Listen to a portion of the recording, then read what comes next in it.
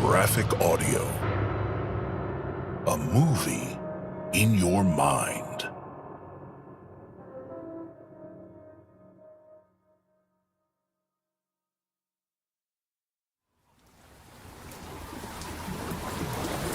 Hell's Kitchen. Now.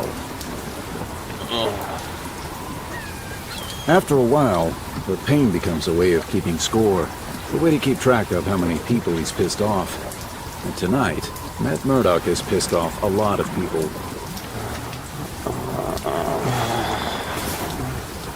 He rolls over. His left cheek is cold from resting in the bloody snow. He puts all his attention on the cheek.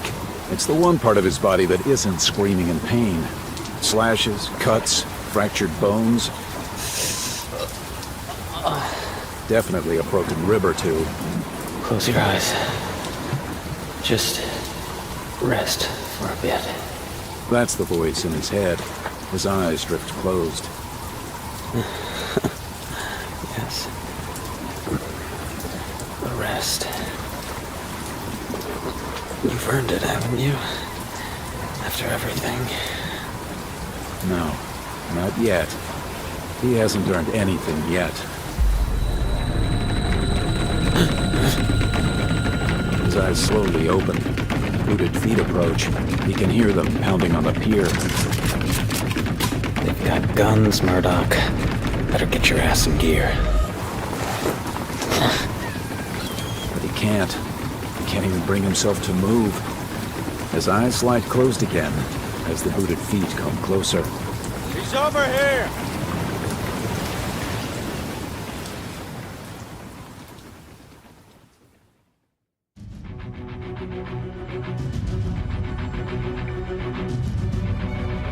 Graphic Audio presents Marvel's Daredevil, The Man Without Fear by Paul Crilly.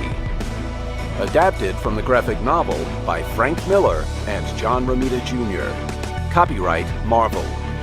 Narrated by Richard Rowan. With performances by Jonathan Foyer, Thomas Penny, Todd Schofield, Tim Carlin, Maggie Donnelly, Dylan Lynch, Bill Gillette, Jennifer Hopkins, Chris Stinson, Bradley Smith, Danny Gavigan, Andy Clements, Chris Genebach, Scott McCormick, Tim Pabone, Yasmin Twazon, Jonathan Church, Michael John Casey, Dolores King Williams, Alexander Strain, Chris Davenport, Paul Reisman, Robbie Gay, Matthew Keenan, Rose Elizabeth Supan, Alejandro Ruiz, Michael Glenn, Lawrence Redmond, Nanette Savard, Tia Shearer, Colleen Delaney, David Jordan, Ken Jackson, Terrence Aselford, Matthew Bassett, Nora Ashrati, and Andy Brownstein.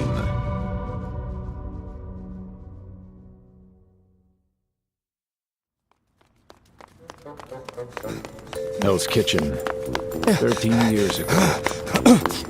Yeah. He's over here! Matt Murdock grins at the two fat cops waddling down the alley toward him. Their uniforms are stained dark blue with sweat. Even Matt is sweating, but at least he has an excuse. He's wearing an old ski mask to hide his identity. Still, he makes a mental note that the next time he gets the urge to show off in front of the school bullies in an attempt to avoid getting beaten up, he'll do it on a day that isn't one of the hottest of the year. Just stay where you are, kid. Matt thinks his name is Officer Leibowitz. He's seen him around the neighborhood. His partner doesn't even look like he can speak. His face is an alarming shade of red as he leans up against the alley wall. Matt hopes the guy doesn't have a heart attack. He'd probably get into a lot of trouble for that. Come on now. We just want Officer Mitch's nightstick back. Can't go busting criminals' heads without it. Hand it over, kid. In answer, Matt leaps up onto a dumpster. He almost slips and falls in, but just manages to catch himself on the low-hanging fire escape ladder. He peers into the container. Rotten vegetables, old meat, soggy newspapers, syringes, what looks like a dead cat. Yeah, do not want to fall in there. He pulls himself up the ladder and climbs to the first level of the fire escape. I'm gonna shoot him, Oswald.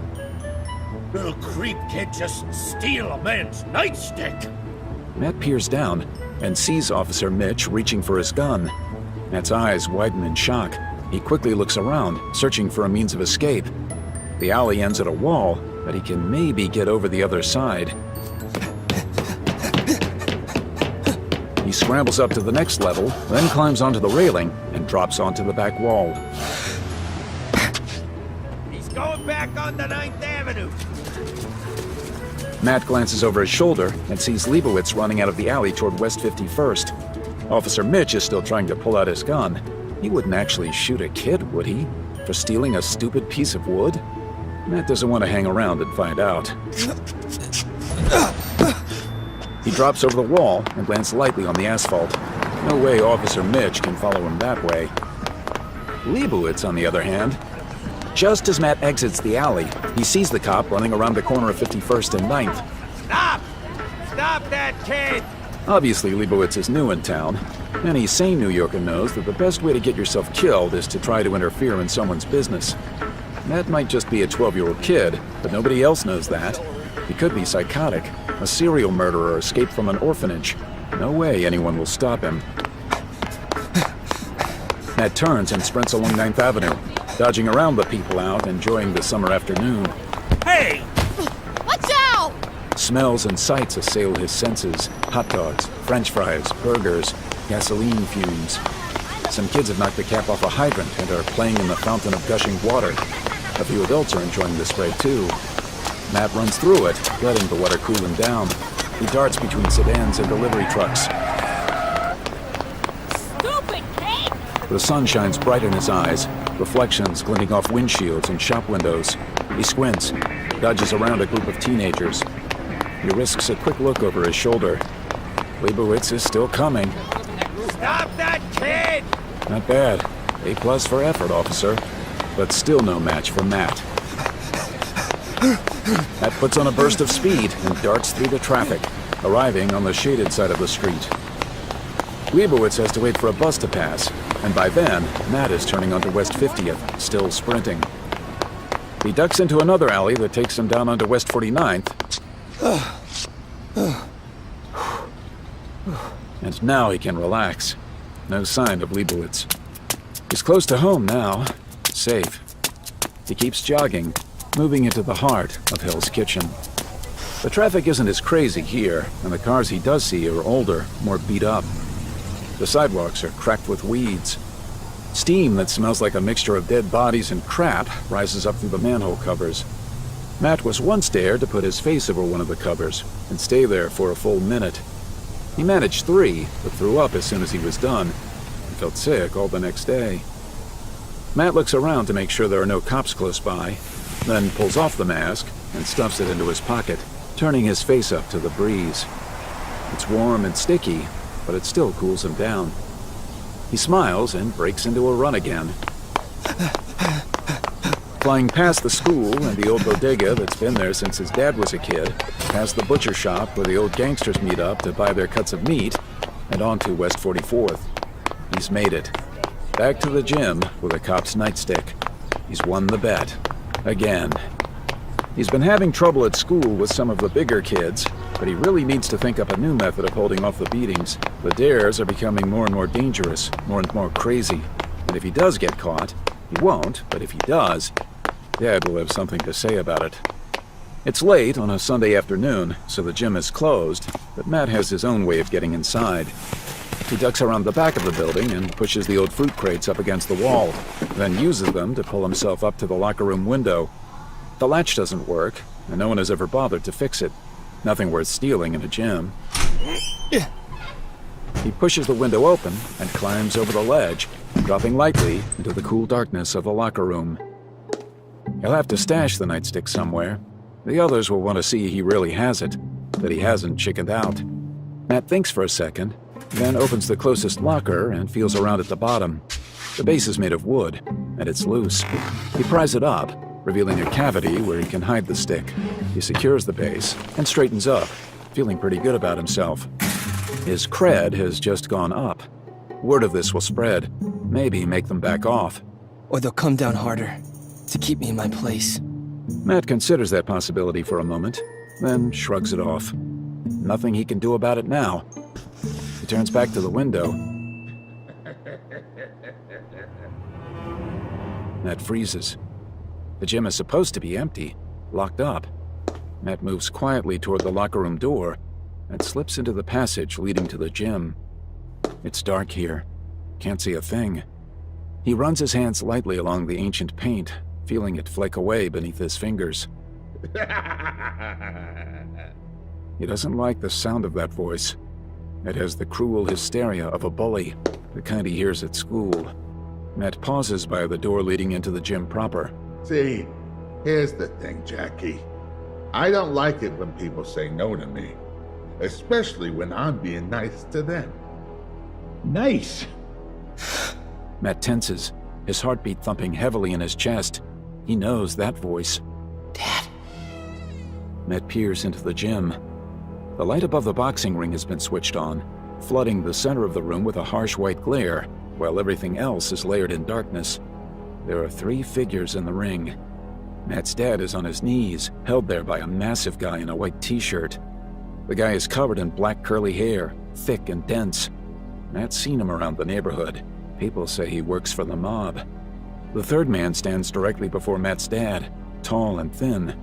Black-gray hair that glistens in the light every time he moves. Yeah, this is me being nice. Trust me. You won't want to see me when I'm pissed. That right, Slade? That's right, boss. See, people respect me around here, Jackie. They like to keep me happy. Right now, you're not making me happy. Dad looks slowly up at the man. Matt takes an involuntary step back. He's never seen his dad like this. His eyes are filled with rage, fury. Nobody respects you, Rigoletto. They're scared of you. There's a difference. Rigoletto? Matt feels a surge of fear. Everyone knows the name Rigoletto. He's the head of the Hell's Kitchen mob. And you're not. You know what? Don't bother answering. I don't care. Because you're wrong about that. Fear and respect are the same thing. Rigoletto squats down and grabs Dad by the chin. Think carefully, Murdoch. I'm offering you a job. A good job. I don't want to work for you. Why not? Rigoletto looks up at the huge man with his hand on Dad's shoulder. You like working for me, right? Sure do, boss. See? I'm good to my workers. Remember that time I let you guys work at my club? Yeah. There were ladies. That's right, Slade. There were lots of ladies. Blood spatters against Rigoletto's shoes. He frowns, then takes a handkerchief out of his jacket pocket and wipes away the blood. He drops the handkerchief in the ring and stands up. Wise up, Murdoch. I'm trying to do you a favor. I don't need a favor, and I don't need a job. I already got one. Boxing? What is it they call you at the casino? The Daredevil. In your little red costume, all the housewives screaming for you. You like that, Murdoch? You think that's any way to make a living? At least it's honest. Listen, all this talking, it just draws things out. We both know you're gonna end up saying yes. The only thing you gotta question is how many bruises you want before you get there. You will work the neighborhood for me, collect on bad debts. No. Yes. Or No! Just do your worst. I won't do the mob's dirty work. I wasn't finished, Murdoch. You need to watch that. Interrupting people when they're talking. It's a bad habit. Isn't that right, Slade? Oh, rude. That's right. Rude. Here's how it's gonna go, Jackie. You collect unpaid protection money for me. No. Shh. Otherwise, things will go bad for you. And your bright-eyed boy. Your little Matt? Dad doesn't speak after that. No one does. The big man, the one called Slade, pulls Dad to his feet and brushes him down. Rigoletto pats Matt's dad hard on the cheek. There you go. See now? Just a matter of finding the right pressure point. There's a lesson for you there, Murdoch. Might be a good idea to remember it when you're collecting from some of the more stubborn holdouts. Always find the pressure points. Matt watches his dad slump down onto the floor of the ring, his back against the corner post. He doesn't move. Just stays like that until Matt can't watch anymore. He slips back out through the window and goes home. But home doesn't feel that safe anymore. And it won't, ever again.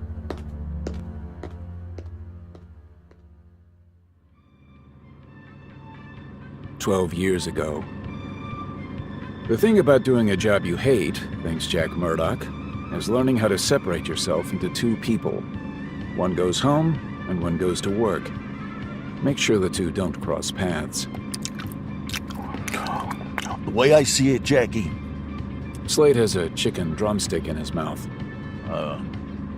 what was I saying? Jack cranks the window down. The smell of fried chicken is making him sick. What, you crazy? Put that window up. It's middle of winter. You know I catch cold real easy. Jack winds the window up halfway. He likes the night breeze on his face. The cold air distracts him, keeps him alert. Murdoch, wind the window up. Jack turns in the driver's seat to stare at Slade. The vein on Slade's forehead is visible, standing out against his greasy skin. That means it's going to be a bad night.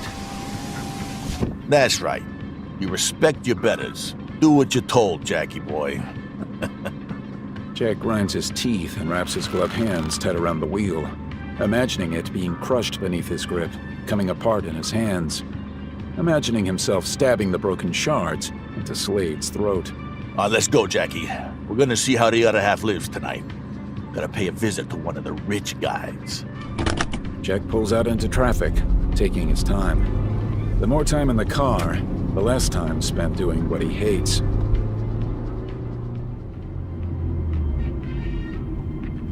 They stop to pick up another pair of hands for the job, a young guy called Larks.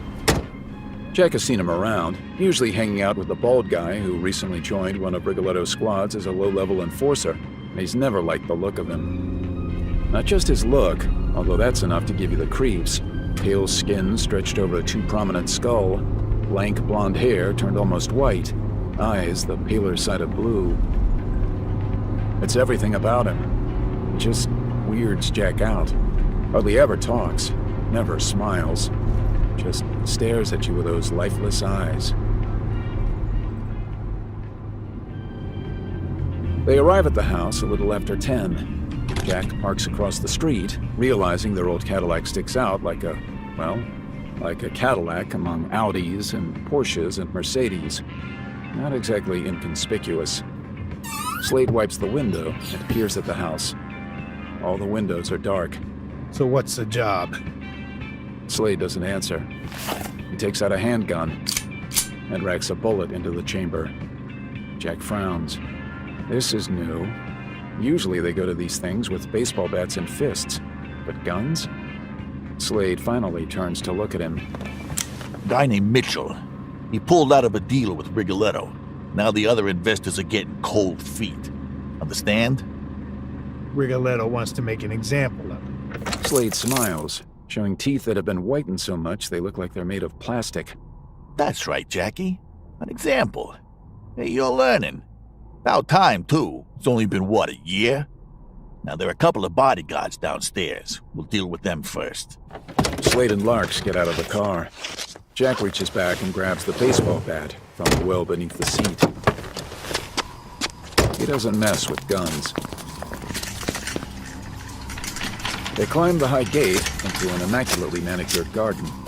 Slade tramples through the flower beds, squashing down the precisely placed flowers with undisguised glee, actually going out of his way to make sure he gets all of them. Stupid, Jack thinks. The cops could use his footprints for evidence. Not that any cops would actually go up against Rigoletto. They move around to the rear of the house. The back door is solidly built, heavy wood. It looks like it could withstand a police battering ram. Slade gets down on his knees and takes out a roll of lockpicks, unrolling the leather pouch on the ground. He chooses 2 thin pieces of metal and gets to work.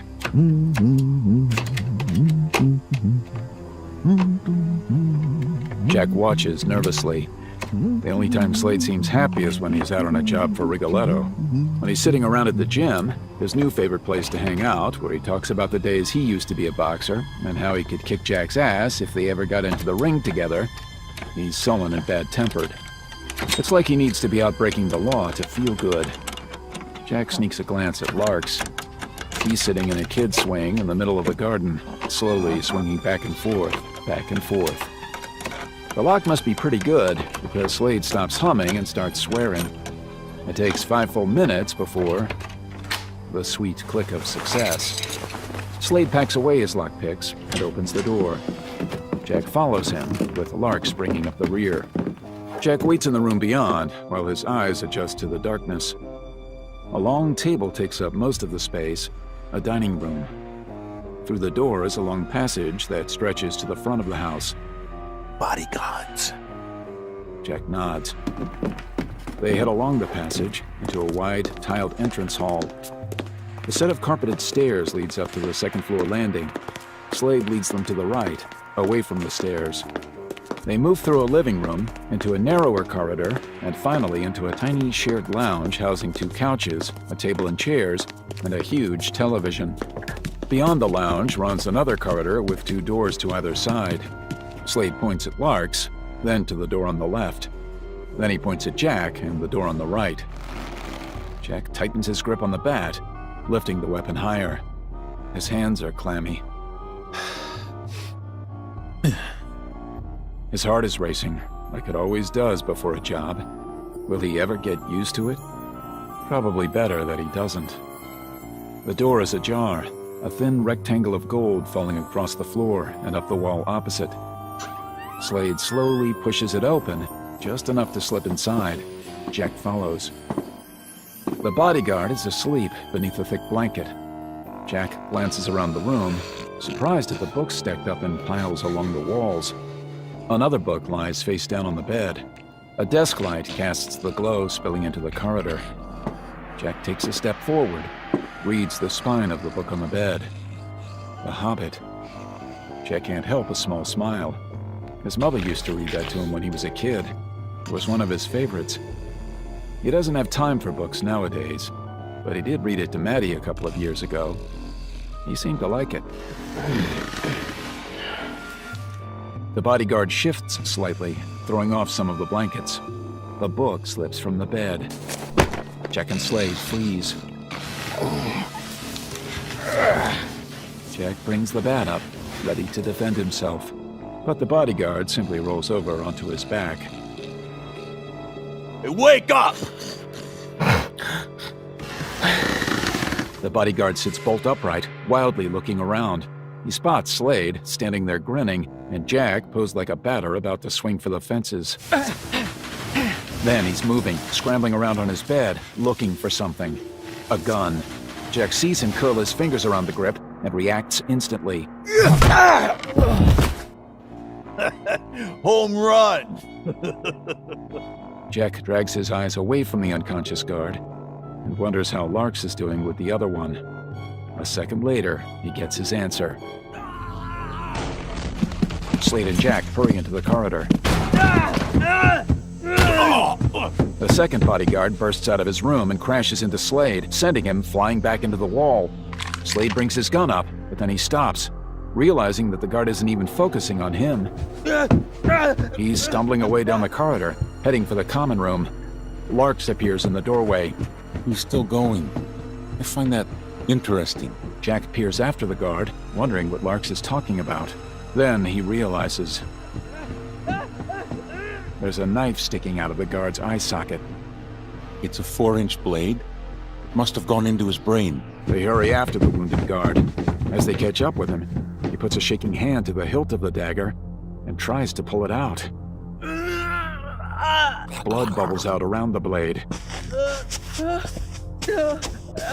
He lets go. Lark starts forward, ducks under the guard's arm, and jabs the dagger in even deeper. The guard jerks back and stumbles over a chair, falling flat on his back. Larks quickly moves around the chair to kick the guard in the head. The man lashes out with his hand, but Larks manages to skip out of reach. Jack watches all this in horror, his eyes going between the guard on the floor and Larks. The man is actually enjoying this. Larks kicks out again, this time connecting with the guard's other eye. Larks bends over to get a better look. Did you hear it pop? Larks finally reaches down and drives the knife home.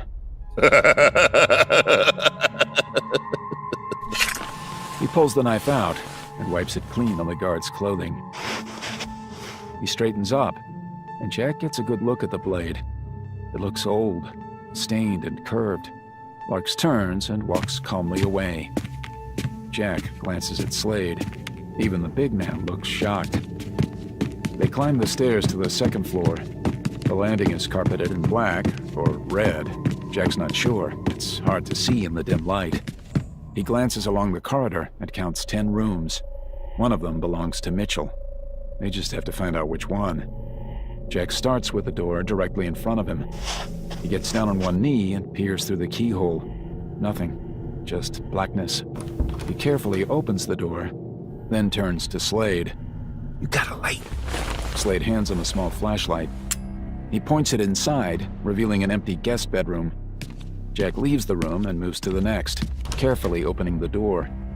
There's a strange, musty smell in here. His eyes take in the shapes of bookshelves filled with leather-bound tomes. A library. They move to the next door. He tries the handle. Locked. He looks at Slade with eyebrows raised. Jack thinks he's going to get out his lockpicks again, but Slade doesn't. Orange muzzle flashes erupt in the darkness. Jack hits the ground. Larks and Slade follow his lead, Slade firing wildly at the orange flashes as he drops. Jack cautiously raises his head. He looks sidelong at Slade, sees his face pale in the beam of the fallen flashlight. Jack picks it up, pointing it inside the room. Blood all over the bed.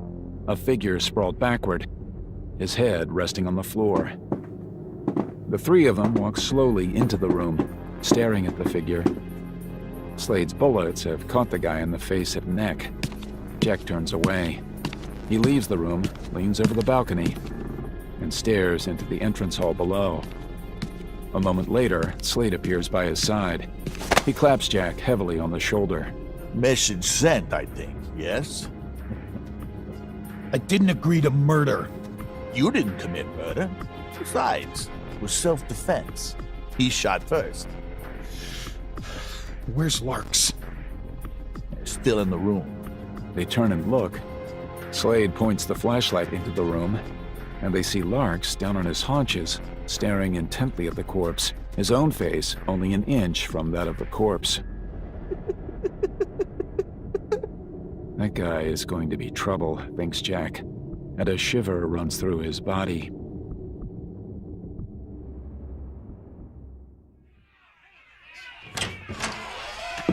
When Jack gets home, he finds Matt watching a boxing match on the TV. Jack stands back, staring at his son, the eagerness in his face, the excitement in his eyes, and he's instantly reminded of Larks, of his face coming to life as he killed that guard. Jack strides forward and switches off the television. Dad, I was watching that. Jack squats down in front of Matt and takes his hands. Maddie, I want you to promise me something. You can see the look of concern on Matt's face. I want you to promise me never to solve your problems with your fists. Dad? No, just listen to me. He taps Matt's forehead. That's where the power lies. You stick to the books. You get an education. You make something of yourself. Don't be like your old man. But I want to be like you. I want to be a fighter. I want to... No! Matt flinches. Kid, you're better than me. The whole world is yours, as long as you don't use these to solve all your problems. He puts his massive, scarred hands over Matt's. Understand? I guess. Promise me! Huh? Say it! Promise me you won't use violence to solve your problems! I promise. Jack stares into Matt's eyes, trying to see whether he means it. I promise. Jack nods and tries to smile. He ruffles Matt's hair and straightens up. Why are you still up anyway? I was waiting for you. I'm here now. Come on. Get. He waits till Matt disappears into his room. Then he goes to the kitchen, sits down at the old table, and fills a glass with whiskey.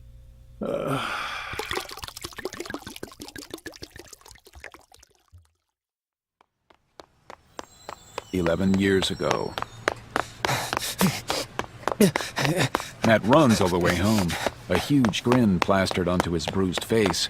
He's finally done it. He's shown that stupid Barkley kid who's boss. After years of bullying, years of recess beatings, he's finally stood up to the fat idiot. Didn't back down. He's out of breath by the time he reaches the stairs leading into their apartment building. He wants to stop to cool down, but it's already late afternoon. Dad will probably be up, which means he's going to start on the whiskey soon. Matt has to tell him before then. He wants to see the pride on his old man's face. He wants the smile to be real, not drunken. He sprints up the stairs, barges through the door. Dad! Dad! He rushes through to his dad's bedroom. The curtains are still drawn. Dad! Stop shouting. You know I don't like noises first thing. It's 3 in the afternoon. 3? Crap. Jack scrambles out of bed, stumbles, and grabs his head, swaying in place while he tries to gather his thoughts. He shakes his head and reaches for his clothes, his muscles bulging and straining as he pulls on a pair of dirty jeans and a t-shirt. Dad, guess what? Give me a minute, Maddie. His dad yanks the curtains open, letting the afternoon sun barge into the room. Ah! He staggers back, turning away from the light. Damn, weather report said it was gonna rain today. It rained this morning, Dad. Guess what? What the hell is it, Matt? You find a new book to read? No. Dad, that Barkley kid, he took a swing at me. His dad is approaching Matt now, frowning. But I took him down. One punch. He just sat on his backside and stared at me. He looked so dumb. It was great, Dad. I wish you could have seen it. Matt has imagined that all the way home. His dad seeing him knock someone down with one hit. He'd imagined the proud look on Dad's face, knowing his kid is just like his old man. You promised me, Matt. Matt's excitement abruptly disappears. His dad is striding toward him, his fists clenched as he picks up speed. You promised me! Matt blinks. It takes him a moment to realize he's sitting on the floor, his back against the door.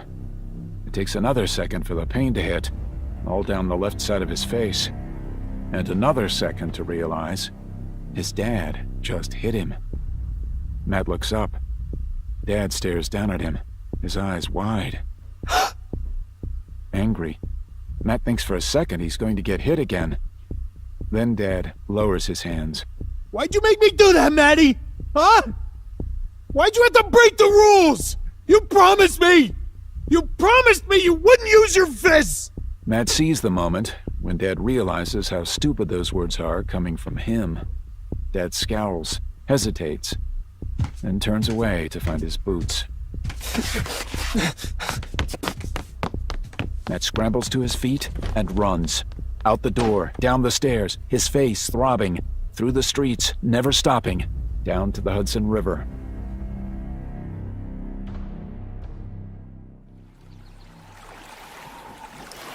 He walks along the piers until he spots an old upturned fishing boat near the shoreline.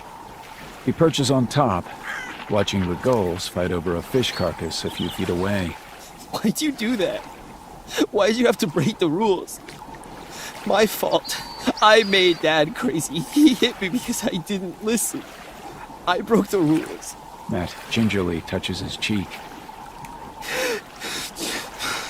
It's swelling up. This is wrong. His dad had never raised a hand to him. Never. I made him do this. It's my fault. Matt watches the sun sink, and as the hours pass, his mind works furiously, thinking, worrying, trying to understand. And he finally makes a decision. His dad was right. There have to be rules, have to be laws. That's the only way the world makes sense. Rules are what stops the pain. From now on, he'd do as he was told. Help Dad. Do everything by the book. That way, he wouldn't disappoint anyone. Ever again. From now on, he'd be a good son. He wouldn't be any trouble at all.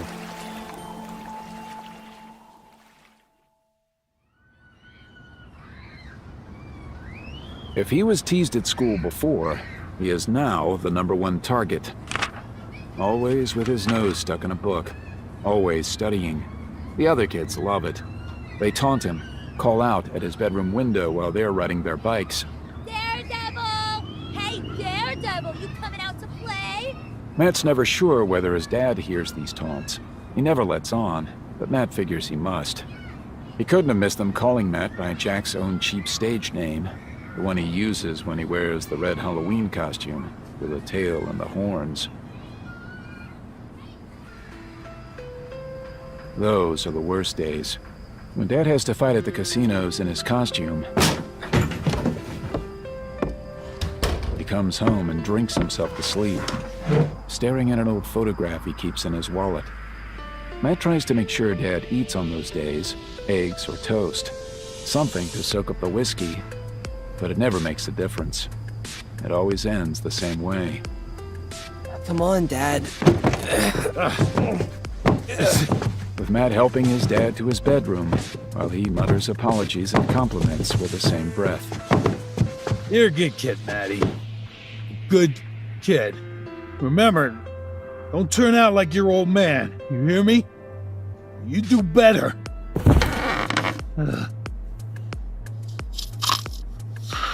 Then he passes out on his bed and snores the hours away until he has to go to work again.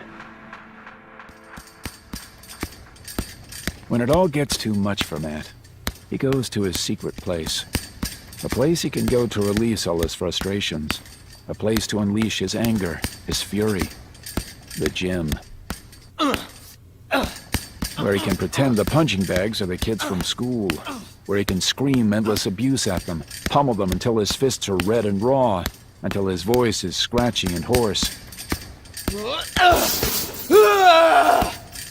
He sometimes feels he's being watched when he's at the gym. The first time, he thinks it's his dad, that he's found out Matt's secret habit of sneaking in once the gym is closed. He thinks he'll get in trouble. Hello? Maybe he's wrong. Maybe it's nothing. But the feeling doesn't go away. It grows. Eyes on him, gauging, judging, waiting.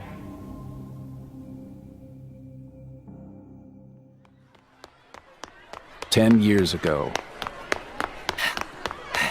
Another day slipping out the back gate at school to avoid Barkley and his cronies.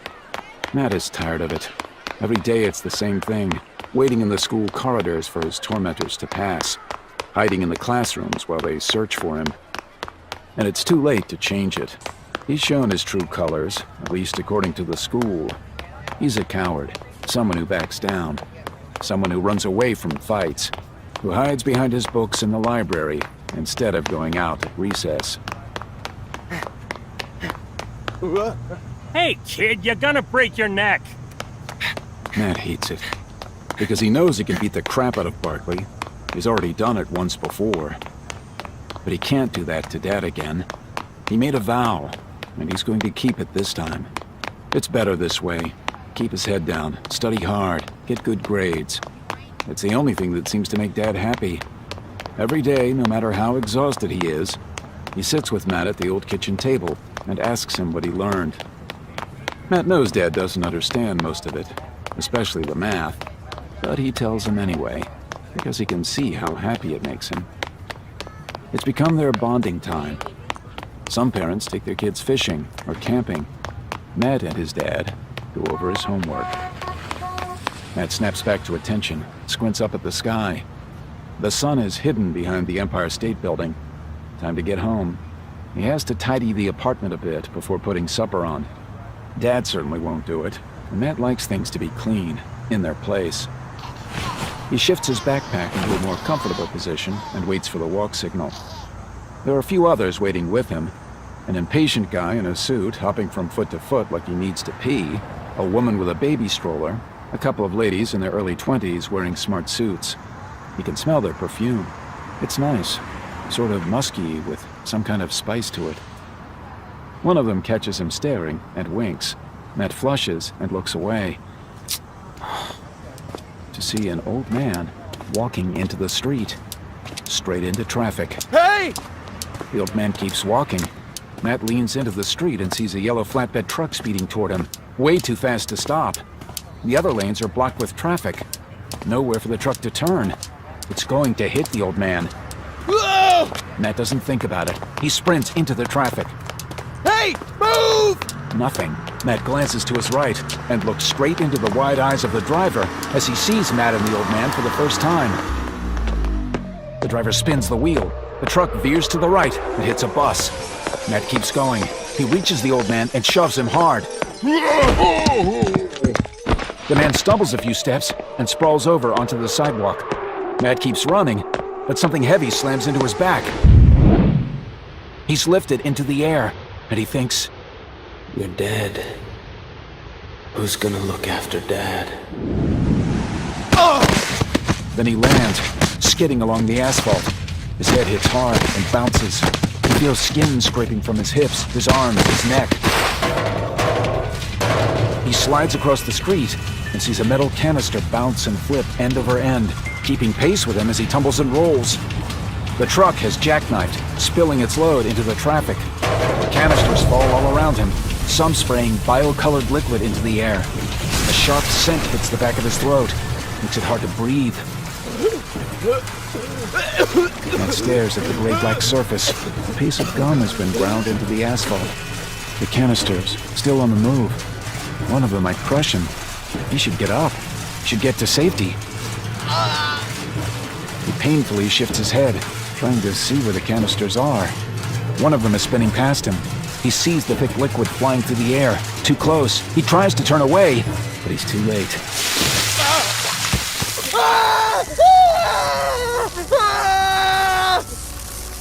The liquid splashes into his eyes. Instant boiling pain erupts. Red-hot coals grinding into his retinas. Barbed wire rubbing against his eyeballs. A razor slicing and flicking, cutting his eyes to shreds. He claws at his eyes. The light slowly fades around him. From the bright lights of a summer afternoon to bright red pain flashing and darting. From bright red pain to purple pulses, fast at first, then slower and slower, shifting to purple and black.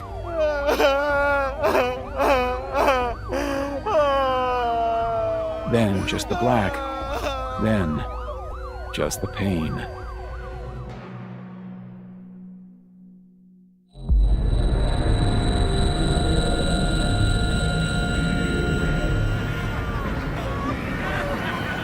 A thousand voices scream into his ears, and Matt can hear every single one of them. Never stops, even while he sleeps. A barrage of sounds, cars, trucks, people whispering, people talking. It's all the same to him. Torture.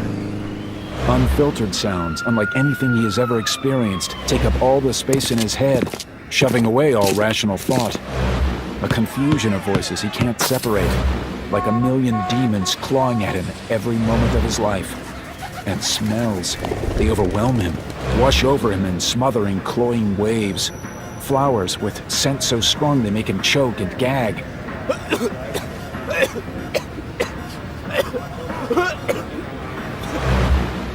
A butcher shop 3 blocks over that throws its old meat and bones out into the alley every night before closing. A smell like 1,000 rotting corpses. Even perfumes and deodorants overwhelm him.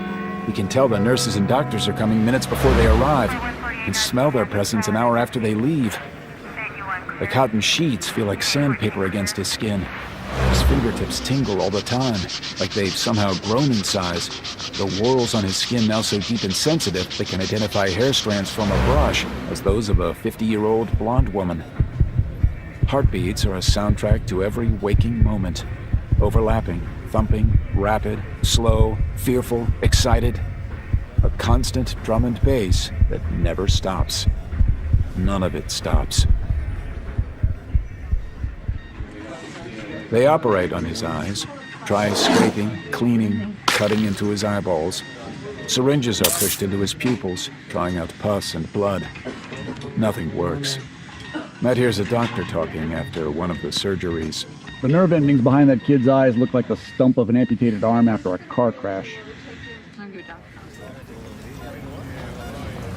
He lies in bed for weeks, catatonic, unable to do anything except try to fight his senses, to block out the stimuli that are driving him mad. He hears conversations from streets away. How much? You gotta be nuts! It's like watching a hellish soap opera every minute of every hour of every day. The girl from the bakery on 35th Street always talks about her boyfriend who hits her. I know he can change. The secretary about 5 blocks away tells her boss that his wife has found out about them.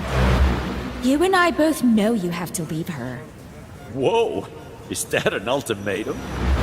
The kid at least a mile away screams over dropping her ice cream.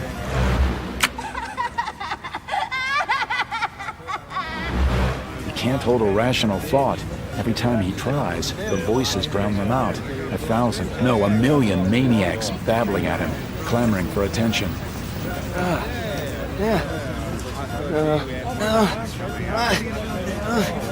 Covering his ears does nothing. He even tries screaming to drown out the voices.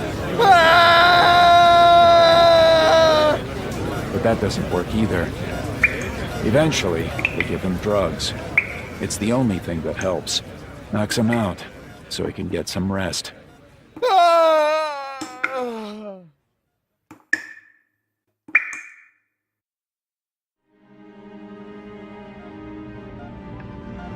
Over the days that follow, he senses visitors through a haze of drugs and pain. Dad, a huge presence he can feel by the bed, almost as if he can still see him. The smell of whiskey and fear, anger and regret. I'm sorry, Matt. Sorry for everything. When you get out of here, it's gonna be different. We'll move. We'll get out of this hellhole. Find somewhere with trees and grass. A hand touching his. The touch is an electric jolt of pain. Matt reacts instinctively, snatches his hand away.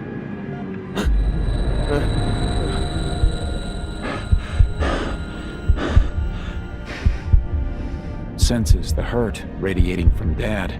Waves of shame and guilt pulse outward. How does he know this? How can he feel it? Matt doesn't know. He just does.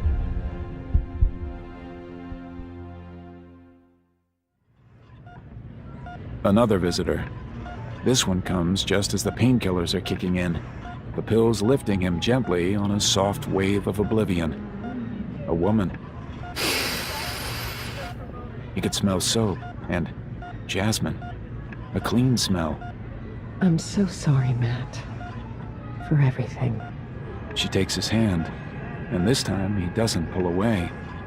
This time the touch is soft. She leans forward to kiss his forehead.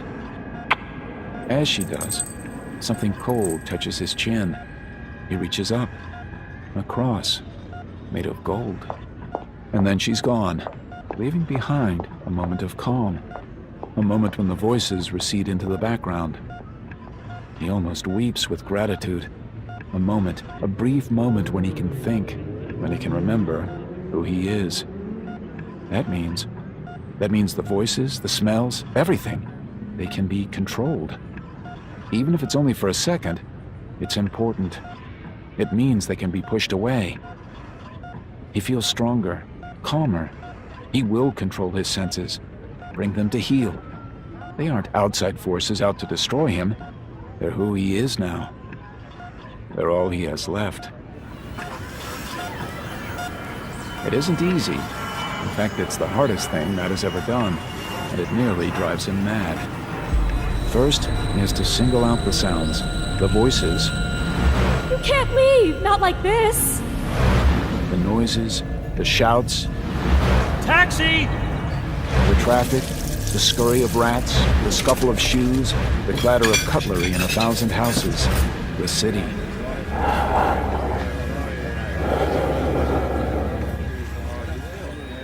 He has to single out each one and slowly push it to the background.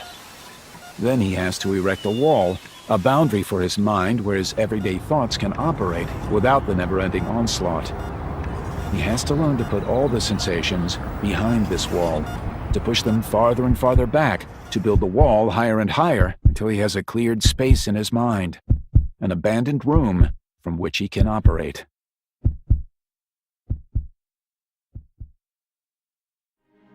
That's the first step, regaining the silence. The next step is making his senses work for him, inviting them back into the room, learning to function from this space, to draw in what he hears, tastes, and smells. He tries to bring them to him in a controlled manner, to zero in on exactly what he wants. That's the hardest part. Every time he opens up his senses beyond the wall, everything rushes in on a wave of sensations, knocking down the wall and forcing him to start all over again. It takes weeks lying in that hospital bed, his eyes crusted over, weeping tears of pus and blood. But he learns. He learns to tame his senses, to make them work for him. He sees himself as a cop, sitting in a high-tech security room with cameras and mics, sending their feeds from all over the city while he collates the data in the room behind the wall. It's the hardest thing he's ever done, but slowly, he remembers what it's like to be Matt Murdock.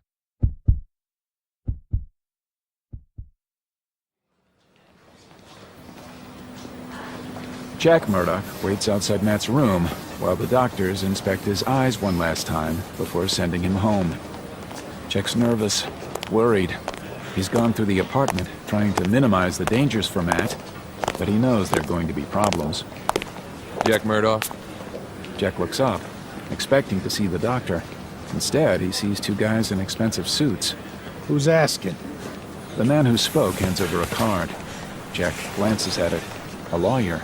We hear your son is going home today? What of it?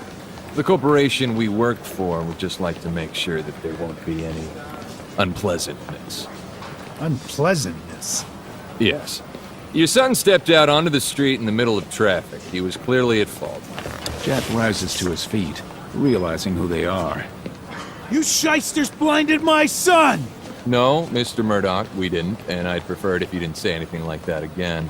We take defamation very seriously. Now, can we trust your discretion? Please say yes. It keeps things simple. And we really wouldn't want to make public your relationship with Mr. Rigoletto. Jack stares at him, eyes wide.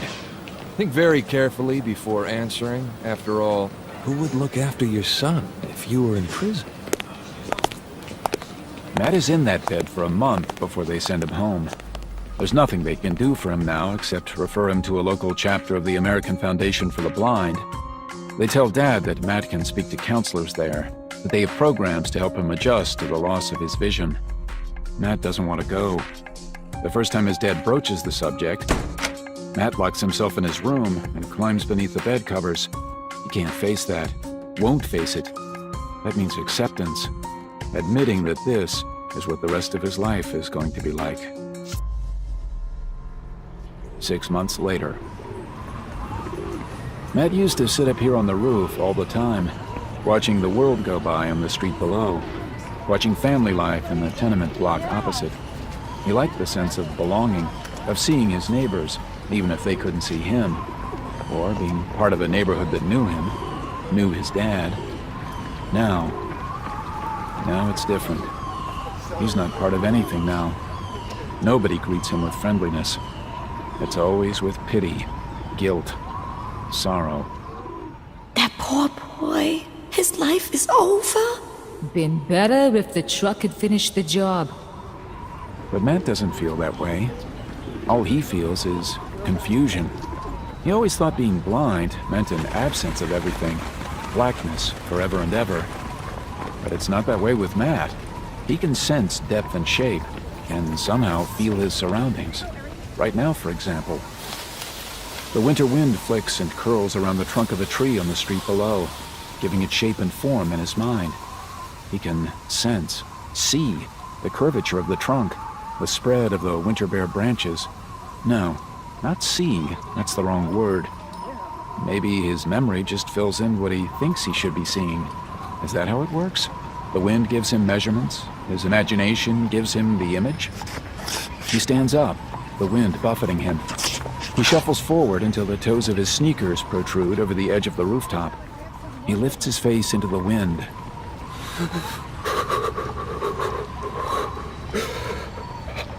The smell of an approaching storm, overlaid with the aroma of cooking food. Meat, fries, pizza, hot dogs.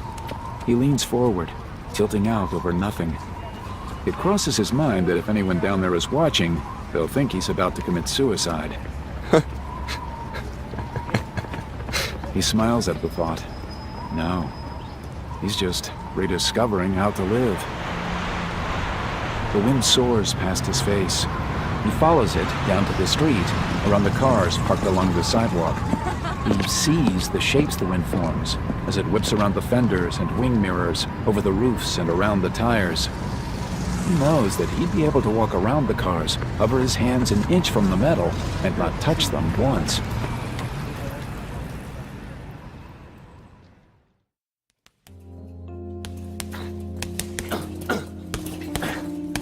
Even though he's adjusting to life without sight, that doesn't mean he's happy. Far from it. He still wakes up every day with a heavy pit of despair sitting in his stomach. And the only thing that banishes these feelings is the gym. Always after hours, though. He doesn't want to feel other people's pity. Doesn't want to sense the looks, the knowing nods. He sneaks in through the same back window he's always used. He doesn't put on the lights. Why bother? Every night he attempts to train his new senses, tries to use what he has learned and put it into practice on the balance beams and against the punching bag. It isn't the same, though. Inside, without the wind, without something to bounce against objects, he finds it more difficult to gauge distance, to know what direction the punching bag is coming from. So he ends up with more cuts and bruises than ever before. He comes back, night after night, week after week, pushing, trying to force his body to see again, to somehow do what he used to do, to ignore the disability. And every time he comes back, he ends up flat on his face. Tonight when he falls, Matt rolls over onto his back and doesn't move. He's tired of it, tired of everything. Why did this have to happen to him? Why not anyone else on that street? Why not the old man, even? Why me? He could have done something with his life. He was on track. A lawyer, a judge, a cop, anything. Anything that would please his dad. Now? Now he is nothing. He can't even box. The worst possible career his old man would choose for him. And he can't even do that. The tears start.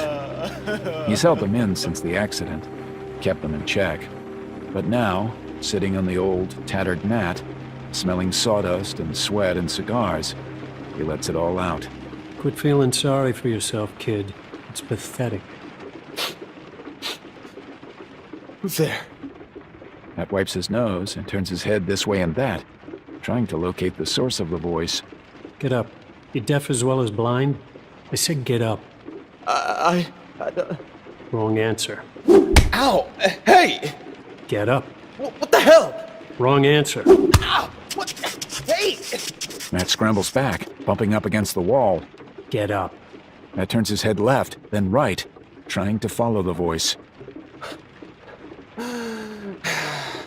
Matt's hand moves fast, grabbing the stick before it hits him a third time. See? Not so hard, was it? The stick is yanked out of Matt's grasp. Get up. This time there's no warning. Ah! Oh! Stop it! You can stop it. Get up. Matt scrambles to his feet, turns in a slow circle. You're a slow learner, kid. Who are you? Wrong question. The stick flies. Whoa! Matt jerks back out of its reach. He thinks carefully before speaking again, wondering how he's going to get away from this psycho, how he's going to call the police. A thought occurs to him. He turns to where he thinks his tormentor is standing. Why are you here? He braces himself, standing on the balls of his feet, ready to dance out of reach. But the blow doesn't come. He's asked the right question.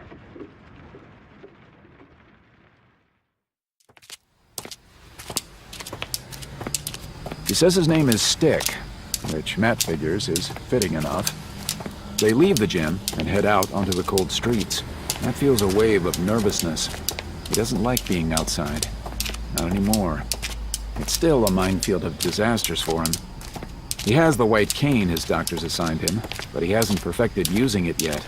He swings it too fast, and he walks with the same pace he used to keep, so he ends up tripping over boxes or bikes padlocked to railings. He has to force himself to slow down, to walk like an old man, and he hates it. I've been watching you, kid. They move slowly along the sidewalk. Why? Because you're special. You've got something we can use. Who's we? That doesn't concern you. Anyway, I'm not special. I'm a nobody. Oh? You know that, do you? His voice is mild, but Matt can hear the tension in it, like a cobra about to strike. I'm blind. How can I be special? You think blindness is going to stop you? You think blind people can't accomplish anything? No, it's just... Just that you're feeling sorry for yourself. I got no time for self-pity, kid. Snap out of it. Matt feels the anger rise up inside him. I can feel the heat coming off your skin, and I'd advise you to choose your next words very carefully. Feel the heat rising. Matt stops walking. Are you blind too? Since birth, so yeah. I do know what I'm talking about. And I do know what you're going through. But you know what? I still don't care. They walk in silence for a while, the sounds of the city coming at them from all sides. Where are you taking me? I'm not taking you anywhere. I'm showing you something. What? You'll see. Or, I suppose you won't, will you?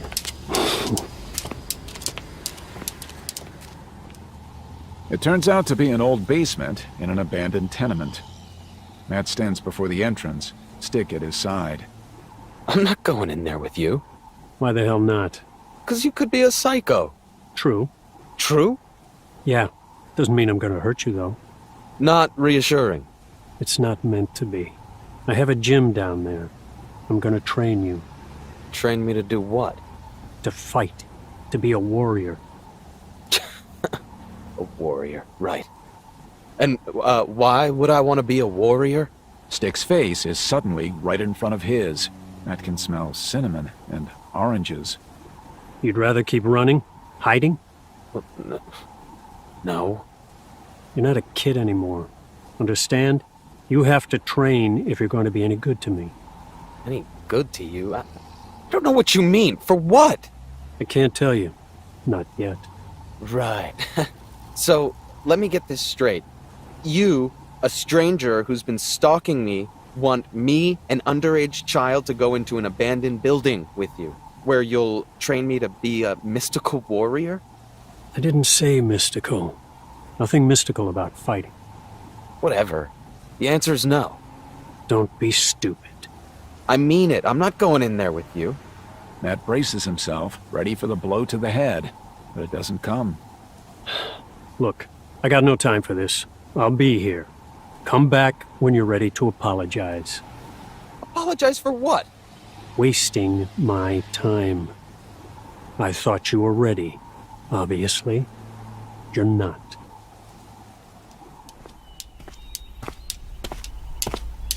Matt manages to stay away for a week. Every day he wants to go back to find out what Stick was talking about, but he holds off, not wanting to give in that easy. He arrives in the afternoon and pushes open the broken door. He sweeps his cane around. Nothing. The passage has been cleared of debris and litter. Matt steps inside, feeling a clammy dampness in the air. He can smell the mildew and mold, invisible spores getting into his lungs. How bad is this building? Is it going to fall down on top of him? Turn left 10 steps ahead. Matt recognizes Stick's voice, calling from somewhere in the building. He does as instructed, and finds himself at the top of a set of stairs leading into what he assumes is the basement. He moves slowly, feeling the steps with his stick by sweeping it from side to side, just like he was taught back at the hospital. 2 feet wide, normal distance between steps. Down he goes, all the way to the bottom. Proud of yourself? You don't need that cane, you know. Well, it's handy. But not for getting around. It's better as a weapon. Matt doesn't say anything. He realizes that Stick likes saying things like that in hopes of getting Matt to ask what he means. Well, he isn't going to give Stick the satisfaction. Couldn't stay away, huh? I was curious. Bet you were. But now that you're here, you need to listen up. There are rules, okay? If we're gonna get you fit in time, we got a lot of work to do. Again, Matt doesn't ask what he means. He thinks he can sense disappointment from Stick, like Matt is ruining his fun. You'll train here every hour you have to spare. Even then, I don't know if it will do any good. You're undisciplined, self-indulgent, emotional. Those are 3 qualities I truly, truly hate in people. But I'm gonna take a chance on you, Matt. Why? Why are you taking a chance on me? Because I got no choice. I need all the help I can get. Weeks pass, and Stick still doesn't tell him what he needs Matt for. Whoa! Whoa! Matt eventually stops asking. It doesn't seem important anymore. He knows that sounds crazy, but it's true. The time in the basement is what it's all about, the training. No. You've already told me you can feel the wind. Now you have to feel the air. I can't feel the air? Matt is sweating, frustrated. That's the 5th time he's run straight into one of Stick's fighting mannequins. There's always air, kid. How do you breathe? I mean, it's not moving! Doesn't have to. Just stop. Calm yourself.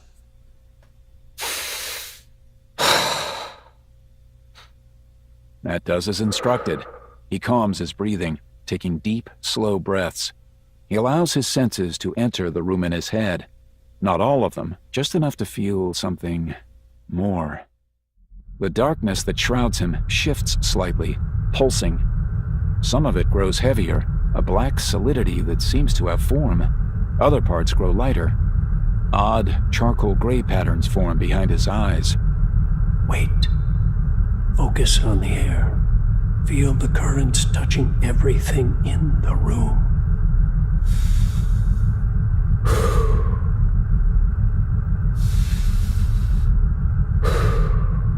Matt's breathing slows even more. The patterns of gray and black writhe and twist. He can sense movement over them, an invisible touch, almost like seeing heat waves over the summer asphalt. The grays and black become more defined as he focuses on these invisible waves, watching them form into lines and shapes. Then they shift even more. Matt frowns in irritation. It isn't working. Then, the shapes change, becoming more precise. Contours and crags appear, bumps and valleys, almost like he's high up and looking down on a mountain range. The picture evolves again, and a circle opens up. A lake in the landscape? No. Matt's perception deepens, like he's seen one of those pictures that's either an old woman or a young girl. The peaks and valleys change in his mind, and he realizes he's looking at Stick's face. The circle opening up is Stick's mouth as he begins to speak. You get it? The air is always there. You just have to see it. Matt looks around in amazement, but movement shatters the spell. His calm focus breaks into 1,000 pieces and he's back in the jagged darkness.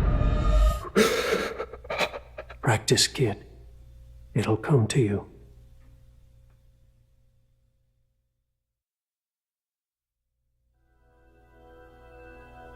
Months pass. The basement becomes Matt's second home, where he goes to escape, to hope. He listens, tests the air, filing the sounds against the catalog in his mind. The dry stretch of catgut, the wood pulled tight against its natural curve. You're holding a bow. What are two blind guys going to do with a bow? This. Well? Well, what? You fired the bow. For all I know, the arrow could be sticking in the ceiling. Don't be a smartass. You know exactly what direction it went. Matt makes his way to the wall. He feels around the area where he knows the arrow hit. There's a target there with a small depression in the middle. The arrow sticks out from the exact center. He pulls it out and touches the tip. Warm. So it hadn't been put in place beforehand. Not that he'd expected Stick to fake him out, but you never know. Now you. Matt takes the bow and arrow. It's lighter than he expects, and harder to control. He pulls back on the bowstring, feeling his muscles quiver as he tries to hold it still. Not far enough. Stick taps him on the shoulder. Matt tries to pull back the string even farther. His shoulder muscles protest.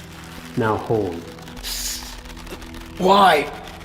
Because you need to learn control first. You always need to learn control first in anything. Remember that, kid.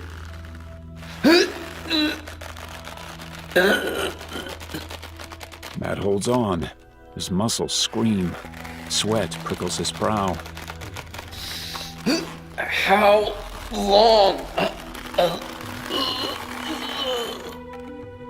Now. The string slices painfully across the underside of his forearm, flaying the skin.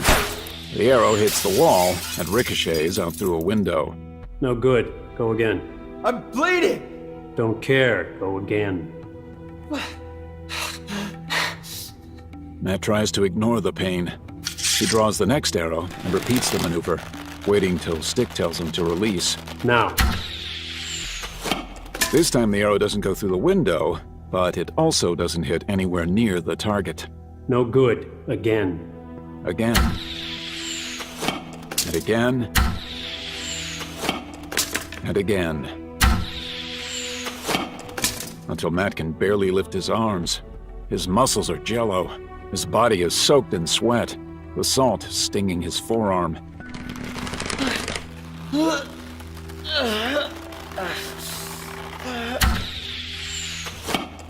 He misses the target every time.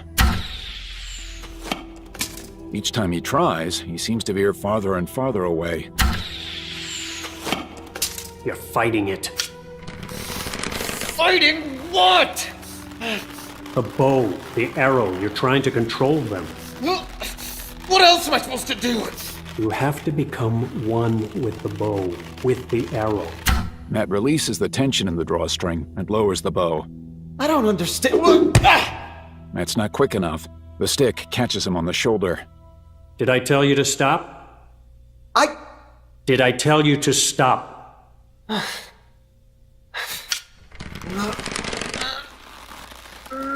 Matt pulls back on the drawstring, raising the bow again.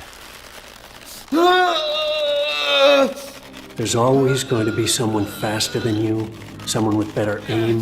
The arrow has to come from you. The sword has to be your arm. There should be no difference between your fists, your feet, your nunchucks, your katana, whatever. If you sense a separation from your weapon, you're going to die. You're not training me to become some kind of master criminal, are you? No, kid. That's a relief. I'd pick someone a lot smarter than you if I was going to do that. Now, enough talking.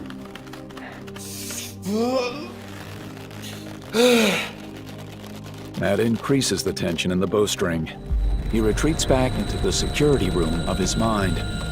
This time he blocks everything out except himself, the bow, and the target. He focuses on them wholly.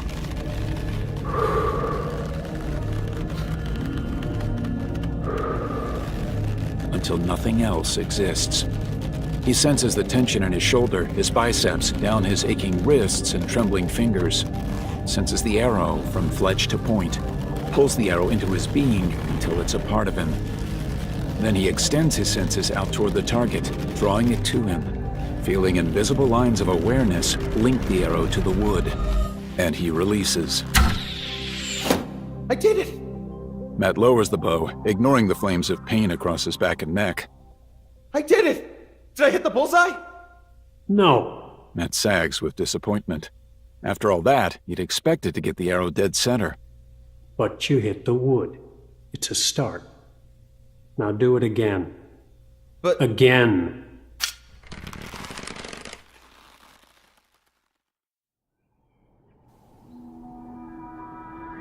The seasons pass. Months trail behind Matt in a fog of exhaustion and euphoria. He feels like a magician. His senses are powers he can use, powers that make him something more, something better. The nights are the best. When he wakes hours before dawn, he climbs out his window, onto the fire escape, where Stick is always waiting. They take to the rooftops and cross the city. The life below them, unseen and uncared for. The darkness enfolds them, hides their dance across the rooftops. Where the distance between buildings is a dare, and height, something to be ignored. On these nights, the only thing that matters to Matt is the wind in his face.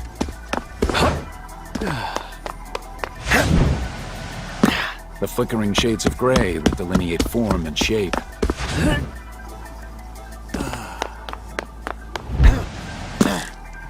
This is living.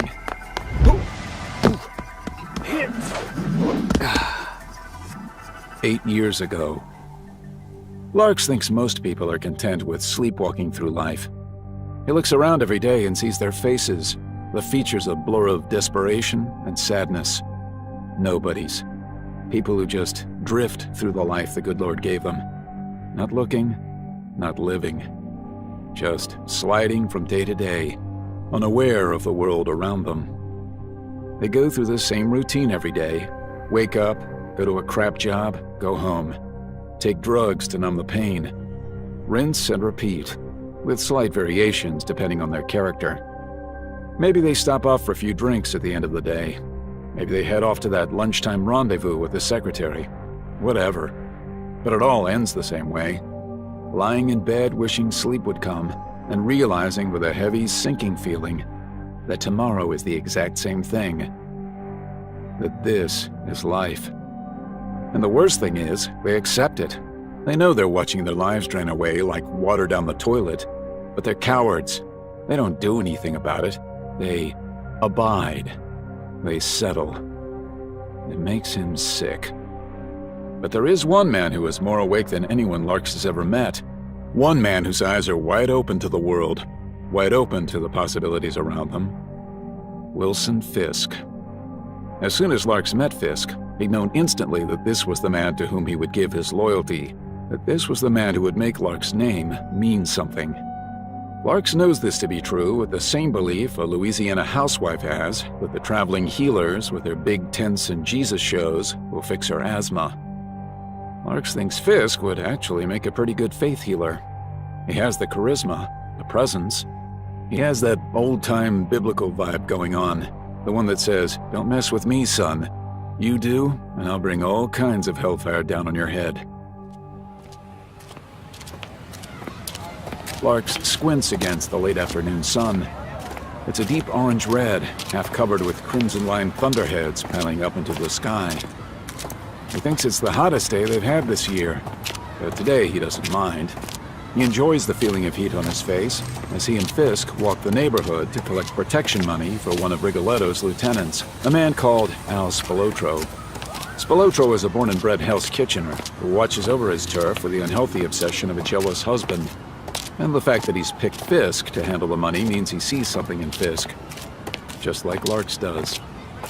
He and Fisk turn onto West 31st Street. They only have one store here, a butcher shop run by a husband and wife team, Mr. and Mrs. Brennan.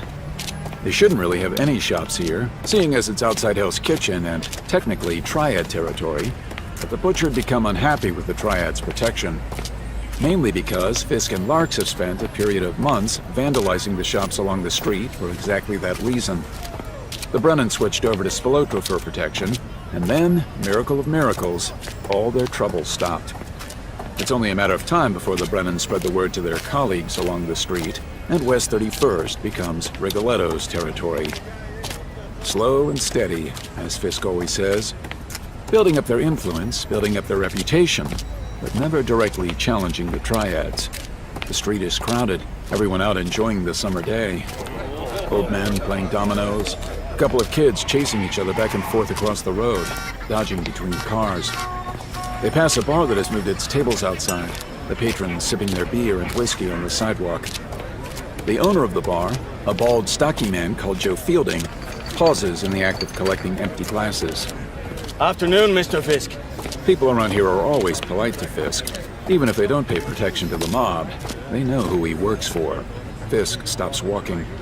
Larks stops a few feet behind, keeping a watchful eye on the surroundings. Joe, how are things? Joe glances around to make sure no one is listening. Not so good. The place was robbed again a couple of nights ago. Larks watches Fisk feign surprise. Sorry to hear that. Cleaned me out. And your friends? The Triad. Nothing. They haven't even come round. You wouldn't get that kind of treatment from me, Joe. I come from around here. I watch over my people. Which is why Spilotro picked Fisk in the first place. He wanted someone who knew the area, who had the streets of the kitchen in his blood. You going to see the Brennans? I am. Time for our weekly chat. I won't keep you then. Joe hesitates, then steps closer to Fisk. What do you think about us maybe having a weekly chat? Maybe you could come by for a drink? On the house, of course. I'd consider it an honor. We can talk about those robberies you've been having. Great. I'll see you soon, Mr. Fisk. You take care. And you, Joe. And you. Fisk carries on walking, and Larks follows close behind. Another one who wants Rigoletto's protection. The street will soon be theirs. After that, well, a long and careful look along the docks might be in order. The Triads won't give over control of the docks without a fight, and Rigoletto would be against that. Wouldn't want to upset the enemy. But Fisk, he couldn't care less. He has plans, Larks knows. Big plans. And Larks is going to be there the whole way. 7 years ago. The worst thing about Hope is, well, it's the Hope itself. She's a treacherous mistress. Waits for you to lower your guard, to think things might be going well. Then she strikes. And the longer things do seem to be going well, the stronger the fear that builds up in the background.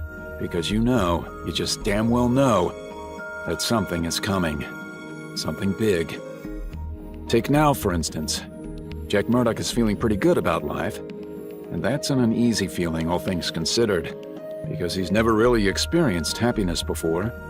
He's always just gotten by, survived. But Matt is doing okay. Hell, Matt is doing great. That kid just amazes him more and more every single day. If it had been Jack who'd been blinded, and not a day goes by when he doesn't wish it had been, he doesn't know what he'd have done. But Matt seems stronger after the accident. Sometimes Jack thinks the kid can see better than him. And he's studying constantly, something that brings a smile to Jack's face every time he sees Matt, running his fingers across those Braille books that cost a fortune. Money well spent, though. The kid has brains, and Jack knows he's going to be the one to take the Murdoch name and do something good with it. Because Jack sure as hell isn't leaving behind any legacy worth talking about. Jack Murdoch? Nah, no idea. What, a boxer? Did he win? He worked the red suit and horns? Yeah, I remember him now. Daredevil, right? Didn't know his real name. But maybe all that is behind him now.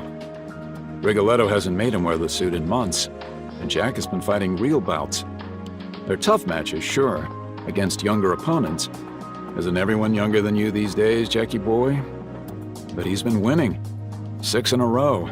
And the next fight is a big one. Madison Square Garden.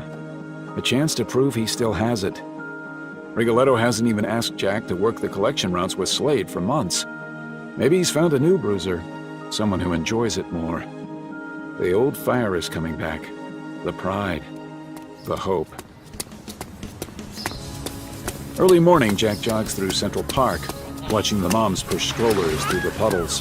People with their dogs. Old couples taking a morning walk. Jack likes this time of day. Not too early that it's dark, but early enough that the weight of the day ahead hasn't yet pulled anyone down into frayed tempers and unhappiness. It's a brief interlude, when everyone can pretend they're happy and normal, and that life might hold promise. Jack used to feel the same. Lately, though, he's managed to carry the feeling through the entire day. Managed to ignore all the crap that Hell's Kitchen throws at him. He jogs along the path. His lungs are burning, but it's a clean burn. Feels good. Rain's fallen during the night. Everything is damp and gray.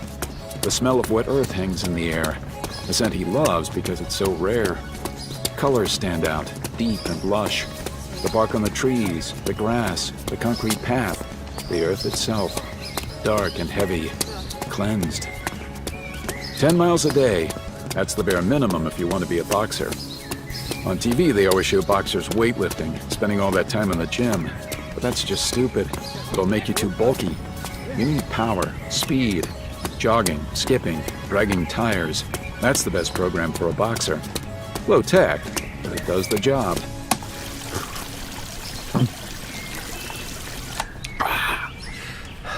At the edge of the park, he stops at a water fountain and drinks his fill. He straightens up, looks around, and sees a car slowing down next to him. His stomach sinks. Rigoletto. You're pushing yourself too hard, Murdoch. You're not a young man anymore. Gotta keep training, Mr. Rigoletto. Especially if I want to keep up my winning streak. Rigoletto gives him a confused look. It quickly turns to amusement. Murdoch, you don't actually think you've been winning those fights, do you? Jack frowns. His turn to be confused. How many times you been hit in the head? It's a setup. Those 6 wins, I arranged them. No, I beat those kids. Murdoch, I fixed it so you're the flavor of the month. Everyone will bet on you to win at the garden fight. I will win. No, you won't. Mr. Rigoletto. No, I... Usual threat applies, Murdoch. How is your son these days? Open? They stare at each other. Take a fall in the 4th. Make it look convincing. I'll give you something extra for your troubles. Jack watches the sedan go. Stands there staring, long after it has disappeared. He realizes he's trembling with rage. It had taken all his willpower not to reach into the car and snap Rigoletto's neck. He'd been about to head home before Rigoletto found him. Now he heads back into the park and runs for another 2 hours, trying to burn off the fury bubbling away inside.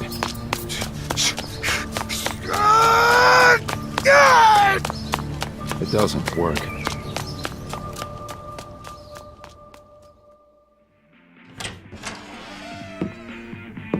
Matt is at home when Jack gets back, his clothes drenched in sweat, his muscles trembling with fatigue. Matt sits at the small kitchen table, running his fingers across a book. Hey. Hey, yourself? Taking a shower. Matt pauses and turns his face in Jack's direction. Everything okay? Jack hesitates. No use lying. The kid can pick up on that kind of thing now. God alone knows how. Nervous? Big fight tomorrow. Your form's good, old man. You'll win. Jack doesn't say anything. He heads through to the bathroom and closes the door, leaning his head back against the peeling paint. He turns the water on hot, waits for the steam to fill the room. Then he climbs into the tub and stands beneath the old shower, as the water scalds his skin red.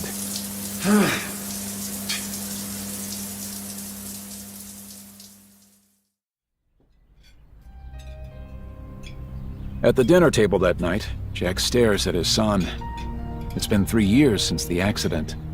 3 years since the day he thought he'd lost Matt. He can still remember it, clear as anything.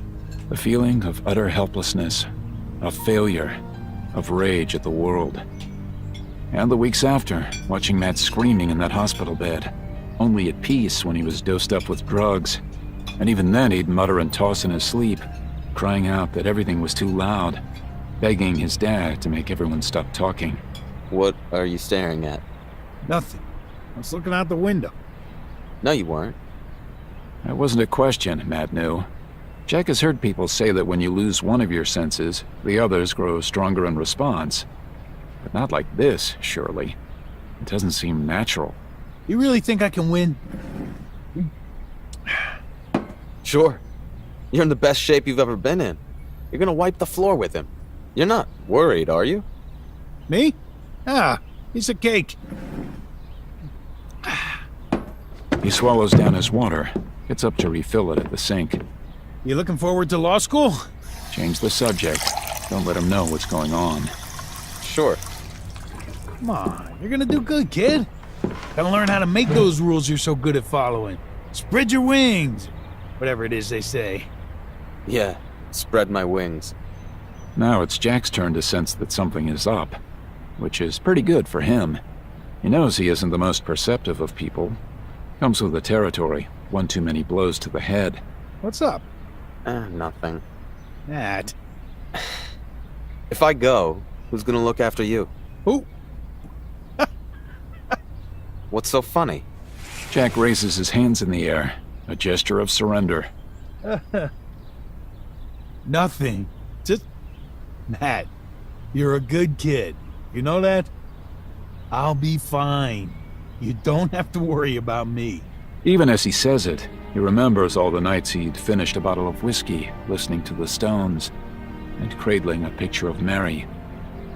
The nights Matt had to help him to bed.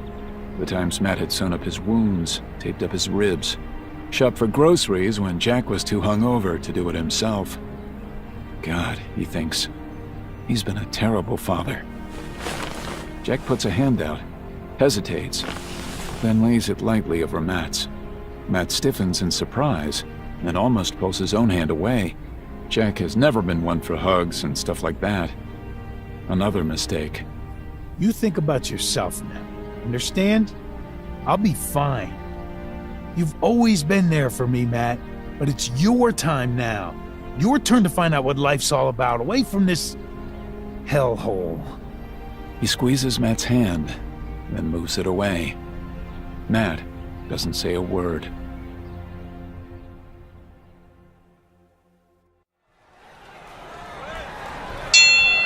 Madison Square Garden.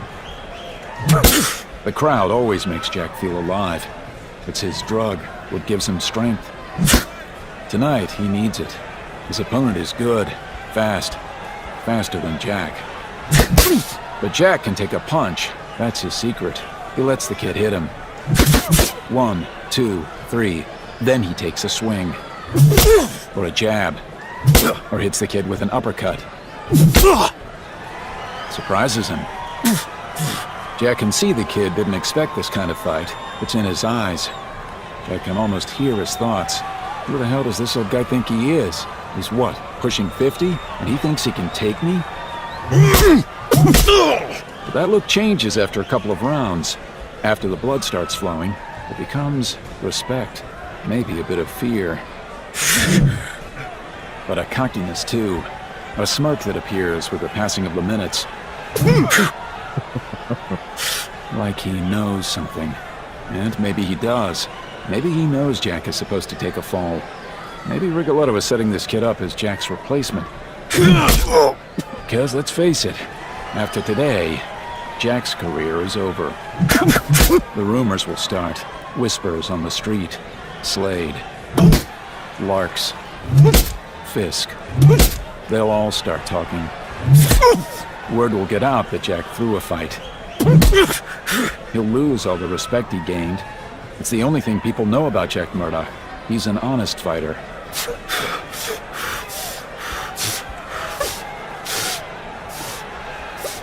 He'd never take a fall, never throw a fight.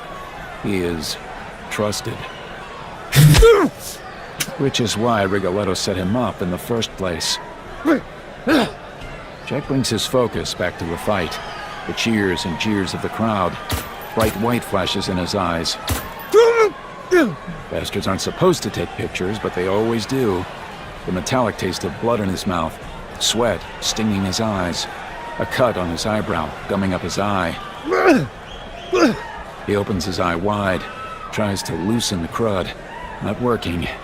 Fight. Dodge. Duck. The kid's mouthguard is bright pink. What's up with that? It's distracting. Don't look at it. Jab. Connect with the ribs. The kid twists to the side, away from the ref. Uses his elbows. Hits Jack in the side. Hard. Jack's pretty sure he heard a crack. He sure as hell feels a flash of sharp, jagged pain. He really hopes he hasn't punctured a lung. The kid uses Jack's distraction. Rabbit punch to the head. Jack's actually impressed. Bright lights flash in his vision. He realizes he's looking at the mat, staring at the sweat and blood on the canvas. How'd he get down here? It's only the third round. He needs to get up. 4, 5. On his knees. Get up, old man. Don't let them see you weak. 6. One arm down, steadying himself. 7. Onto his feet. Surprised look from the kid. Didn't expect him to get up after that. The ref is holding Jack's fists. You good? You good? I'm good! The ref nods and releases his fists. Jack doesn't wait. He charges back into the fight. And hits the kid hard in the cheek. Teach him for using his elbows. The kid staggers and falls back against the ropes. Jack goes in, forgetting what he's supposed to be doing. He only sees the fear in his opponent's eyes and responds to it. Attacks. End of the round. Jack forces himself to stop and sees the relief in the kid's face. Back to his corner, onto the stool. Slade's there, hanging casually on the ropes while Jack's trainer wipes the blood away and smears his eye with Vaseline. Mr. Rigoletto wanted me to remind you to go down in the next round. Murdoch! Jack turns his head. Slade's looking at him funny. But remember your kid. I saw him in the crowd. You don't want anything to happen to him, do you? Matt's here? Slade nods over his shoulder. Jack stands up and spots him instantly. An island of calm in the furor of bloodlust and drunken screaming. Guess you wanted to support his old man. At least he won't be able to see you take a dive. Silver linings and all that. The crowd is on its feet, screaming savages, except for Matt. He's still sitting, holding his white cane against his knees, dark glasses reflecting the spotlights, waiting, listening. This is for you, Matt. Does Matt's head move slightly, as if he hears the words? No, impossible. No way he can hear over all the screaming. But Matt slowly gets to his feet and faces his father directly. A brief moment of calm as Jack stares at Matt. Prouder of that boy than anything in his entire life. And then the kid is coming for him. Grinning now so that Jack knows he knows. He thinks this is the round he's going to win. Jack grins back. And he hits the kid with everything he has. All the anger he's had building up over the years. All the frustration at having to work for Rigoletto. All the pain at losing Mary. Everything. It all goes into that one punch. The uppercut hits so hard, the kid goes into the air. Jack steps back, lowering his hands. The kid hits the canvas like a doll. He bites his tongue as he lands, and blood sprays out. His head bounces. 1, The ref is on his knees. 2, Jack tries to find Matt again in the crowd, but it's too crazy. Too many people in the way. 3, 4, Jack glances toward his corner. 5, 6, Sees Slade there, looking at him with pity. 7, Then Slade slips away into the crowd. 8, 9, Jack knows he's going to see Rigoletto. 10. The ref is on his feet now, coming toward Jack. He holds up Jack's arm. The winner. The thing is, Jack isn't even scared. He's done what he set out to do. Prove to himself and Matt that he still had it. That the old man might be a loser, but he isn't a quitter. Jack turns away and slips between the ropes, taking his time. Not showing fear. They'll be watching. Everything feels hyper-real. The colors too sharp. The sounds strangely loud and clear. He can smell popcorn, beer, hot dogs, and sweat. People slap him on the back as he hurries across the rubber mats. Some want to shake his hand. He ignores them all. He doesn't have much time. Jack hadn't planned on ignoring Rigoletto. If he had, he sure as hell would have come up with a plan. A packed bag, plane tickets, a rental car, something waiting to get him out of here.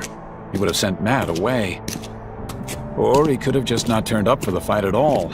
He and Matt could have left New York, the city he'd lived in his whole life. But where would he go? He doesn't know anything else. And Matt, on the run? Nah. No, he'd planned on doing what he was told, just like he always did. Be a good little boy. Listen to the good mob boss. Do as you're told. But when he saw Matt in the crowd, something changed. He couldn't do it. Couldn't let Matt down. Matt believed in his dad. No father could ignore that. No matter the cost. Jack leaves the arena by a side door leading out into the alley. Rain glows white in the streetlights. Oily puddles on the asphalt reflect brake lights from cars passing the alley mouth. Jack stops. Puts his hands in his pockets. Rigoletto has moved quicker than he anticipated. Jack doesn't turn. Get it over with, then. They come at him with pipes and fists. Slade, Mikhail, Gillian, Angelo, and Marcello. He doesn't bother fighting back. No point. He realizes that now. He isn't walking away from this. He signed his death warrant in that ring. The pipe comes down again, onto his ankle. He thinks it's Gillian with the pipe. Bone shatters. Slade, heavy, strong, comes at him with fists. Nose broken, eyes swollen shut. He's lying against a dumpster. And still the blows come. He doesn't feel the pain anymore. He floats above it. His mind tucking itself away in some kind of self-preserving cocoon. But he can still feel the blows landing. He still doesn't regret what he's done. He regrets leaving Matt on his own though. But he's glad of their talk last night. He'll be okay. The kid will be okay. Then the blows stop. Jack forces one eye open and sees his attacker step back into the rain, out of the light. Shadows of death fading back into hell. Another figure walks slowly toward him. Jack has never really noticed how old-fashioned Rigoletto dresses. The suit, the overcoat, and the fedora, like he's from the 50s. He's old school, the last of a dying breed. He's still a moron, though.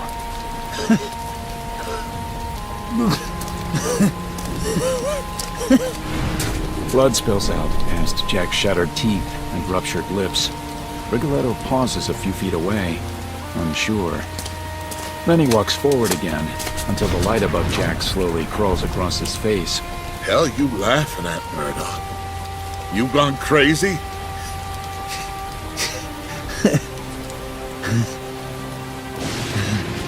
This is really it. He's finished. Oh well. He had a good run. Not everyone can say that. He feels the pain melt away, and he grins at Rigoletto. A young man's grin. He manages to move 2 of his fingers. The pain flares briefly to life as he forces broken bones into the shape of a pistol and fires it at Rigoletto.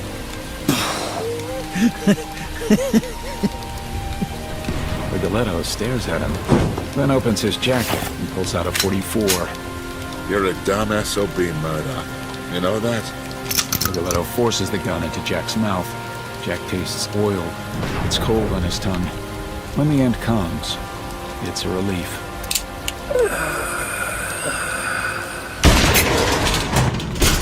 7 years ago. It's Matt who has to identify his dad's body. There's no one else to do it. Matt is the only family that Jack had. At first he thinks it's all been a mistake. There's no way the corpse lying on the steel table in that freezing room is Madeline Jack Murdoch. It can't be. Matt reaches out to touch his dad's face, but the coroner stops him with a hand on his shoulder. Better not, son. We're talking gunshot trauma. Matt swallows back tears.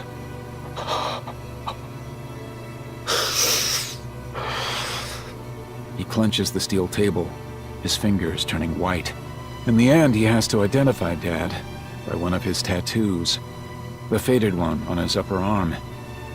Matt can feel the ink on Dad's cold skin, trace the shape of it with his fingertips.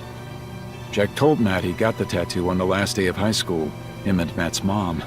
1/2 of a heart each. He'd laughed when he told Matt. Corny as all hell, he'd said, staring at the tattoo. But they were young, and at the time, it was the most romantic thing either of them had ever done.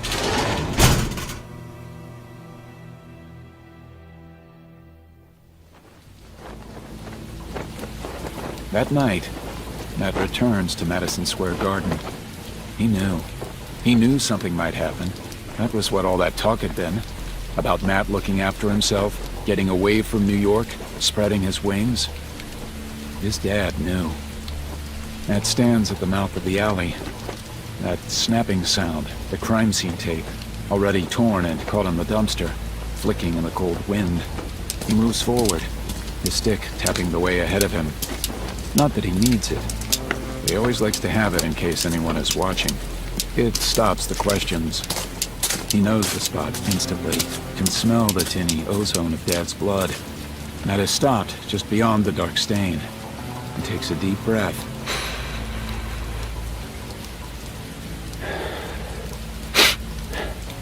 Smells hot dogs from the street, pizza and curry, lamb from the Greek diner a few blocks away. Beer, wine, red and white, dry and sweet. He can smell them all. He pushes them to the background and focuses on his immediate surroundings. The odors in the alley reveal a picture of recent events. The cops with their leather shoes, the coroner stinking of bleach and industrial-strength cleaner. Matt turns in a slow circle. His dad is easy to spot. He'd know his dad's fragrance anywhere. Talcum powder, whiskey, the clean scent of hard-working sweat. Sadness. Matt still doesn't know how he can smell sadness. He just can. And layered over it all is the stench of blood. Then more. A whiff of gunpowder, gun oil, Brill cream in hair, expensive aftershave, gold rings. He smelled that before. Rigoletto. There are others, too. Slade. Every time Matt encounters Slade, he notices the stink of garlic and prawns, his favorite food. Matt can smell it in the alley now. And more. McHale. That ancient Old Spice aftershave, sharp and pungent, fails to hide his terminal BO. The sweat soaked into all his clothes. No matter how many times he washes them, he can't get the stink out. Gillian. Asian food, noodles, sweet and sour chicken, every lunch without fail. Angelo. Designer aftershave, expensive face creams. Marcello. Little Italian guy with a huge nose. always sniffing like he has a permanent cold. Homeopathic remedies, ginger, tree roots, and bark, green tea, psyllium husks to help with his IBS. 6 men. 6 men against 1.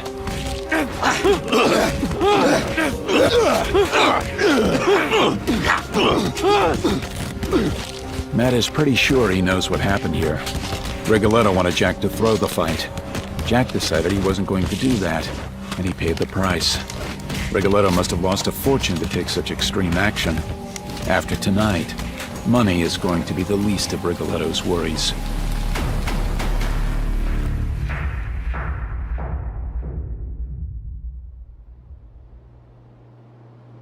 It's already midnight. Matt doesn't see the point in waiting any longer. All the lessons over the years. He's always known Stick was training him for something, and this, Matt feels, is it, to punish those who have done wrong. Matt slips on his dad's old motorcycle jacket. It's dark red, almost black. Then he finds an old balaclava at the back of the drawer and pulls it on. Feels the wool scratch against his skin. Jeans and sneakers next, and finally, his old baseball bat, stashed away in the back of the closet. He takes to the rooftops. It's where he's most comfortable nowadays, where he can be alone, where he doesn't have to bother pretending, where no one can see him. That's important. If he's ever spotted, there will be questions. He still can't explain what he can do. How the hell would anyone else understand? It isn't hard to pick up the first scent. Old Spice and sweet and sour chicken is not a combination that many people carry around. Gillian and McHale, they always seem to be together, like a pair of those old TV cops. Same fashion sense, too. Creased suits, food stains covering their shirts. Matt tracks them to a bar on West 41st Street, perches on the opposite roof, and waits. He can hear them inside, laughing, telling crude jokes, drinking pitchers of beer and whiskey chasers. You see his eye, man? The way it went red like that?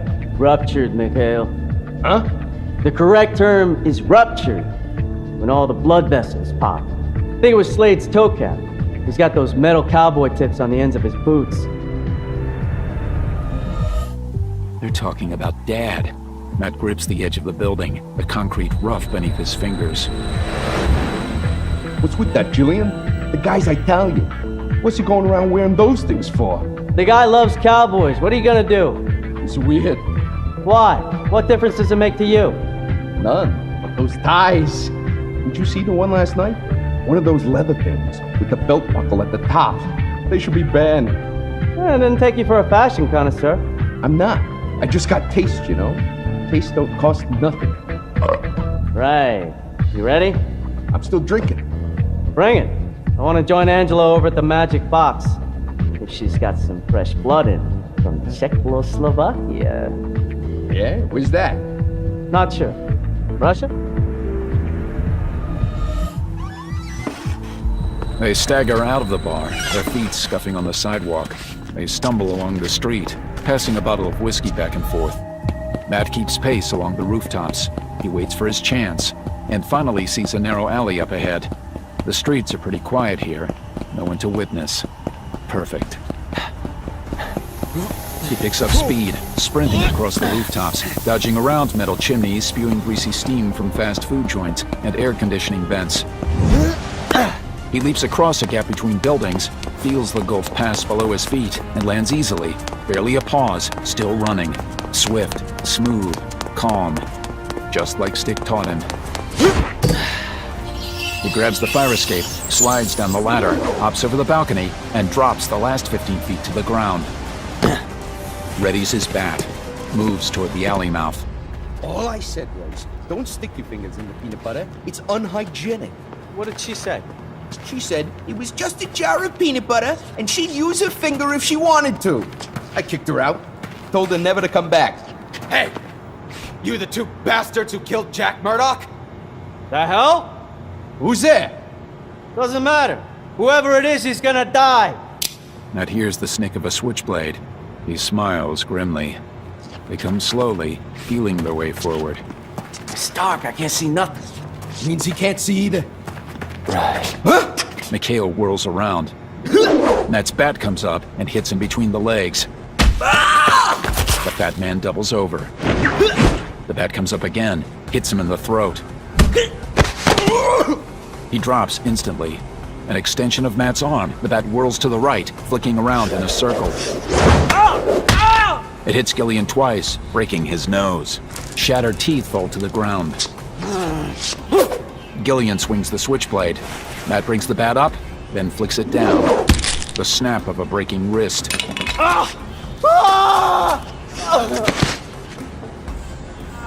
Gillian falls to his knees. Matt could kill them.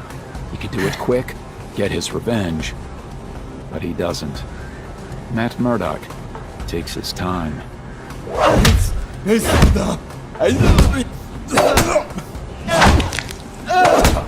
No. Matt doesn't stop. He thinks of his dad lying in that morgue, and he drops the baseball bat and goes to work with his fists, just like his old man, using the moves that Jack taught him when he was a kid, before he warned Matt away from boxing.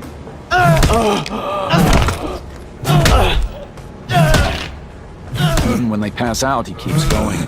The rage and fury spills out. Every wet slap of fist on bloodied skin. Every shift of their unconscious bodies beneath his fists makes him want to hurt them even more.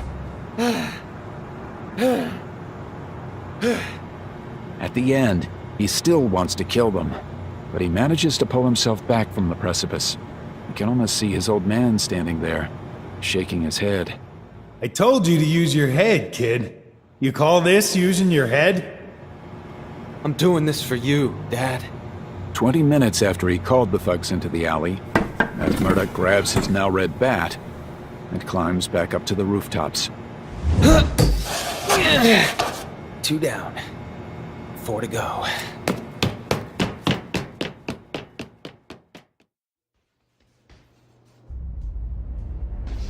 He knows where Slade will be, the gym. Matt sneaks in his usual way, round back into the locker room. He pauses inside. He can hear Slade pounding away at the bag, but he can hear something else, too. He runs the sound through his mind and comes up with a source. Ginger, green tea, Marcello, cleaning his nails with a knife. Matt pads through the locker room and into the passage outside. He remembers all those years ago when he heard his dad being forced into working for Rigoletto. That night started his old man on the path to his death. That was the night his dad really died. Jack just hadn't known it yet. Matt figures Slade will be different from Mikhail and Gillian. Slade thinks he's a boxer. Then Matt hears Stick's voice in his head. Don't underestimate your opponent. Slade was a boxer. Not pro level, but he's big. There's a lot of weight behind him. So Matt evens the playing field. He flicks the light switch at the entrance to the gym. Hey, Slade. What happened, man? What the hell you think? Power cut. Nah, look. There are lights outside. Then it's the breaker. Go look. I'm not going down there. Oh, don't be such a chicken. Go look. You go look. Matt moves across the wooden floor, avoiding the boards that creak. He hefts his baseball bat, pauses to listen for breathing, then swings. Marcello drops. Matt isn't sure he likes the sound the man makes when he falls. He hit him hard, maybe too hard. Marcello, the hell was that? Ropes stretching and creaking as Slade climbs out of the ring. Marcello! Hey, this isn't funny, man. What was that sound? Matt waits as Slade approaches. As his huge form barges through the air, currents form around him, giving him shape in the gray twilight of Matt's mind. He's almost 7 feet tall and covered in thick curly hair, like a werewolf in human form. Slade makes his way carefully across the floor toward where Marcello had been sitting on a wooden stool. Slade stumbles over the little man's prone figure. Matt senses uncertainty in Slade as he reaches down and touches Marcello's face. His fingers come away, covered in blood. He straightens up, looks around. Who's there? Matt hesitates.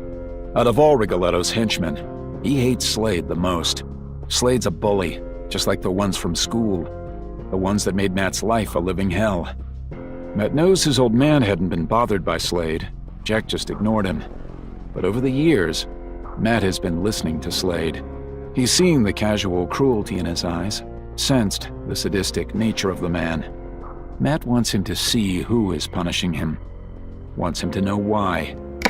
He moves back to the light switch, making his way quickly along the wall and up into the ring.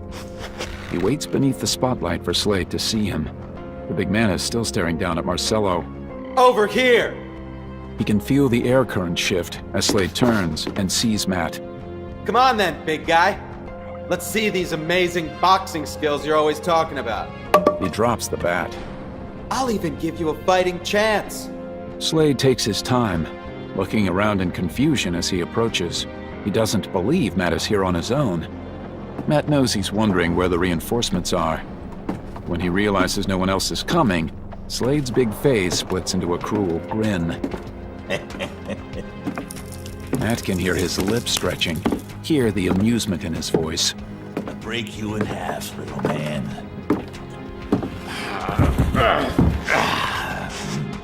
He pulls himself into the ring. Matt feels the vibrations through the canvas, the way it dips slightly with Slade's every step. He senses the towering solid wall of the man, and the heat from the spotlight disappears as his shadow falls over Matt. Matt tilts his head to stare up. The man's imposing bulk makes him think of recess. Hundreds of beatings, hundreds of taunts. All the times he was left lying in the grass, bleeding and crying, forced to take it because the old man told him to. Forced to take it over and over and over and over. Rage surges to life, burning through his veins, igniting his blood. His muscles tremble. He feels like he can take on the world and can fight and fight until no one is left. The adrenaline soars through his system, and he lashes out with his foot, straight into Slade's knee. Slade's kneecap explodes, the leg turning backward in a way it was never meant to go. Bone rips through skin. The sudden, frantic breathing of a man engulfed by pain. Matt tastes blood in the air, fear in Slade's sweat. Matt pulls out the special gift he has for Slade. The big man's own favorite weapon, if the rumors are right. A roll of pennies stuffed into a sock. Slade sees what's coming, shakes his head. No, don't! That hits Slade in the face. Metal bursts skin.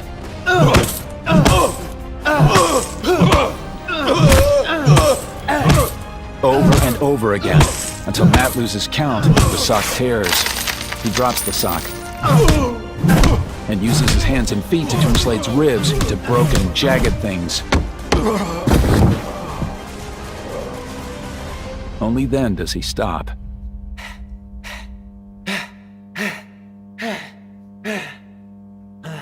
Sweating, unfulfilled.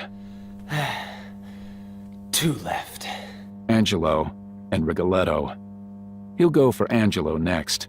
Leave Rigoletto for last. Matt still has to think of something special for the boss. Rigoletto will take time.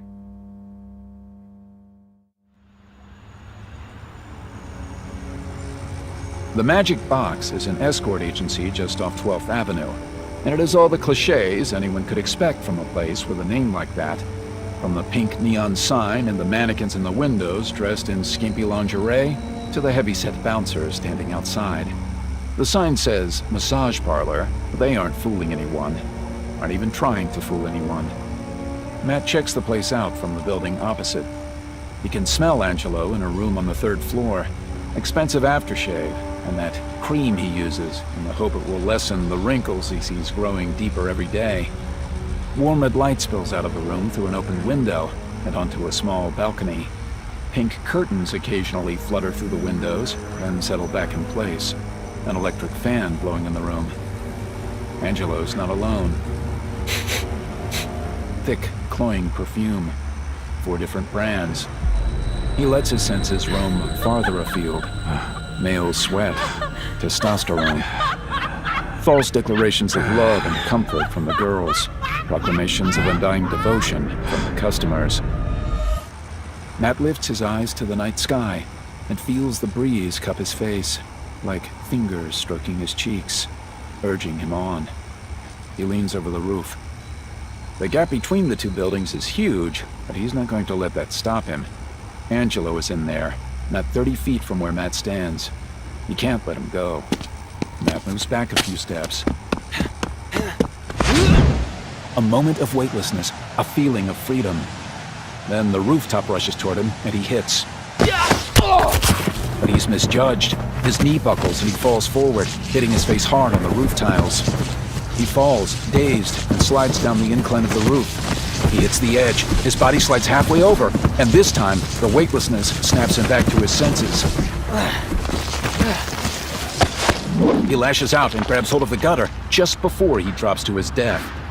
He hangs there by one hand, blinking and shaking his head. Stupid. He's getting cocky. He needs to be more careful. He looks down, sees the balcony over to his right.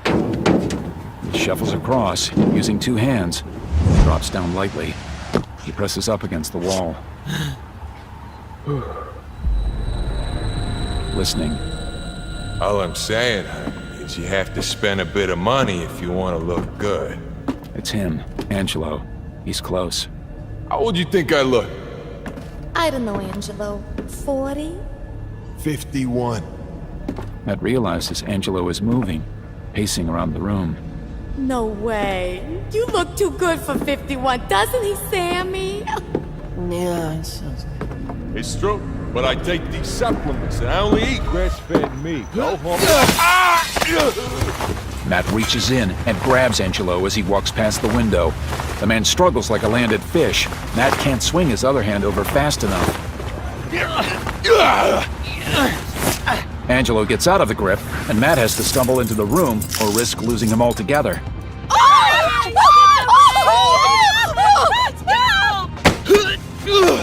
Matt tries to pull Angelo, but the man yanks his arm and forces Matt farther inside. Damn it! Matt lashes out and punches Angelo in the nose. Angelo crumples to the floor, but Matt keeps hold of him and starts dragging him back to the window. He's not a cop! Look at him! The girl that shouts has thick red hair. Bastion's trying to kidnap Angelo! Grab him! Then Matt is surrounded by a mass of limbs. Nails gouge his skin. High heels dig into his body. He shields his head, stumbles back against the wall. But still they come, pummeling, kicking, biting. A scream was right in his ear. Everything is too loud. The stench of perfume overwhelms him. He can't get away. They're on top of him, driving him to the thick carpet. No, it can't end like this. He still has to get Rigoletto. Matt thrashes and surges suddenly to his feet, throwing bodies off his own. One refuses to let go. She's wrapped around his neck, trying to gouge his eyes out. He whirls around and slams her into the wall. And she still doesn't let go. I'm gonna kill you! You son of a... You! His foot catches in the thick carpet, and he stumbles forward. His legs slam against the window frame, and he tumbles through onto the small balcony, smashing into the railing. There is a feeling of sudden lightness, and the smell of terror. Oh, please! Matt lunges forward, throws his hand out, feels his fingers brush the girl's leg. Then she is gone. Holy hell! Call an ambulance, quick!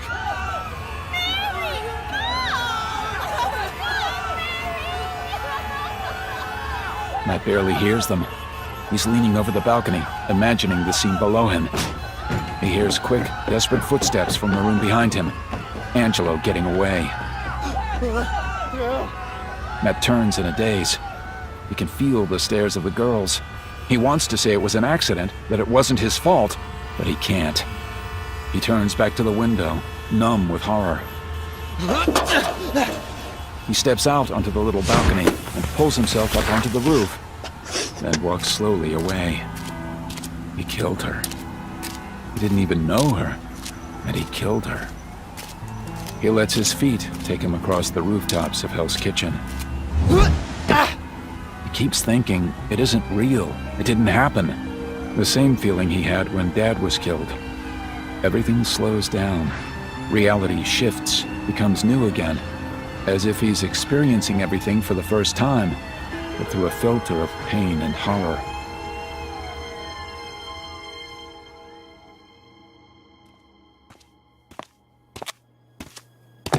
He returns to Stick's basement gym. He needs comfort. Someone who might understand. Stick! Stick! He enters the gym and knows instantly he's alone. The place feels empty, abandoned. Stick! But there is no answer. Matt curls up on the floor and pulls his knees up to his chest.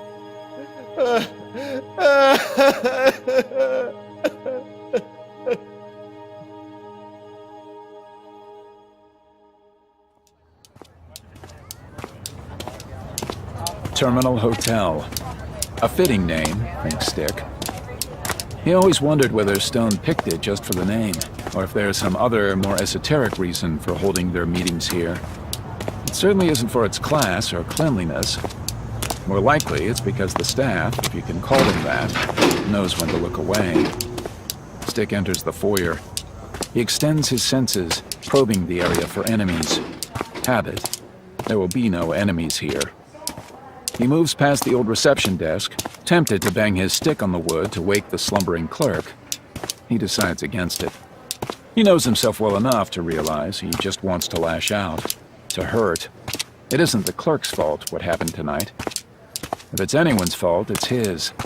He misjudged the boy, badly. That's 2 now. 2 in a row that have come up short of expectations. He presses the elevator button. He hopes Stone has some ideas, because he is empty. He has nothing left. He steps inside. The smell of piss and vomit almost overwhelms him. Old fast food wrappers are piled up in the corner. The stench of old grease and stale fries thick in the air. The elevator drags itself upward to the 3rd floor. An ancient carpet leads the way, dated and threadbare. The door is unlocked. It's just me, Stick. No need to be paranoid. Paranoia is our friend. You do well to remember that. You left the door unlocked. If the Hand wanted to find me here, you really think that door would stop them? A child with a rubber hammer could break it down. The window is wide open. Stick can feel the cool breeze wafting into the room, bringing with it the stink of car fumes and humanity. What is it? We've lost him. He feels Stone tense. No. I don't believe it. Whether you believe it or not, it's true. Matt Murdock is not the one we seek. He has to be. No. He took the law into his own hands tonight. He took my teachings and used them for personal gain. What kind of personal gain? Revenge. Against those who killed his father. Are you insane? The boy got revenge on his old man's murderers, and this is why you say we can't use him? He's undisciplined, emotional. I thought I could teach him to control it. I failed. You didn't fail.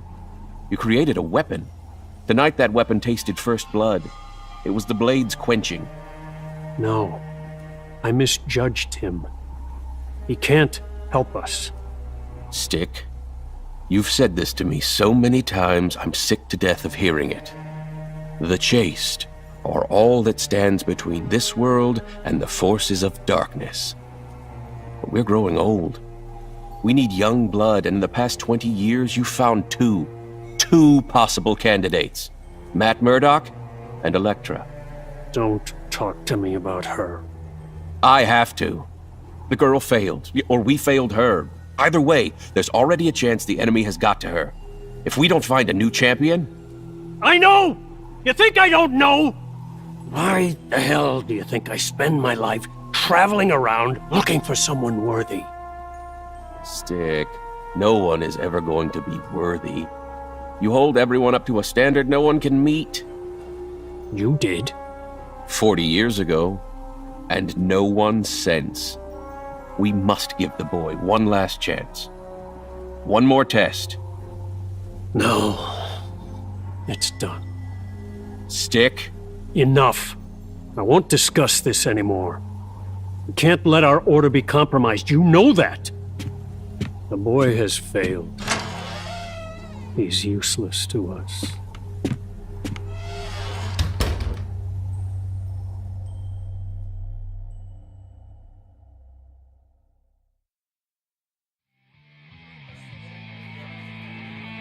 "6 years ago.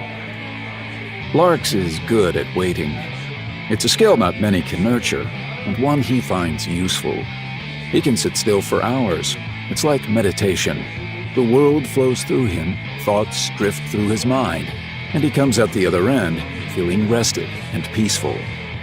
He can't find peace right now, though. Something is up. Something is happening. Fisk sits opposite him in a booth at Frankie's, a bar Fisk likes to use when he wants to make sure they're not being followed. He told Larks once it was because when he was a kid and he wanted to get away from his old man, he would come and wash the dishes here. Frankie would give him money and 1 beer, but only if he drank it on the premises. Larks thinks it's a dump, the kind of bar you see on every block in the city. Irish scarves on the wall, beer signs proudly displayed, locals stuck to the bar top, peeling their arms up from spilled booze every time they need to take a leak. But Fisk feels safe here. He knows he can talk without any of Rigoletto's men overhearing. This is an opportunity, Larks, a great opportunity. An hour ago, Larks told Fisk about Slade and the others winding up in the hospital, hooked up to drips, pins pushed into their broken bones. He also told him how Gillian had gone snitch, screaming about turning state witness if the cops protected him. Of course, that meant the police had arrested the others, too. Fisk stares over Lark's shoulder. Yes, I think it's time I made my first move. I've waited long enough. Lark waits, calm. He knows he's going to be asked to do something bad, and he's fine with that. Larks has a lack of morality that bothered him at one point in his life.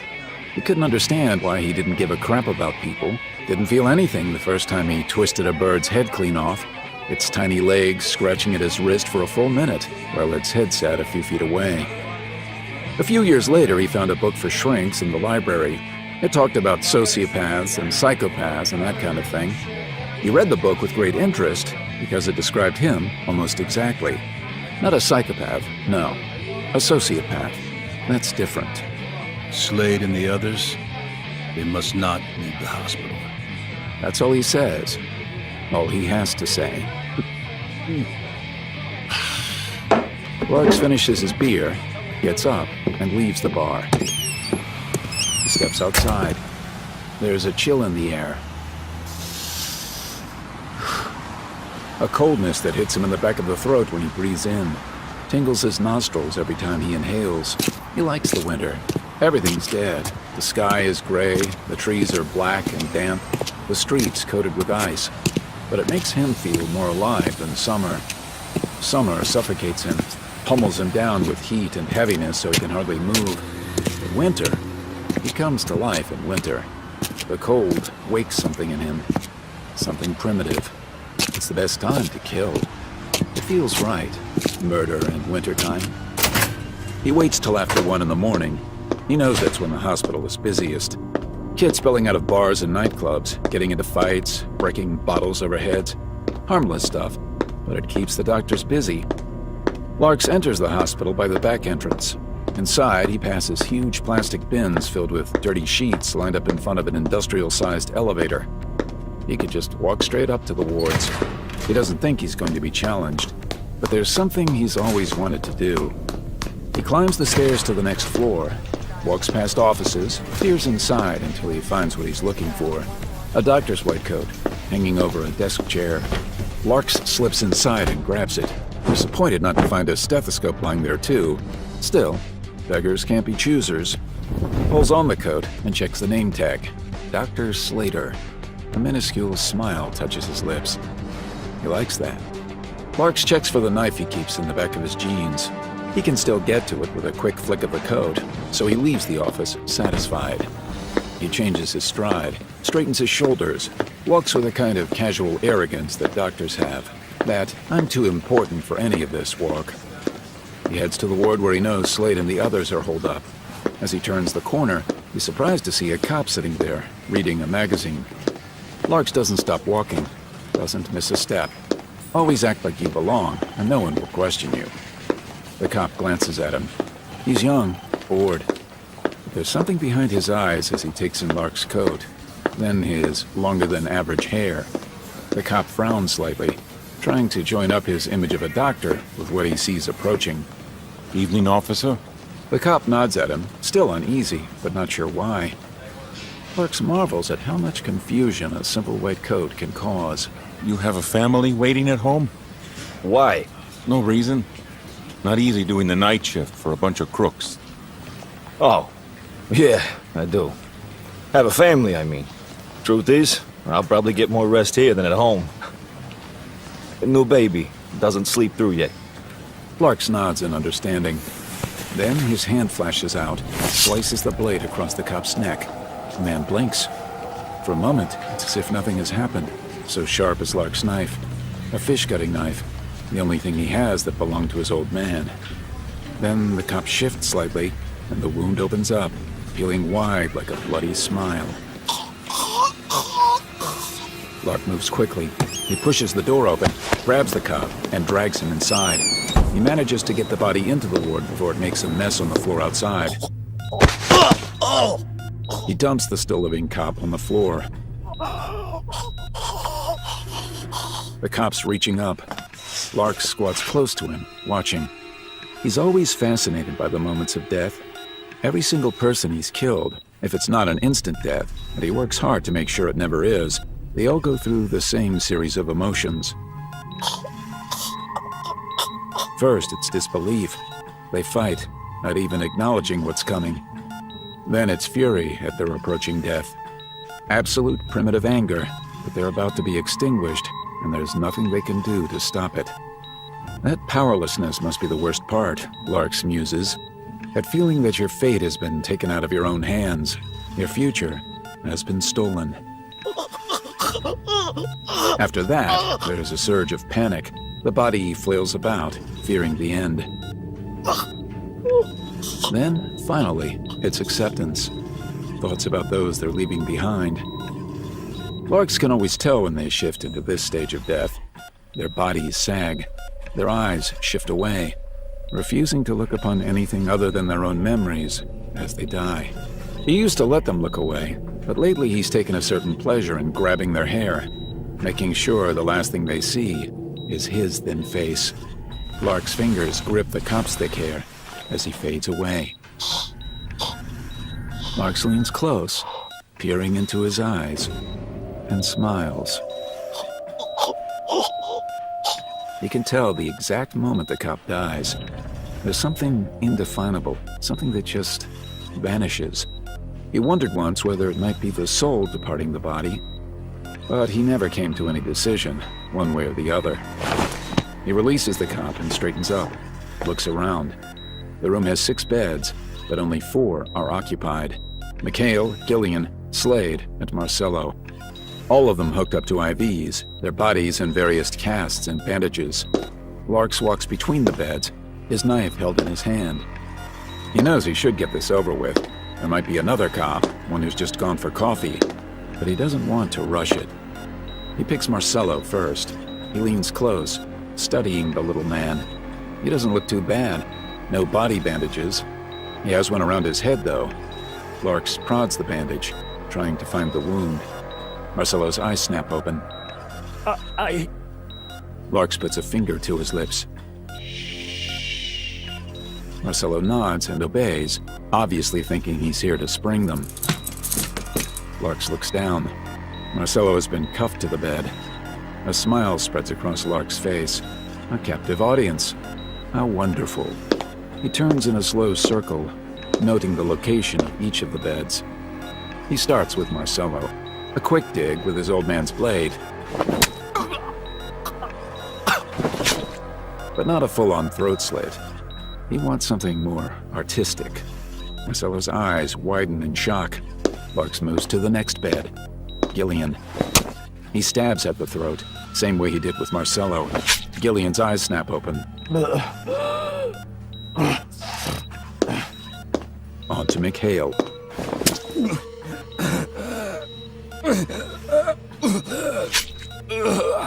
The same again, but this time angling the cut to the right. Then on to Slade, the big man. Larks digs the blade deep into his neck and twists. Slade comes suddenly awake, his eyes filled with pain. Larks hurries to the door, then turns to look at his work. 4 men, 2 by 2. Their throats pump blood at an angle inward to the aisle between the beds. Larks is tempted to walk down the aisle, but he knows he can't. He's no psychopath. A psychopath would not resist the temptation. He watches the men die on their beds, then checks himself. There are a few spatters of blood on his right sleeve. He takes the jacket off, dropping it to the floor. He steps over the cop's body and into the corridor. He looks both ways, no one coming. He sets off. He can't wait to tell Fisk. Larks knows he'll be proud.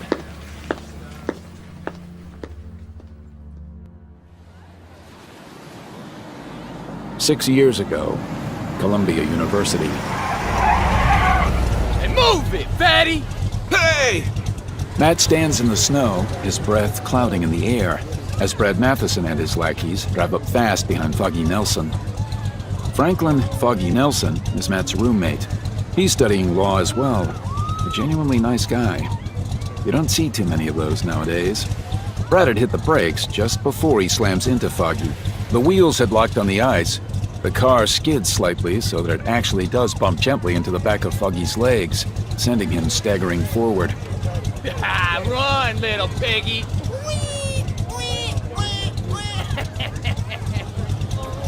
Foggy looks around, humiliated, and sees the pitying stares cast in his direction.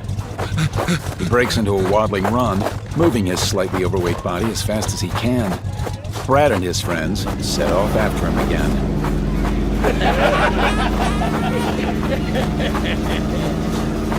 Matt knows Brad's type. The kind of guy who used to bully Matt every recess. The kind of guy with a trust fund, not much of a brain, not the casual cruelty most kids grow out of.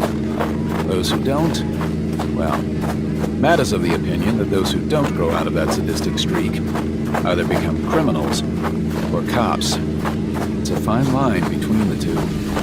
Brad accelerates again. Foggy isn't fast enough. The bumper hits the back of his leg, harder this time. And he stumbles, slipping on the ice and landing on his face. His books fly everywhere, spilling across the street.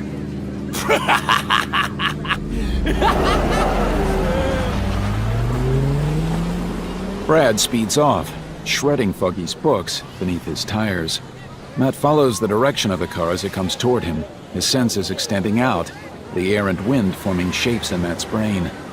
He can see Brad laughing as he speeds past, his friends reaching over and slapping his shoulder. Matt crosses the street and helps Foggy to his feet. Thanks. Foggy stares forlornly at his books lying in the muddy slush. What was all that about? What can I say? The guy doesn't like me. Matt bends down to pick up a few books, remembering to poke around with his stick. He has to keep up appearances. I guess I'll have to live with it. It's not long, right? Only 3 years to go.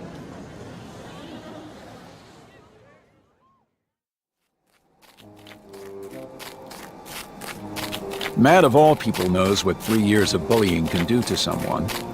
That night, he pulled on a pair of black jeans and a black jersey. He fished out the balaclava he bought for this exact purpose and climbed up the fire escape onto the roof of the college. The campus roofs are clean, well lit. Spotlights shine all around the perimeter. Streetlights illuminate the walking paths. Great for security, bad for Matt. Still, he needs the practice. Since that night back in Hell's Kitchen, Matt hasn't taken to the rooftops much. He'd put his head down, waited for Stick to call him back to training, to shout at him, to punish him, anything. He obviously knew what had happened. But there's just been silence. It has hung over Matt's days, tinged with a disappointment. He knew his mentor must have felt in him.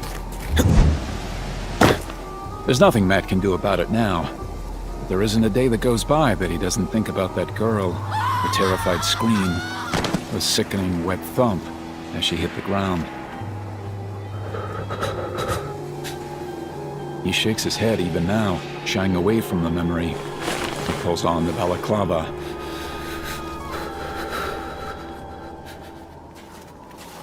I said no, Brad. Just drop it. He finds Brad a couple of hours later. A couple of hours of Matt freezing his ass off, waiting for the idiot to show his face. When he finally does, it's with a girl. Matt recognizes her voice. She's in one of his classes. He thinks her name is Sally. Matt follows them from above as Sally tries her best to outpace Brad, heading back toward her own dorm room. Come on, Sally. Come back to my room. I got beer, some pills. Are you crazy? You get caught with that kind of stuff, they'll call the cops. So what? My dad knows the chief of police. Good for you. But the rest of us don't have the same connections, you know? I'll protect you, babe.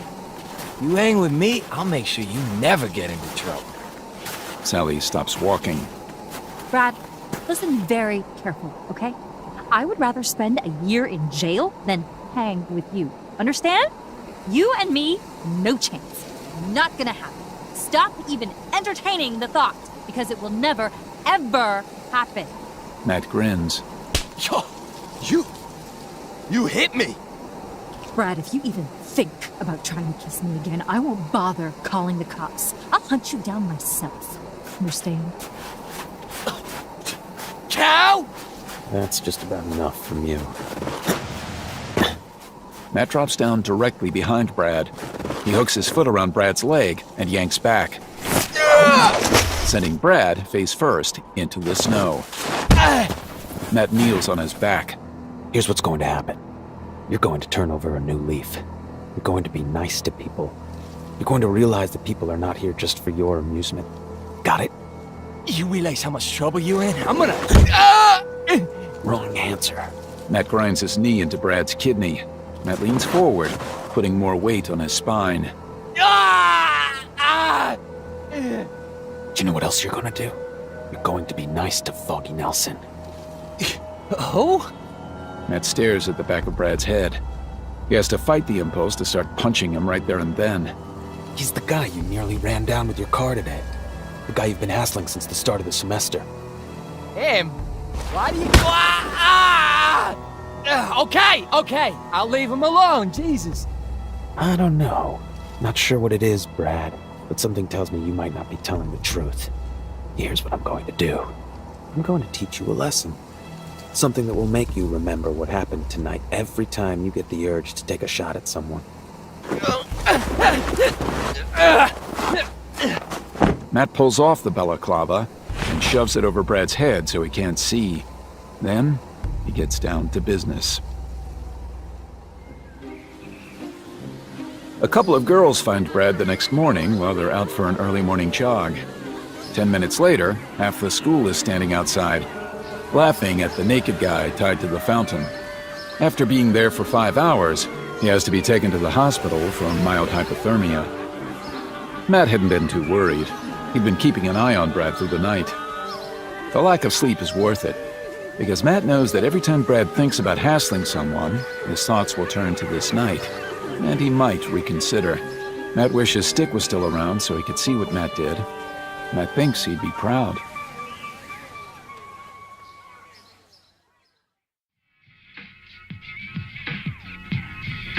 It was the weirdest thing. Foggy is lying back on his bed with his hands behind his head. There I was, trying to get some soda out of the machine. You know the one, by the media room? Stupid thing sticks all the time. You gotta get your hand right up in there and pull on this thing. Skip to the end. Matt is lying on his own bed. Huh?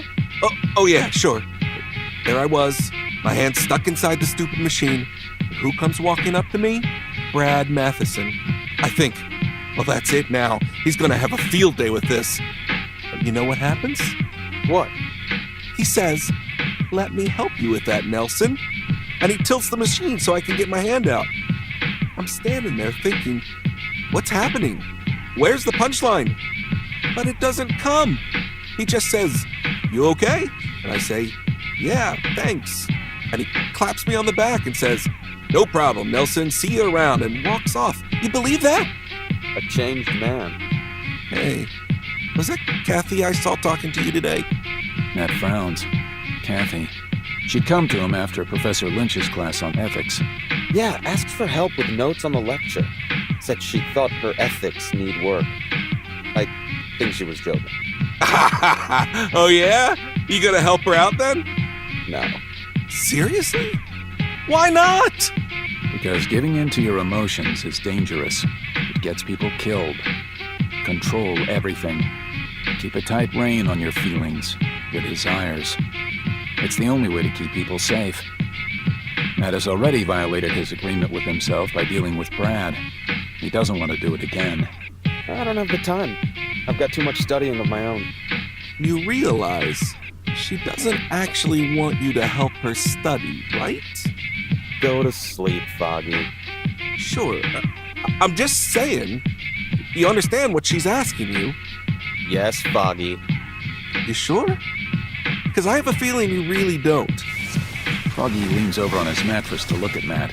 Like, what I'm trying to say is, the only thing she wants help studying is biology. Human biology. Matt throws a pillow at him.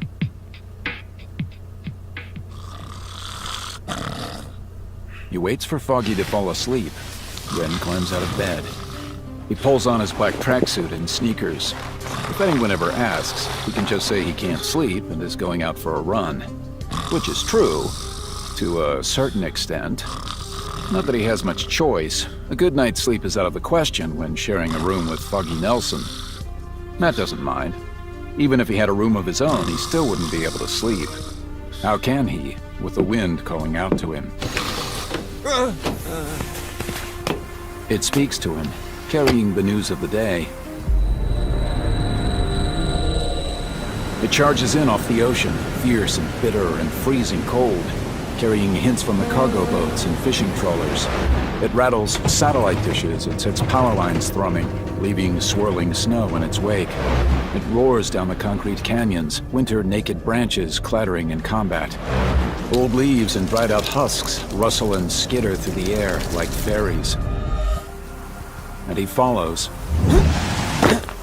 leaping across rooftops to watch the world unfold below him. Thanks, man. A baker gives some fresh-baked bread to a homeless guy shivering in his doorway. Music from car radios and taxicabs. 100 different languages talking the slang of the city. Packs of dogs scavenge for food, battling each other in eternal wars for territory and dominance. A fight to the death. And the triumphant hound howls at the moon, perhaps feeling the stirring of ancient blood, of a time when wolves roamed the steppes. And above it all, Matt Murdock opens himself to the wind, and he joins the celebration. He sails across the space between buildings, lands, rolls, and is up and running again. Over a chimney, pushing off into the sky. Arms outstretched, flying, soaring, above everything. He moves gracefully. He lands and keeps running, no pause, to the next building, this one higher. Catches hold of the fire escape, the metal's cold beneath his grip. Shoulder muscles bunching, pulling him over the fire escape and onto the ledge.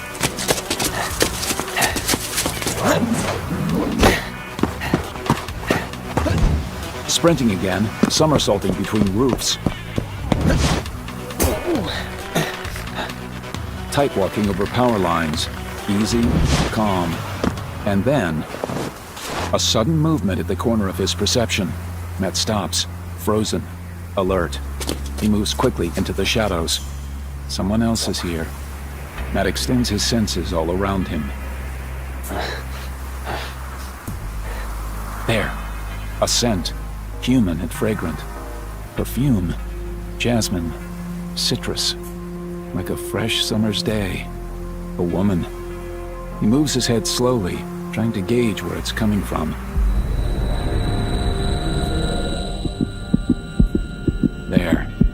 drumbeat of a pulse, quickened with excitement. It appears, then vanishes, passing him by like a train in the night. A breath, a smile on the wind. He steps out of the shadows into the open, feels the wind brush across his face. There, again, the light patter of feet sweeping across the rooftop. A challenge. Matt sets off after this intruder into his world. She's moving fast, looking back over her shoulder. Her eyes are on him, a smile still on her face. She's flying over the rooftops, pulling away from Matt. He can't believe it. It shouldn't be possible. This is his world. His terrain. No one should know it better than he does. And yet, here's someone running away from him as if they're out for a Sunday morning jog in the park. And then the figure drops away over the edge of a tenement. Matt's stomach sinks. A mistake. She's fallen to her death. He stops at the edge of the building and reaches down with his senses. Nothing. She's disappeared.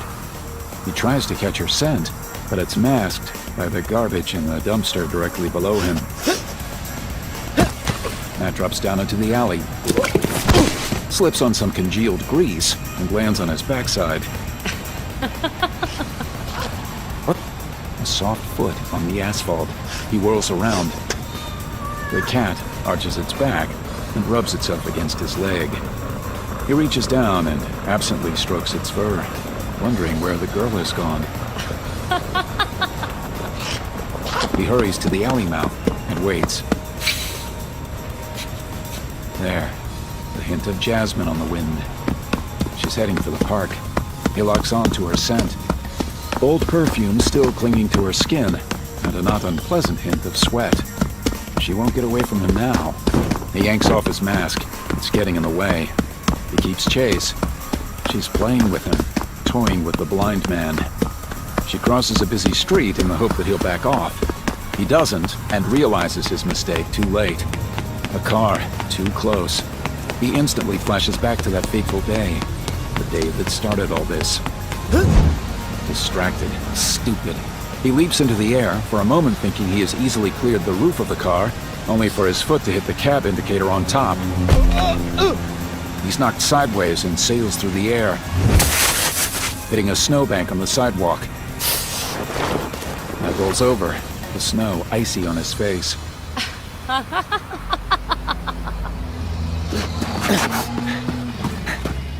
Back onto his feet, running again. Matt turns, following the wide concrete pathways into the park. His foot hits something. He bends down and touches the object. A sneaker. He frowns, but leaves it where it is, and walks farther along the path. He finds the second sneaker about 10 paces on. Then a scarf. Then a pair of pants. And a shirt. Then, hanging in the trees, underwear. What the hell is going on here? He stops beneath the tree, reaches up. Freeze, creep! Matt does as he's told. Turn around, slowly! Matt obeys. Two cops, one old, seasoned, one young, nervous, his fingers curling and uncurling around the grip of his gun. Matt can take them both out if he needs to. Hell, he can run if he needs to. But that would be breaking the rules. And he remembers the last time he broke the rules. A girl ended up dead. He won't be responsible for something like that again. Steve, you go look for the girl. I'll watch the creeper. The young cop hurries off, leaving the old cop to saunter over to Matt. You're not gonna do anything stupid now, are you, kid? No, ma'am, I'm all yours. This is just a misunderstanding. Yeah, haven't heard that one before. ID? Matt pulls his wallet out of his tracksuit pocket. The cop studies it. Matt can almost hear the confusion creasing her face. It says here that you're blind. That's right, officer. Like, full-on blind? Afraid so, since I was a kid. What the hell are you doing out at this time of night? I couldn't sleep. Decided to take a walk. It's exam time, you know? I'm studying law. That right? A blind lawyer? Good for you, kid. She hands Matt his wallet, just as the younger cop comes back. Can't find anything. No body, no girl, no nothing. You won't find a body, Steve. Come on. She pulls the young cop by the arm and leads him back to the squad car. What are you doing? Aren't we at least going to take him in? For what? Being blind in a public space? Fine. Matt leaves the two cops to sort it out between themselves and walks slowly back along the path.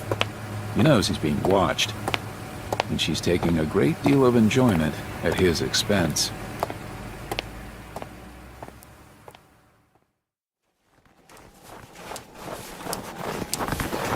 Winter kicks in with a vengeance the next day.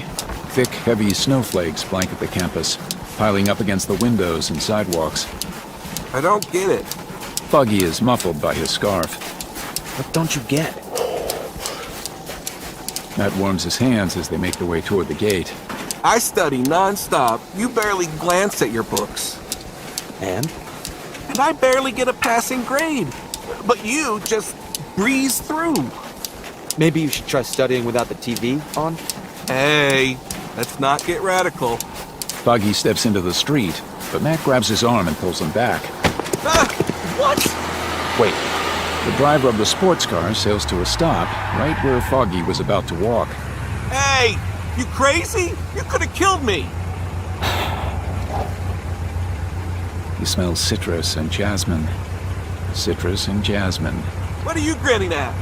Seriously, what's wrong with you, woman? And why are you driving with your top down in this...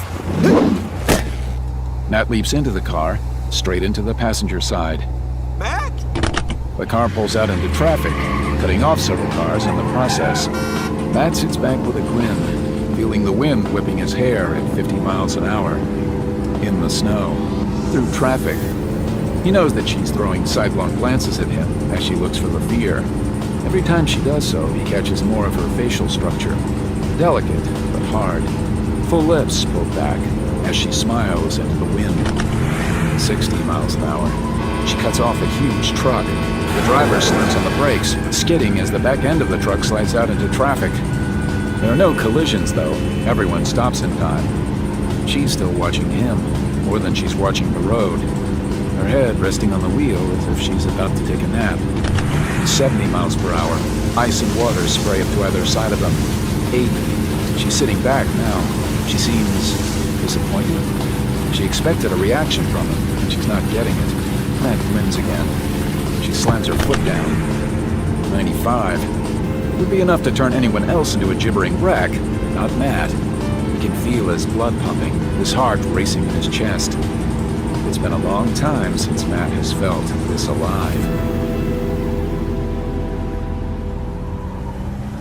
An hour later, they're up in the mountains, the air thin and empty in his lungs. They haven't spoken a word to each other. His cheeks are red and stinging. He can't feel his nose anymore. But at least he's dressed for the occasion. Unless his senses are lying to him, the girl is wearing a black cocktail dress. That's it. No shoes, no stockings, just the dress. She carries on, climbing higher and higher. Matt decides it's time to break the ice. Miss? She smiles, tilts her head to the side. She thinks she's won, but he's about to start asking her questions. Who are you? Why are you following me? Yes? Don't you think you should put the top up? You don't seem to be wearing much, and I'd hate for you to catch a cold. The car lurches suddenly, skidding to the side. They smash through a barrier, hit a drift of snow, plow through it, and soar into the air. They come down again hard, soaring down the slope at 60 miles an hour. Saplings hit the car and fly to either side. She somehow manages to avoid the bigger trees. Matt holds on, his heart thumping, not out of control, just enough to feed him the adrenaline he needs. He senses no panic from the driver's seat. She did this on purpose. The car spins 360 degrees as it slides down the slope. The girl tilts her head back to the gray winter sky. A wild slalom through naked trees. Matt can sense the edge of the cliff, a sudden drop-off where cold air buffets upward. They're heading right for it, but still Matt doesn't care. He feels alive. The normality of the past few years, the sheer mundanity of his life wiped away after an hour with this girl. Woo!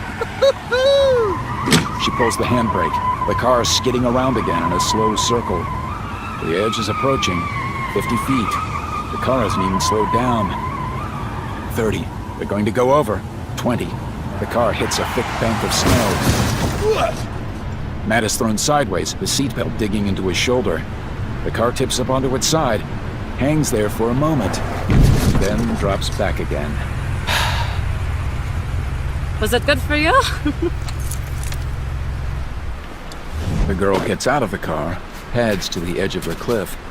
She stands there with the wind buffeting her and barely moves. She's strong. Matt waits, letting her take the lead. He doesn't have a handle on her yet. Can't figure out what she wants, how she thinks. She fascinates him. Close to the edge, Matt Murdock. She knows his name. One step from the end. The end of what? Matt slowly walks toward her. He feels like he's approaching a deer in the forest, like the slightest wrong move might chase her away. He comes to stand next to her. She doesn't turn, just stares over the cliff. This is where we belong. In the cold? On the brink. She glances sidelong at him. She studies his face, her eyes roving over every detail, as if trying to commit them to memory. The rest of the sheep, they're happy to stay in their pens, numb, asleep, but we're different. That right? Yes. When I saw you on the rooftops, I knew. She turns away again, staring down. We're the same, Matt Murdock. Two of a kind. She turns to him, stares up at his face. He gets the feeling she's almost hoping for something, searching, trying to understand. People like us, we can't live like the rest of them. We can't be quiet. We can't just slide to our deaths. Do you understand what I'm saying? Matt does understand. You and me, we're drawn to the edge. She reaches up and strokes his cheek. And over it. And she steps back into the embrace of the air. What? No! Matt tries to stop her, but it's just like the last time. He's too late. She's gone, falling. No! Falling. He waits for that familiar, sickening sound of flesh hitting the ground. Instead, ice. She'd hit ice. That means water. Matt doesn't hesitate. He follows her over the edge. The wind tears at his face. His glasses are ripped away. He turns in the air, manages to orient himself feet first, just in time. It's like hitting a wall. His knees are driven into his chest. He thinks at first he's broken his legs, but it's just the ice. The freezing water engulfs him, squeezes his body tight, and draws all the air out of his lungs. He swallows water.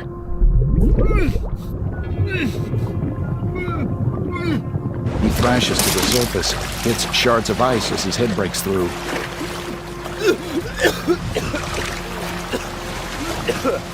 He dives back down again, searching, feeling, but he's hopeless. He can't smell her down here. All he can sense is a primeval darkness, a feeling of emptiness below him, above him, ready to swallow him whole. He thrashes around, trying to find her in the water, but there's nothing. No one. She's probably been carried downstream by now.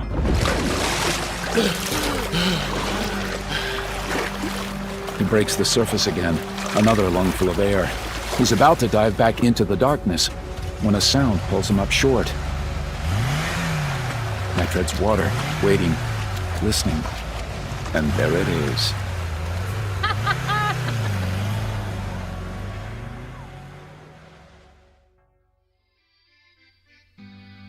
6 years ago. You have to make people respect you, Tony.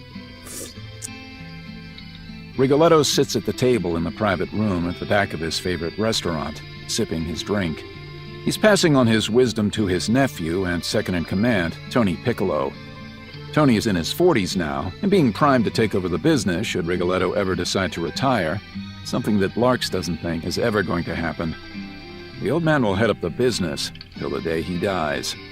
Tony Piccolo thinks he's old school, that his name should be mentioned in the same breath as Al Capone or Lucky Luciano. Larks thinks he's a joke, and he knows Fisk feels the same. The guy loves that mob show on cable, always goes on about how true it is, how it's so hard to balance family, the capital F family. He likes to think he looks like the actor too. He started to pack on the pounds, and Larks once caught him practicing his stare in the mirror in the bathroom at Lou's place, trying for that lazy snake stare that the main actor has. Larks didn't say anything when he walked in on him, just headed to the urinals and did his business. He told Fisk about it later. Fisk laughed till he almost choked on his wine. Larks felt good that night. He likes making Fisk laugh. Larks listens to Rigoletto going on about respect. Fisk sits opposite Piccolo, occasionally nodding when Rigoletto turns to him. Am I right, Fisk? Larks knows for a fact that Fisk doesn't think Rigoletto's right. Rigoletto is old school, old-fashioned, from a bygone era that, in Lark's opinion, did never exist outside Rigoletto's dreams.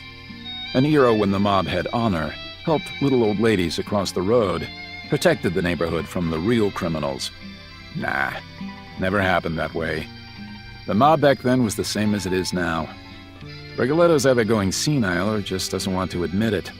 It's always been about power. Do crime to gain money, to gain power. Simple equation. That's all it comes down to in the end. Power. And not just crime, everything. Love, life, marriage, jobs, divorce. It all comes down to the shifting dynamics of power, who has the most, and how you're going to get more. Larks, as the most junior member present, gets up and pulls the door open a crack. The door explodes inward, smashing into his nose. He stumbles back, white lights flashing behind his eyes, his nose streaming blood. Chaos around him. As he stumbles back against the wall, he sees a masked gunman enter the room, pointing a snub-nosed revolver at Piccolo. He watches the gunman slowly squeeze the trigger. An orange flare, sparks bursting from the barrel. The bullet hits Piccolo in the chest. He grimaces and swats at the wound like it's a bug bite. The force rocks Piccolo back in his chair, and it topples as bullets land in Piccolo's leg, arms, stomach, ass. Barely 3 seconds have passed. Another gunman rushes inside. His gun points at Fisk, as the first gunman turns his weapon to Rigoletto. Larks steadies himself against the wall, pulls out his knife, and throws it. It hits the first gunman in the neck. He staggers. He just misses Rigoletto. Fisk has his own gun out. He shoots the same gunman in the chest. The second gunman turns and bolts. Fisk is on his feet, standing protectively before Rigoletto, ready for another attack. Go! Larks runs out of the room and into the restaurant. Shocked faces turn toward him. He sprints outside to the street just as a car peels out into traffic, crashing sidelong into a yellow cab before speeding around a corner and out of sight. Larks returns to the room. Rigoletto is on the floor next to his nephew. Tony Piccolo is dead, lying on the floorboards in a widening pool of blood. At least he got to go out like in the movies. He'd like that.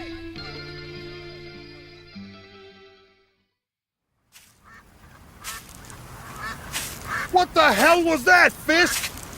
Detective Boyd storms toward them across the grass, his pale face pinched with anger. Larks stands up slowly. He's tall, well over 6 feet. Boyd is big too, but his weight is heavy, more fat than muscle. Fancy haircut and cologne, like he thinks he's somebody. He looks at Larks and slows down, raises his hands in the air. Okay. Larks says nothing, just plays with a bottle top he found in the snowy grass, flicking it between his fingers like a magician. Larks doesn't like Boyd. He has too much ambition in him, wants to get to the top by any means possible. People like that, they have no loyalty. It's hard to control them. But as Fisk says, it's good to have a cop in your pocket, especially one who's on his way up in the department. They just have to make sure they have enough dirt on him to keep him in check. Only problem is, Larks knows Boyd probably thinks the same thing. Who knows how much digging he's done since he started working for Fisk. You did good. Fisk breaks off a piece of stale bread and tosses it into the pond. None of the ducks seem interested. None of us was supposed to get killed. You picked an unreliable man. He looked like he was about to harm Rigoletto. That is correct, yes, Larks? That's what it looked like to me. He wasn't. He was scaring him, that's all. He was going to pull the trigger. He was a cop. Boyd looks nervously around, then steps closer.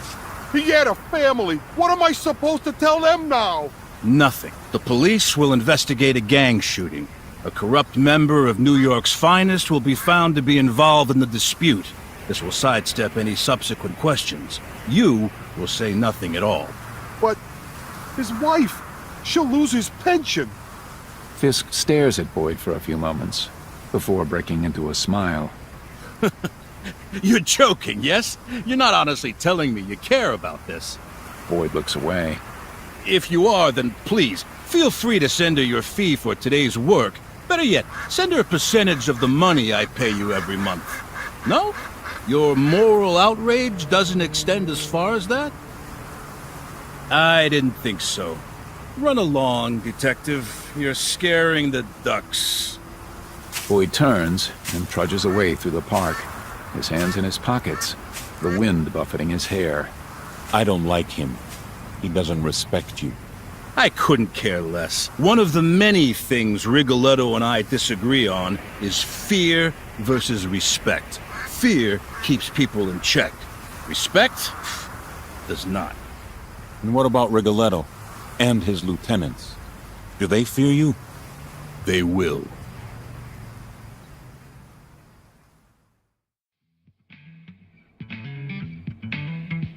It takes Matt the rest of the day to climb down the mountain road and finally hitch a ride back to campus. He trudges into his room. His fingers are numb. He can't even feel his toes. Where have you been? I went for a swim. Matt turns on the shower, just the hot water. As steam slowly fills the room, he pulls off his almost frozen clothes, dumps them onto the floor, and wraps a towel around his waist. He sits down on the edge of the bath, letting the heat seep into his bones. Swimming with Electra? Is that her name? Yeah. She's bad news, man. Crazy. Steam slowly envelopes Matt in a warm embrace. You know Flint's skiing accident where he broke both his arms?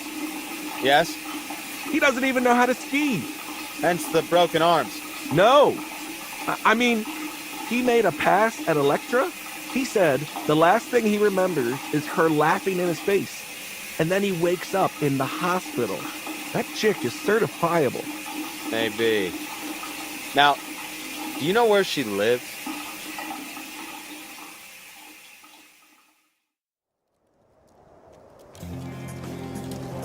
Matt isn't really sure why he's standing here in the dark, the snow falling softly onto his head at 10 o'clock at night. All he knows is he can't get Electra out of his head. All last night and today, she's been all he can think about. He knows Foggy's right. She's trouble. But there's something about her that draws him. She's a magnet, pulling him in. He's not even really sure how he feels about her. Is he angry with her? Amused? Irritated? He thinks it's a combination, which is probably why he can't stop thinking about her. He's never felt this way before, about anyone. He does know one thing. He wants to teach her a lesson, for leaving him out there, for assuming that she knows him. Because all those things she said, she was wrong. He can follow the rules. He's not like her. He can curb the primal instincts that they all have. He spent most of his life doing just that, controlling himself, making sure people don't get hurt. And the one time he gave in, the one time he let his emotions get the better of him, someone died. So who the hell is she to stand there and try to strip him down, to get under his skin? He wants to show her, to prove that he's different from her. But there's also a small part of him that wants to impress her. To Matt's eyes, the mansion across the street looks like a prison, a solid block of stone with high fences and manicured windows. It grates on his nerves, too neat. Its shape reveals itself to his senses without any work at all. A big block of bricks and mortar. No surprises. Like a pimp whose neck is loaded down with gold jewelry, that's what this house is. A statement to the world by an insecure man. Foggy said Electra's dad was some kind of diplomat. Maybe they're all like this. You show me yours and I'll show you mine. Matt waits outside the fence, letting his senses talk to him. He's aware there's some kind of function going on tonight. Lots of cars pulling in around the front. Lots of armed guards. Tricky.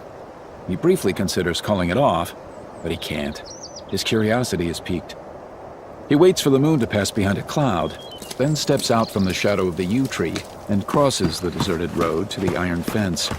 The gap between the bars is small, too small by the looks of it for a grown man to squeeze through. Appearances can be deceiving, though. He remembers Stick's words, "Your ribs can flex, kid. Let them." Matt forces himself through the gap. For a brief moment, he thinks he's stuck, and he imagines the faces of the guards as they discover the intruder wedged in the fence. But he manages to pull himself through and moves across the open ground to a low wall that runs along the back of the house, sectioning off the garden from a gravel path. There are stairs leading down, probably to the kitchens. Not where he wants to go. He needs to go up to the roof, where he feels safest. He listens, hears the scuff of feet on the gravel, the rustle of paper.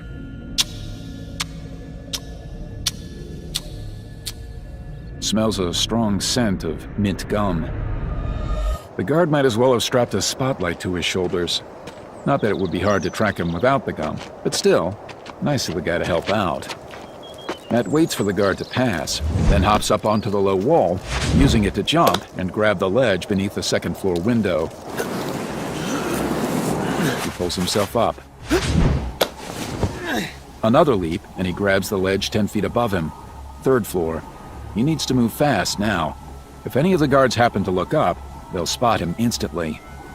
The roof is too far. He slides quickly along the 3-inch ledge, moving gracefully, calmly looking for another way, leverage to get up. Nothing. He keeps going until he catches her scent outside a window. Jasmine and citrus. He peers through, sees it's her bedroom. He hesitates. Suddenly, he feels like an intruder, almost a peeping Tom. Is there another way to do this? Matt looks over his shoulder, back down to the grounds. There are another 2 guards patrolling. They could look up at any moment and catch him. No, this is the way in. He tries the latch to her bedroom window. Locked. Not a problem. He pulls out the lockpick set Stick gave him, crouches down, and carefully unrolls the worn pouch, taking out the pick and the grabber. He inserts the grabber first, using it to hold down the guard mechanism, then inserts the pick. He feels the vibration through his fingers. He puts away the lockpicks and hops over the ledge into Electra's bedroom. He pauses, taking everything in. He can smell her presence, as if she is in the room with him. The memory of her scent shows him her movements, where she spends most of her time. It's strong at her bed, the dresser too, where it mingles with the smell of makeup. He moves to the fireplace, his hands running across the numerous trophies there. Swimming, track, karate, aikido, kendo. First place every time. Daddy's little girl can fight. Matt feels even more like a stalker now, so he moves to the door. Must be something big going on. Probably a fundraiser. Matt steps into the hallway. Thick, expensive carpet beneath his feet. He pauses. What is he actually going to do here? He hasn't thought this through. He wanted Electra to know he's no pushover, but hadn't really figured out how he was going to do that. Maybe he should just go back into her room and write something on her mirror in lipstick. Thanks for the swim, or next time I'll drive. He heads back into her room to do just that. Crap. The dog bursts around the corner, trailing a leather leash. From the sounds of the dog's footfalls, it's big, a Rottweiler maybe, or a German Shepherd. Still, Matt doesn't want to kill it. As it leaps through the air at him, he snaps out a kick that rattles its brain enough to drop it to the ground, instantly unconscious. The dog's handler appears around the corner. We have an intruder. 3rd floor hallway. He's holding a walkie-talkie to his mouth with one hand, while the other fumbles at the holster for his gun. So much for doing this the quiet way. Matt launches himself at the guard. He gets to the guard just as he wrestles his gun free. Matt hits him in the wrist, and he drops the gun. Matt catches it in midair, then snaps it hard against the man's forehead. His head jerks. Matt drops to the ground and sweeps his leg. The guard falls back. Too late, Matt realizes he's close to the window.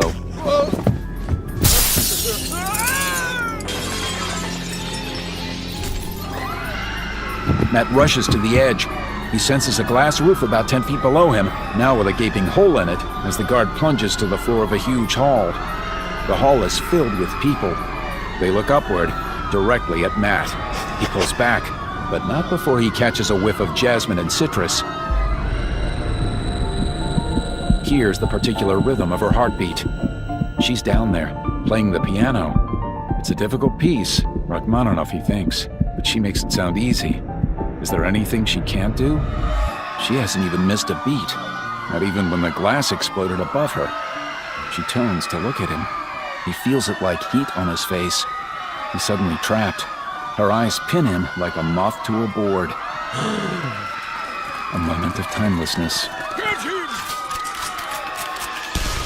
Matt jerks back. Bullets rush through the empty window and pepper the wall behind him. This has gone bad very quickly. What the hell was he thinking coming here? He broke the rules again. And now bad things are happening again. He has to get out. Now. He runs, furious at himself for doing something so stupid. He hadn't been thinking clearly, hadn't been thinking at all. He let her get to him, let her get under his skin.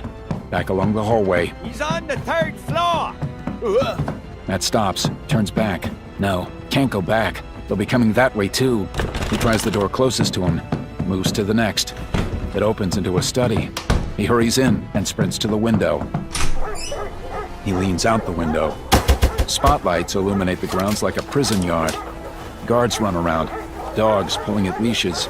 No way out in that direction. He has to go up. Sticks lessons flood back into his mind. His words, every time Matt got flustered or angry. Keep calm, kid. Breathe. Shut everything out. And focus on the moment.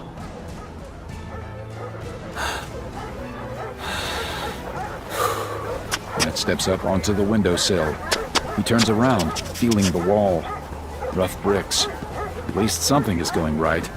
Bricks mean finger holds.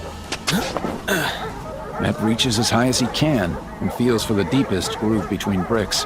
He wedges his fingers in, but there's no way to tell whether the grooves are deep enough to hold his weight. Nothing else for it. He makes sure his fingers are lodged as tight as they will go and takes the weight off his feet. Pain stabs through his finger joints. He manages to hold on, just. He pulls out his left hand. His right shoulder and elbow scream in pain. He tries to ignore the pain and pulls himself higher, wedging in his left hand. Then he releases the right, moves it higher, and repeats the process.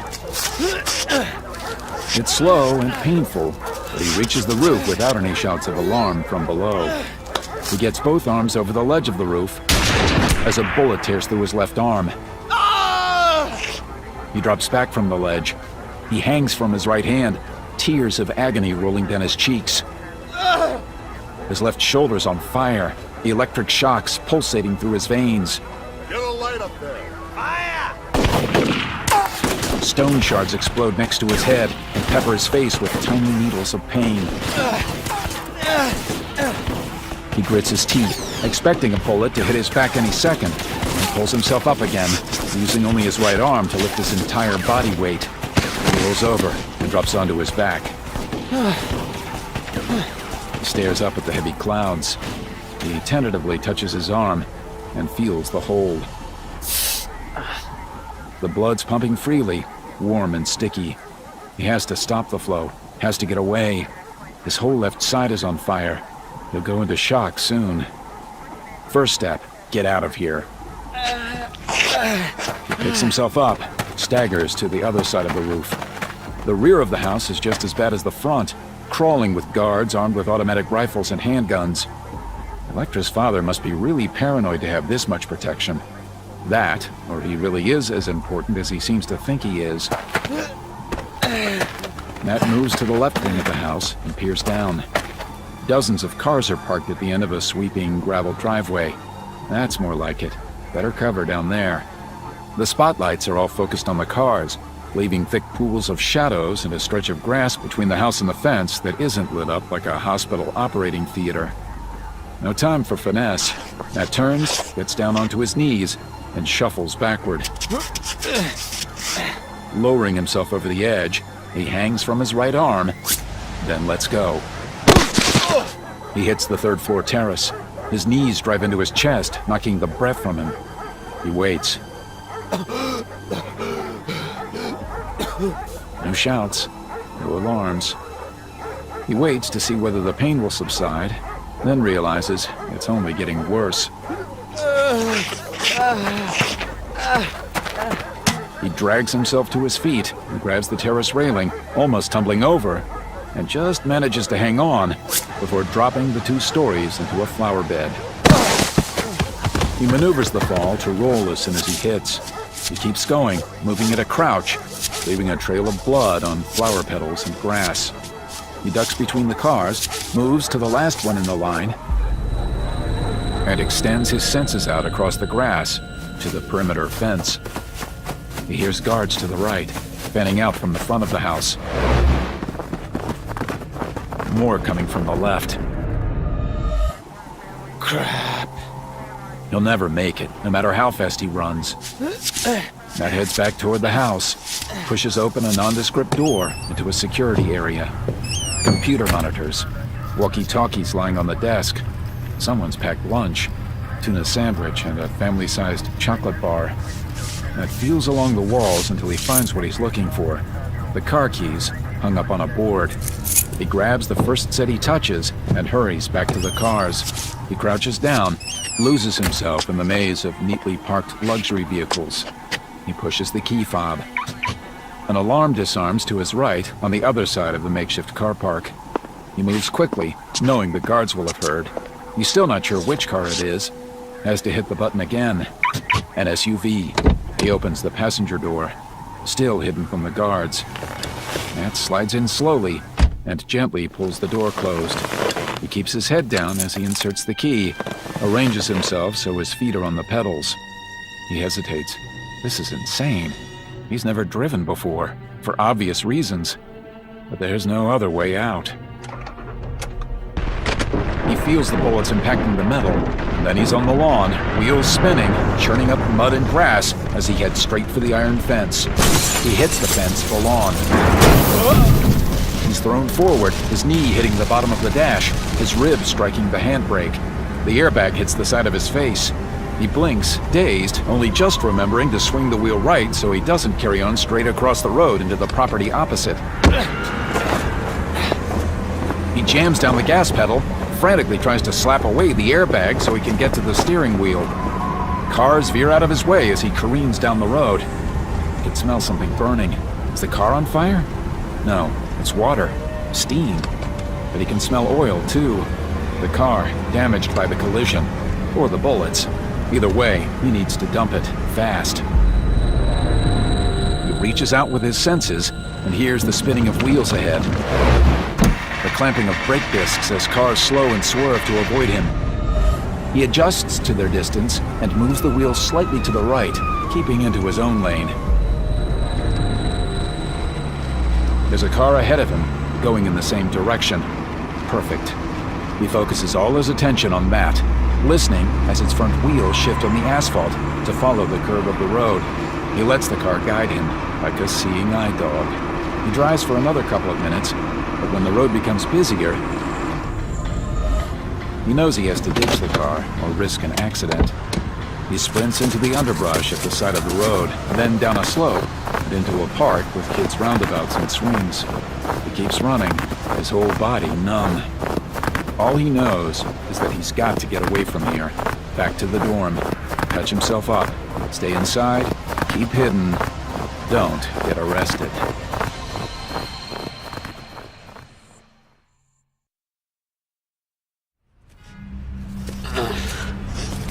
Matt makes it back into town, although he's not sure how.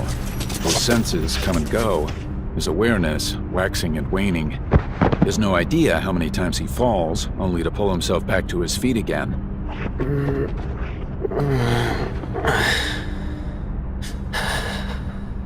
He's sweating, freezing. Blood still flows down his arm, drips from his fingertips. He crawls deep inside himself, trying to shut away the pain. Through waves of agony and nausea, through blasts of clammy, icy cold, through surges of intense heat and fever, he struggles to hold on to his concentration, to find the strength he needs. Until finally, he's back in the dorm. Empty. Nobody's still up to see him.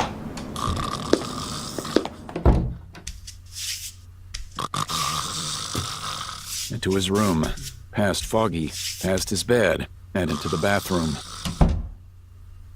He leans over the sink, dripping blood down the drain. Clean the wound. Stay conscious. Stop the bleeding. It's a simple mantra. Clean the wound. Stay conscious. Stop the bleeding. And he repeats it over and over, while he fumbles one-handed in the medicine cabinet for bandages and antiseptic. Stay conscious. Stop the bleeding. Two of the most important things in his life right now. Fail at either of them, and he knows he's dead. Stay conscious. Stop the bleeding. He tentatively prods the back of his arm. He finds the exit wound and almost collapses with relief. The bullet isn't lodged inside. No need to go to the hospital. He uses teeth and fingers to wrap his arm, awkwardly, pulling the bandage tight against the wound. He's lightheaded, exhausted. He pops a few painkillers, strong ones, and leans against the sink. Stupid, stupid, stupid. He let his emotions get in the way again, and it almost got him killed. When will he learn? He splashes water on his face. His nose has been filled with the smell of his own blood and fear. But now, as he wipes his face clean, he catches another scent. Jasmine and citrus. You're going to stand there bleeding on the floor? Or do you want me to rinse you off?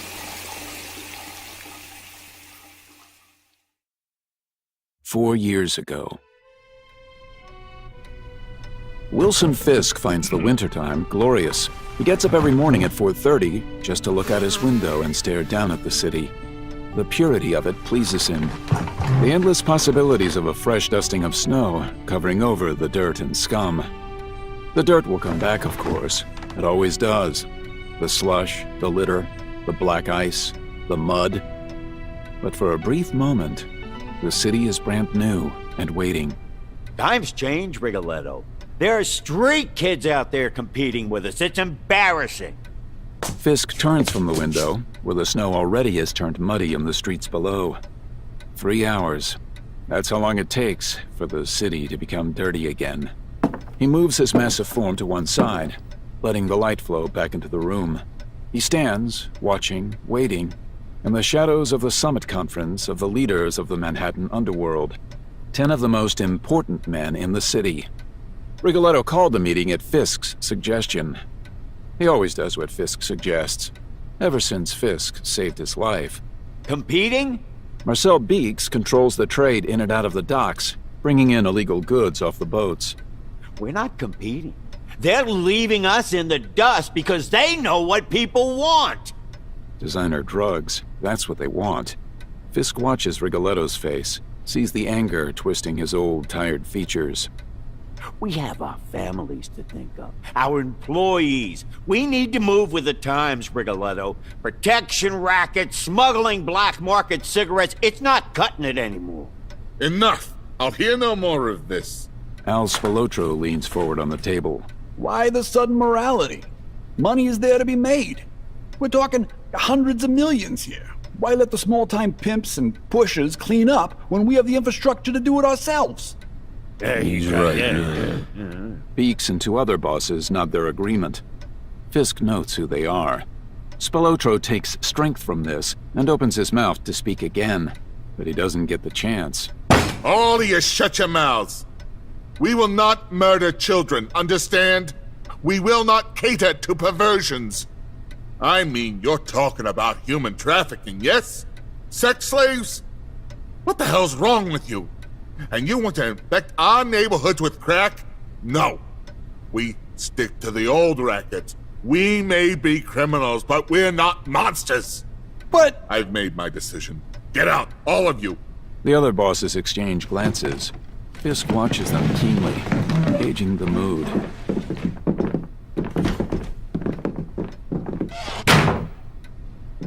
Fisk. Why do the times have to change? Why can't things just stay the same? They would give away our old traditions, our honor. And for what? A quick buck? Our own families live in these cities. Our kids go to the schools. He takes a sip of his espresso. If they would have us turn this city into hell on earth. Child prostitution, designer drugs, slavery. Child prostitution, designer drugs, slavery. These things are the way of the future. What? Rigoletto starts to turn in his chair, but Fisk steps up behind him and grabs his head in his massive hands. What are you doing? Rigoletto tries to pry away Fisk's fingers, but he's old, weak.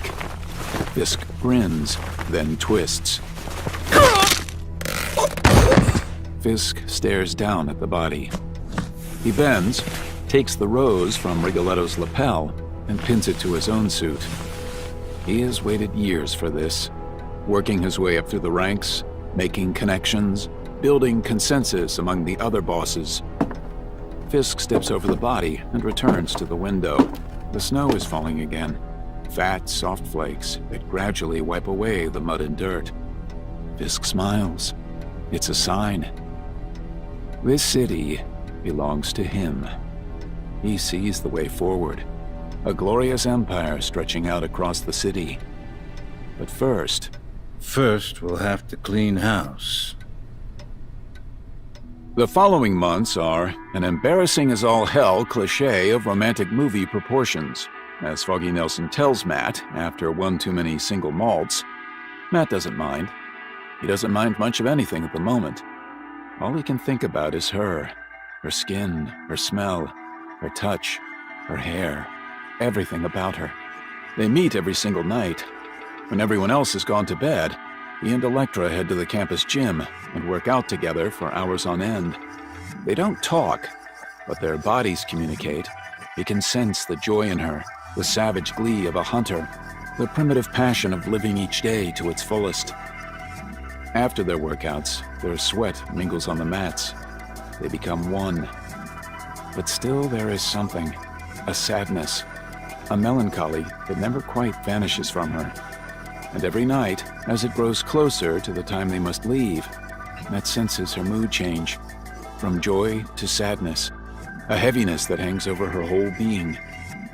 During those last moments, the arrogant, cutting woman he's falling for is gone, and she becomes a stranger. A rise through darkness, like swimming up from the depths of the ocean, something drawing him, something that shouldn't be. Danger. A touch, a piece of wood resting on his exposed throat. You never did listen, did you? Matt awakens fully, tenses. The wood presses deeper into his throat as he lies in bed. Stay away from her. Matt knows that voice. Stick. Matt tries to sit up, surprised questions forming on his lips, but Stick pushes a long pole up against his Adam's apple and forces him back down. Don't talk. Just listen. She's evil. Understand? Poison. She's on her way to hell, and she'll drag you down with her. It's bad enough you failed me, but I won't have you joining the enemy, too. I'll kill you myself before I let that happen.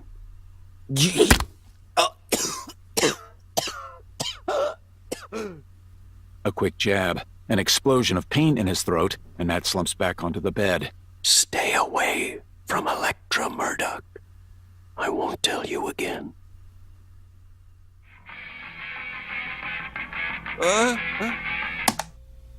When he wakes the next morning, he still can't figure out why Stick said what he said, why he was here in the first place. Electra isn't evil. She's mixed up, sure. Complicated? Hell yes. But evil? No way. Uneasily, Matt massages his throat. It's tender, but there's no bruise. And who the hell does Stick think he is, anyway, appearing in Matt's room like that, ordering him around? What Matt gets up to is none of Stick's business. Not after he abandoned Matt like he did. Even so, when he meets Electra next, he suggests that they go away. Just the two of us. A romantic trip? To the mountains. I want to ski. Sure. We can go to the mountains. Anywhere, just to get away from the feeling he's being watched.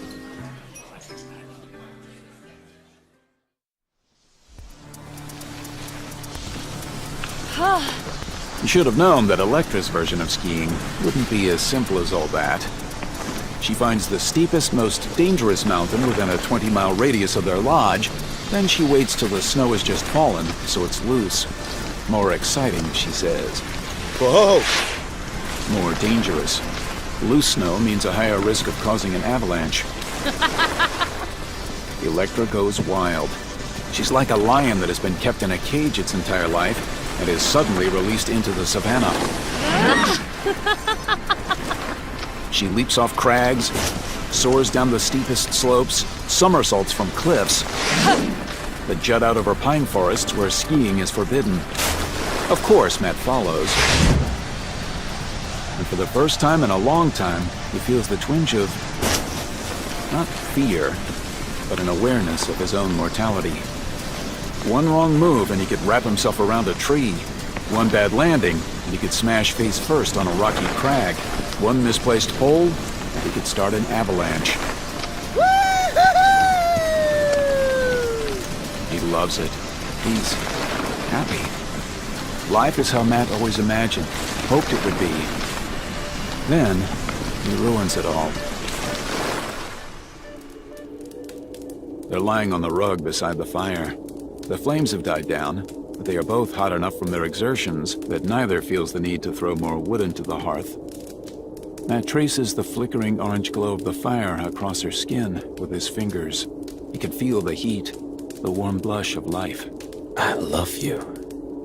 3 words he instantly wishes he could take back. She doesn't react, doesn't move, doesn't say anything. He tries to ignore it, but the longer her silence stretches, the more he curses his stupidity. Electra? You don't even know me, Matt. Not really. I do. Of course. You don't. You know I killed 5 men last week? You think I'm joking? Of course you are. I don't deserve love, Matt. Never have. Everyone deserves love. Not me. Not after the things I've done. She rolls away from him and sits up, her knees drawn to her chest as she stares into the flames. If I could have stopped myself falling for you, I would have. Why? Why would you want to stop yourself feeling happy? Don't you listen? I don't deserve it. I can't be happy, Matt. They won't let me. Who? Who won't let you? People get hurt around me. Matt feels a chill at her words. Oh, please. He sees a flash of the woman falling from the window. Tries to shake it off. You're talking crazy. Crazy? That's exactly right, Matt. I'm crazy. I was kidding. I didn't mean... She turns to him, puts a warm hand on his cheek. I know you didn't. But it's still the truth. I hear voices. What kind of voices? In my head, they talk to me. Tell me to do things all the time, non-stop. screaming in my head. The only time I can shut them up is when I do crazy stuff. Voices? Matt wonders whether she's being literal, like schizophrenia. He doesn't know whether he can ask. Instead, he waits for her to carry on. They started when I was younger. Actually, you know what? Forget it. Forget I said it. Electra. No, I'm tired. She puts her head down on the rug, and she's instantly asleep. Matt sits there, the heat of the fire on his face, his fingers gently resting on her arm.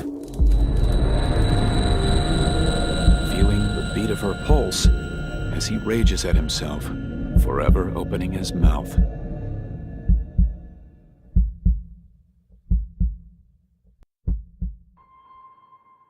Every day since the night at that lodge is like extra time. Matt knows it's over, can feel it in the pit of his stomach. He sees her a few times after they return, but he can feel she's pulling away from him, and the more he reaches out to try to grab hold of her, the faster she slips away. So all he can do is leave her alone. Try not to pressure her, and hope that the end doesn't come. It does. On a day so cold, it turns tears to ice. Matt, my father, he's dead, Matt. What? How? What happened? Someone broke into the house. I'm not sure. I heard voices. Where are you? At the airport. Dad's private jet. I'm going away. Wait, don't go. I have to, Matt. I can't stay here anymore. Please, just not until I've seen you. Let me at least say goodbye. All right.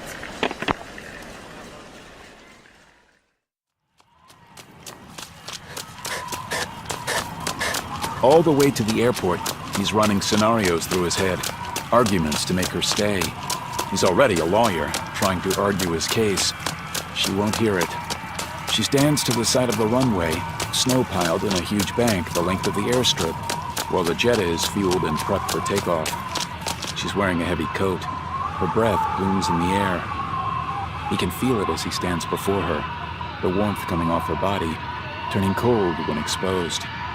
Don't try and talk me out of it. Why? If you'll just... No! Don't you see? I'm not meant to be happy. This is my punishment. It's not... It is!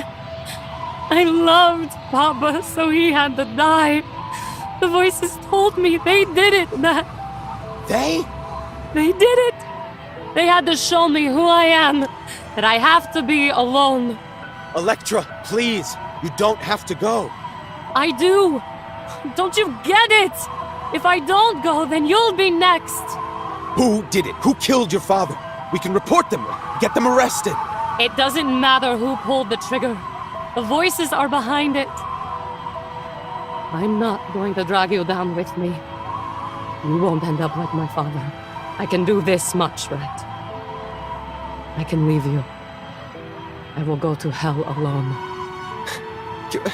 You're not going to hell.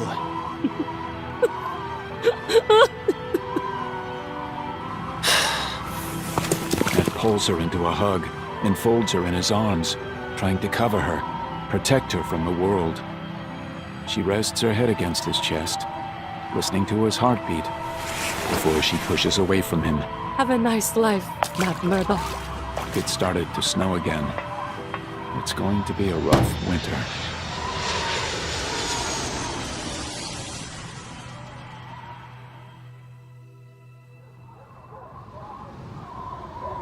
Larks has a mission, and it's one for which he's well suited. One he feels he's been in training for over the past decade. All the killings, all the deaths, they've been leading to this. One night to set up a new beginning. He feels a twinge of excitement as he stands before Al Spillotro's house. It's a double-story building, old-fashioned, gabled roof and a small, well-trimmed garden out front. Expensive, classy, not what he expected of the old guy. The night is freezing cold. Lark's breath clouds the air before him, trailing back over his shoulder as he crosses the street. He slows as he approaches the gate and glances around.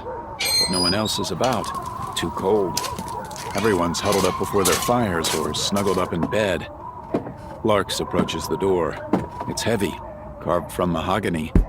He knocks and waits. No answer. Larks slips around the side of the house, making sure his footprints aren't visible, then leans up against the wall where he can keep a watch on the front gate. He could just break in and wait inside. Larks knows Spilotro isn't married, so there would be no one home to deal with, but this seems more fitting. A hint of discomfort before he gets to indulge.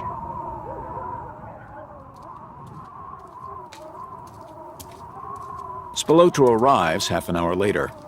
Lark's teeth are chattering. His fingers, even in leather gloves, have gone almost completely numb. He sees Spilotro walking up the path.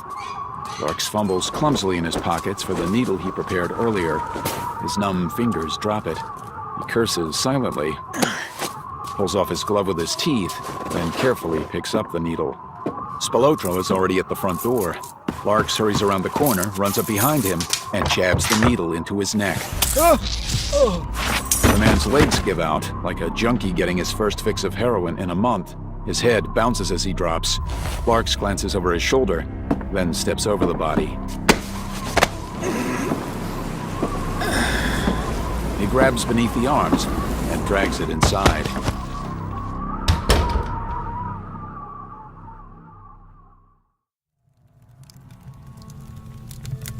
The first thing Larks does is get a fire going. He builds it high, then stands before the flames while his fingers thaw out. He uses the cords from the curtains to tie Spilotro into a leather chair on one side of the fireplace, and pulls up an identical chair for himself and places it opposite. It's a nice front room, thinks Larks. Expensive furniture, polished wood, a well-stocked liquor cabinet. Larks pours himself a brandy, something to help banish the last vestiges of chill. He takes his drink and sits down to wait for Spilotro to wake up, sipping slowly and letting the warmth seep through his body. By the time he finishes the drink, Spilotro is coming out of his drug-induced sleep. Larks rests his arms on the chair and waits. What? Spilotro's eyes flicker open. He blinks, glances in confusion at the fire. He tries to move and realizes he can't.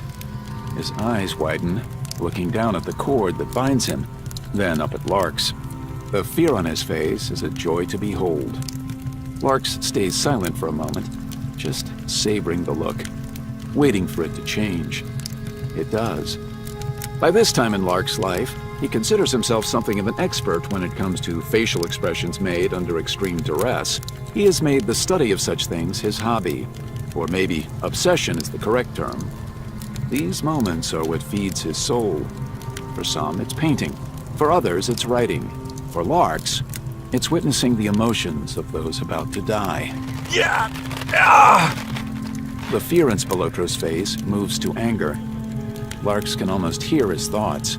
My home. This bastard has invaded my home. I'll kill him. Then the expression shifts to thoughtfulness. How can I get out of this? There must be a way. His eyes move around the room, searching for something that's not there. Then comes a moment of disbelief. He's stuck here. And the realization, he is in a hopeless situation. Cunning comes next, thinks Larks. He'll try to bargain his way out. I don't know what's going on, but if Rigoletto thinks I'm disloyal, he's wrong. I can pay. Name your price.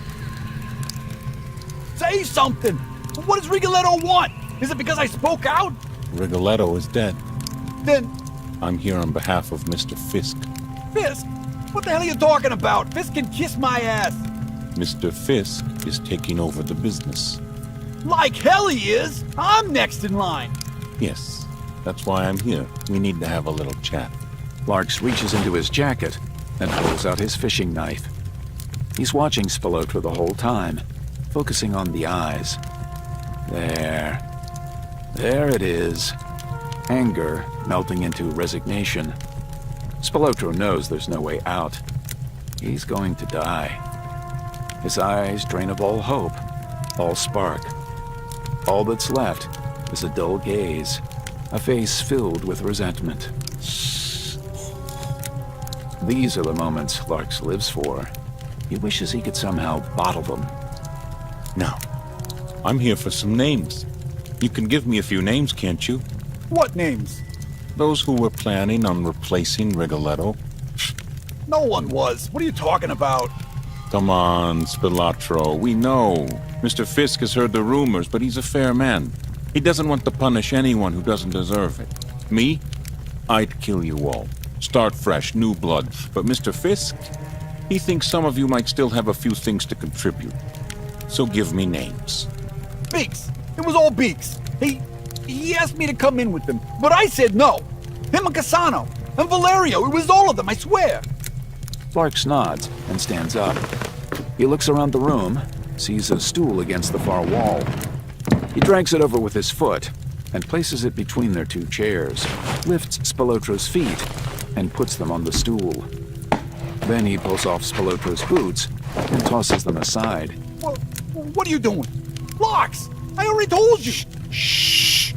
Using the last of the curtain cord to tie Spilotro's feet to the stool, Larks picks up his knife again. Spilotro flinches back into the chair as Larks turns the blade slowly, the firelight glinting off the metal. I think a lot. I have this little room with a skylight. I lie there and I think about stuff. Recently, I've been wondering about torture. You know what I've been wondering? No. I've been wondering if torturing the mind would be a lot more effective than physical pain. You know what I'm talking about? Whether watching something happen to your body but not feeling the pain is more terrifying than the pain itself. The pain you expect, you anticipate it, but nothing? When it should be there? Scary, I'd have thought. Lark stabs his knife through the sole of Spilotro's foot. The point slides out the other side as Spilotro tries to jerk his foot away. See? Spilotro stares at his wound with a pathetic, puzzled look on his face. That would be the drug I injected into you. It cuts off pain impulses. Larks prods the foot with the point of the knife. Now, Spilatro, we'll come back to my experiment in a moment, but are you ready to tell me who's involved? Spilotro's eyes reluctantly flicker up from the blood leaking out of the wound in his foot. His eyes are wide, tears coursing down his cheeks. What? The conspiracy against Rigoletto. Names. I already told you! Thing is, I'm not sure I believe you. Tell you what. Larks grabs Spilotro's wounded foot, pushes it down against the stool, and slices off all 5 of his toes. Larks stands up, watching curiously. Spilotro sounds like he's in pain, but he isn't. It's impossible. Which means his mind is filling in the blanks. Larks squats next to Spilotro's chair. The man's eyes are fixed on the 5 toes, lying in little pools of blood on the floor. Spilatro, look at me. Good boy. Does it hurt? I mean, really hurt? What are you feeling? You're insane! Insane? Larks stands up again. He paces back and forth, thoughtfully. Funny you say that, because I have wondered. But no, I don't think so. I'm different, sure. But that's just because I know who I really am. You're a psychopath! No, I'm a sociopath. There's a difference. Now tell me who's involved. Beaks! Cassano! Valerio! The others were too scared! Spilotro's foot is pumping blood onto the wooden floor. He isn't going to last long. But Larks thinks he's telling the truth. He leans forward and pulls the blade across Spilotro's throat. Spilotro's eyes go wide. Larks leans close, holding his gaze. The last thing he sees. Larks watches Spilotro's eyes as he slips away, waits for the moment that the life fades.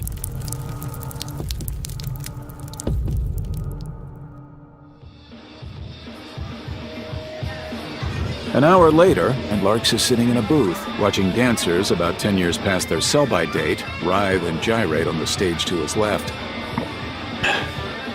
He sips his wine and thinks about the future.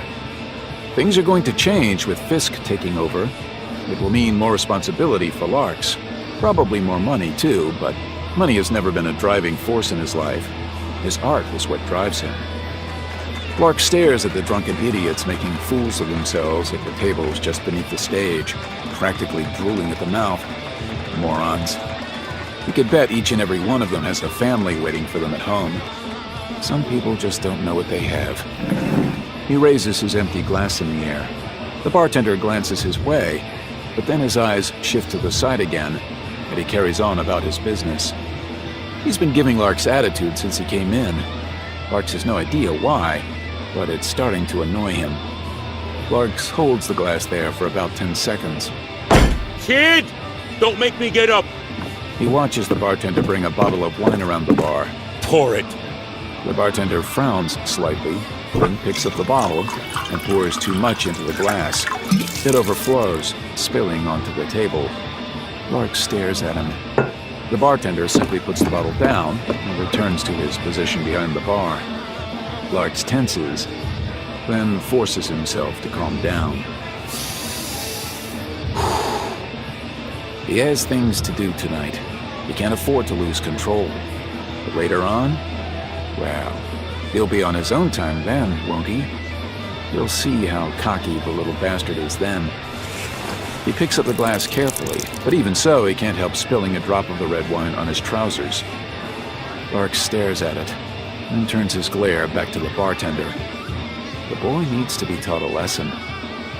Lark's fingers curl around the neck of the bottle. He hefts it to feel its weight. Heavy. Good. Good quality glass.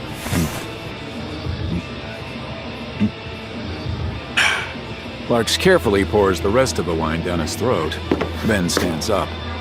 He holds the bottle low and steps up to the bar, making sure the bartender can't see his hand. He waits until the boy is finished serving his customer, then gestures for him to come closer. The boy comes, reluctantly. Larks bares his teeth in a grin. He's about to grab the kid by the shirt and slam his face into the bar top when a figure appears from behind him and steps behind the bar. Valerio. He doesn't even glance their way as he opens a door that leads into the back offices and disappears from view. Your lucky day, son. The bartender glares at him, then moves off to serve a customer. Larks waits till his back is turned, then slips behind the bar and follows Valerio. He finds himself in a narrow corridor. Aluminum beer kegs are stacked against the wall. 3 doors lead off from the hallway, and opposite Larks is a flight of stairs. Larks checks the first door, a storeroom. The next room is empty, so Larks moves on to the last. He pauses outside the closed door, listening. He can hear movement inside, the shuffling of papers. Valerio sits behind the desk in a small office, going through some files. Larks, what are you doing here? What do you think? I don't know. That's why I'm asking. I talked to Spilatro. Did you? Good for you. He told me everything. About what? About your little conspiracy against Rigoletto. Ring any bells? I have no idea what you're talking about. Larks suddenly throws the wine bottle. The base of the bottle smacks into Valerio's face. Blood sprays onto the desk. Valerio clutches at his ruined nose. The bottle has landed on the desk, unbroken. Larks is a bit surprised at this. He was sure it would shatter in Valerio's face. Tell me who is involved, Valerio. Valerio is blowing bloody snot all over his desk. Come on, man, that's disgusting. Just tell me and we can get you to the hospital. Spilatro! I know that. Who else? Beaks! Good. And? Cassano! And? That's it, I swear! Larks nods. Spilatro was telling the truth after all. Larks steps forward and picks up the bottle.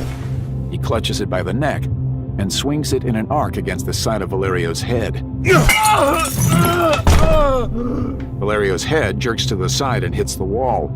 His eyes are bulging. He staggers upright, turning his horrified gaze on Lark's, and steps around the desk, but his legs give out. He drops to the floor, and his face smacks straight into an empty keg. Larks winces at the sound. Valerio? Larks prods him with his boot. Nothing. Larks leans down, using two hands to pull Valerio onto his back. A long glass shard is buried deep inside his head. Valerio, you silly boy. That was careless. The bartender walks in and freezes mid-stride when he sees the body on the floor and Larks leaning over it. Larks straightens up and grabs hold of the kid, jerking him inside. Not so cocky now, are you?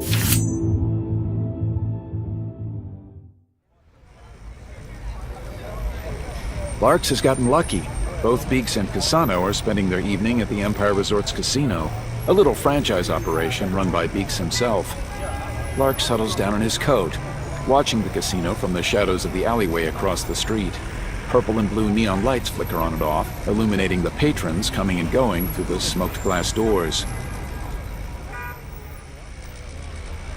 He waits till it's late, till there are no more than a few customers inside.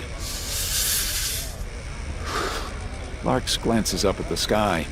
Heavy clouds are moving in to blot out the brittle winter stars. It'll snow again soon. He should get on with it. He picks up the leather satchel at his feet and crosses the street, slipping into the alley along the side of the casino. He doesn't need to break in. He doesn't need to torture them for information. He already knows they're the last two who wanted to turn on Rigoletto. Once they're out of the picture, Fisk can face the new day with a group of loyal lieutenants. A fresh start, just what the organization needs. Larks stops beneath the first window he comes to and lays his satchel on the ground. He yanks open the drawstring, pulls out 2 bottles filled with gasoline, and stands them up against the wall. Then he takes out a lighter and touches the flame to the cloth sticking out of the first bottle. Larks picks it up and throws the bottle. It soars through the air, trailing smoke and flames. Fiery liquid sprays up and out in all directions. Lark feels the heat even from where he's standing. He quickly lights the second bottle and throws it against a different wall. Flames spill over a desk and crawl up empty bookshelves. Larks grabs his satchel and walks around to the fire door. He pulls a chain out of his bag and loops it through the handles, then padlocks it shut. He retraces his steps to the front of the alley and peers into the street. He's exhausted. He needs rest after tonight's work. He takes the last chain and secures the front doors, and then hurries along the street.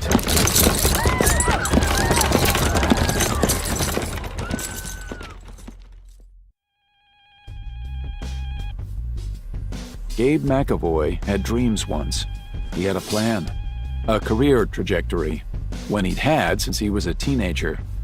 His favorite movie is still All the President's Men. Redford and Hoffman. That movie is what made him want to be a journalist in the first place. He wanted to be the kind of reporter who cracked open a scandal, something big, something that ensured his name would be remembered for decades to come. But that's the thing with childhood dreams. You have to give them up. Bury them so deep they only surface at 2 in the morning after a bottle of whiskey when you're playing that old mixtape from high school that you found in the back of your closet. Still, at least he actually became a reporter. That's something, right?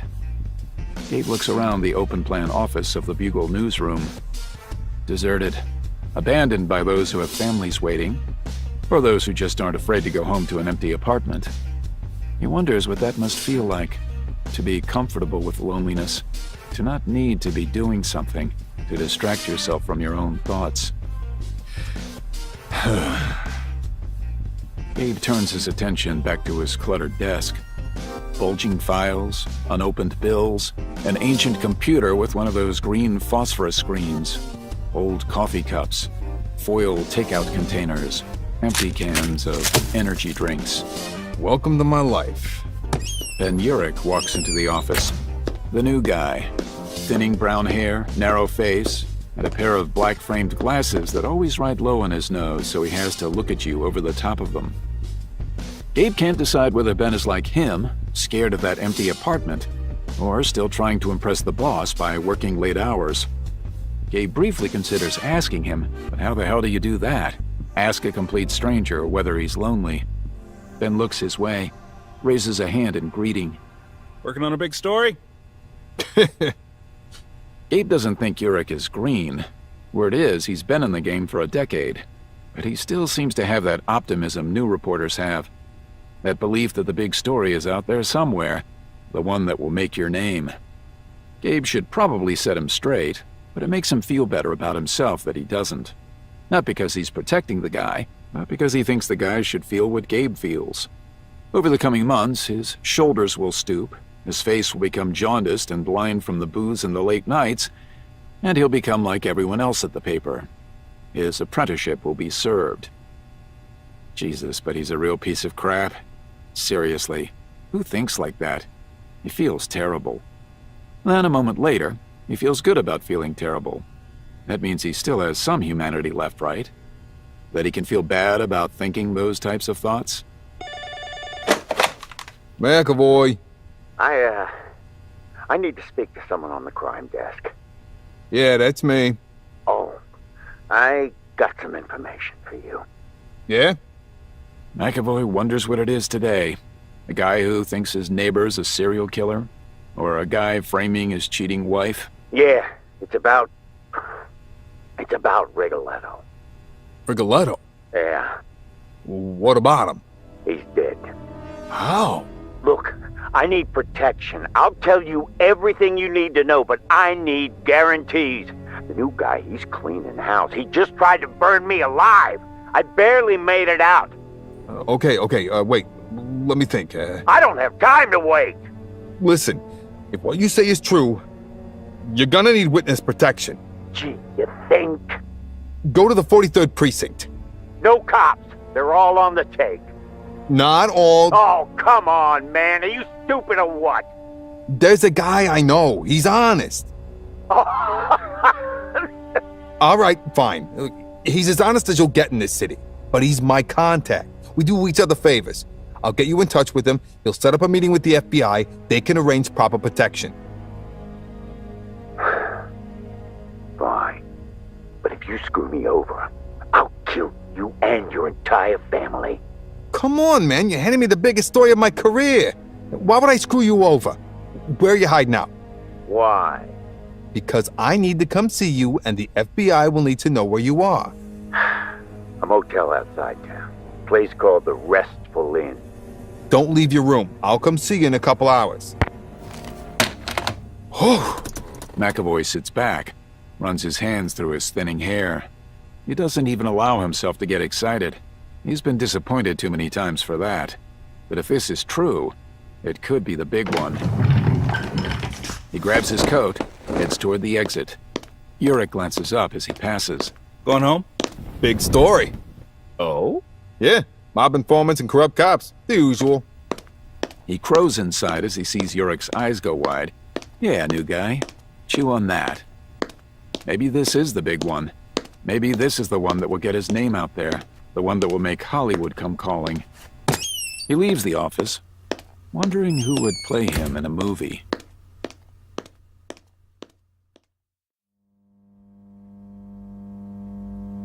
So, Detective Slattery leans back in his chair. McAvoy is convinced it's about to snap under his weight. you're saying this anonymous caller wants to turn against Rigoletto? No, Rigoletto's dead.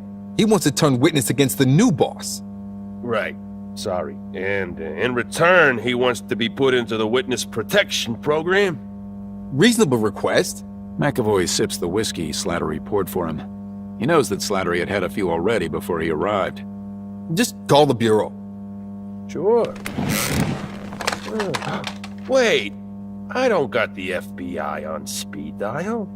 It's smart ass. There has to be procedure for this kind of thing. I could have just got the story from him and ran it in the papers, you know. I came to help you out. You're in from the start. It'll make your career. Fair enough. And you're right. There are procedures, but I have to speak to my boss. He'll have to speak to his boss. Yada, yada, yada. So what are you saying? You can't help? I can. But in the morning. Give me the details you have, and I'll send it up the chain so it's handled first thing. This is big slattery. Don't mess this up. Hey, why would I?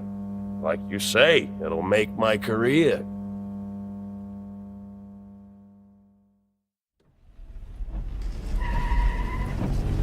McAvoy arrives at the motel outside the city.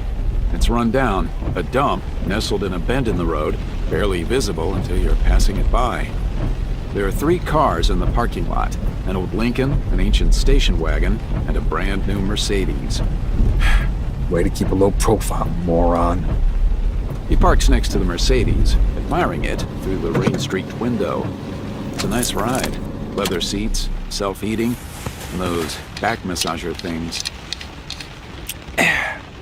Gabe takes a mouthful from his flask to steady his nerves and make sure he has the tools of his trade. A digital recorder, check. Gum to get rid of the whiskey breath. Right. Check. He pops the gum into his mouth. It's barely 3 steps to the door, but he's soaked through by the time he gets there. He shakes off the rain. He's 47 years old and still doesn't own an umbrella. What's that about? How the hell is he going to get off his ass and actually buy the stuff he really needs? Like umbrellas and dish towels. Adult stuff. It's me! McAvoy! Hey! Open the door! You called me, remember? I'm the reporter! The door opens, revealing dim light from inside the room. Odd shadows cast across the walls. As the door swings wider, he sees why. The bedside lamp has fallen to the floor. His eyes snap to the body before his brain realizes he's in deep trouble. A figure appears in the door, tall and thin. McAvoy only has time to think, Slattery, you bastard.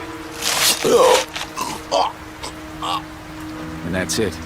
The blade bites deep, severing the carotid artery and digging into the muscle behind his Adam's apple.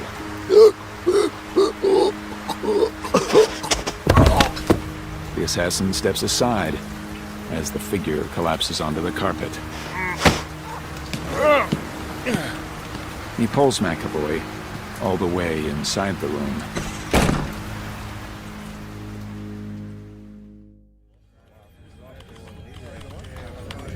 The office is buzzing when Ben Urich arrives for work the next day.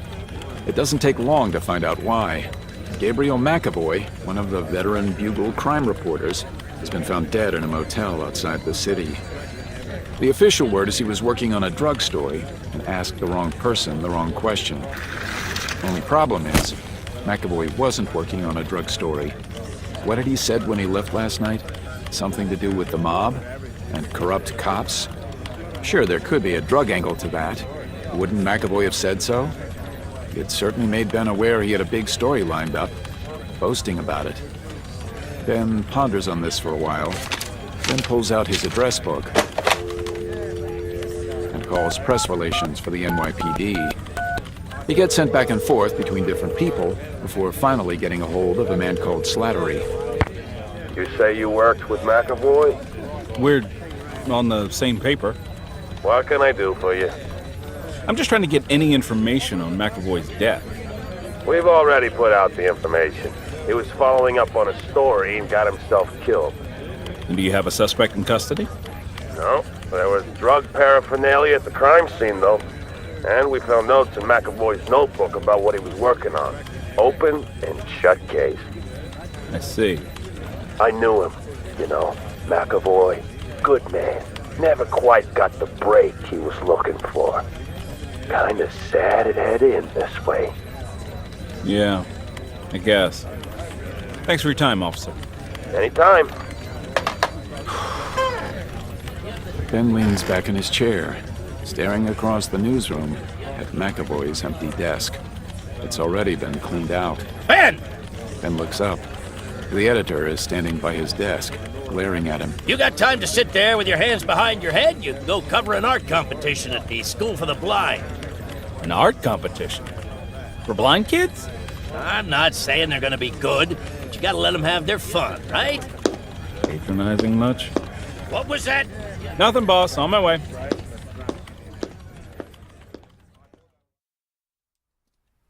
3 weeks ago. It's been years since Matt has been back to the city of his birth. He doesn't particularly want to be here now. Bad memories have a habit of latching on and not letting go. He doesn't have a choice. His boss at the law firm in Boston insisted. Look, I honestly don't give a damn if you want to go or not. You're on your way to becoming a junior partner. That means you do the grunt work. Besides, it's your home turf. You know the scene.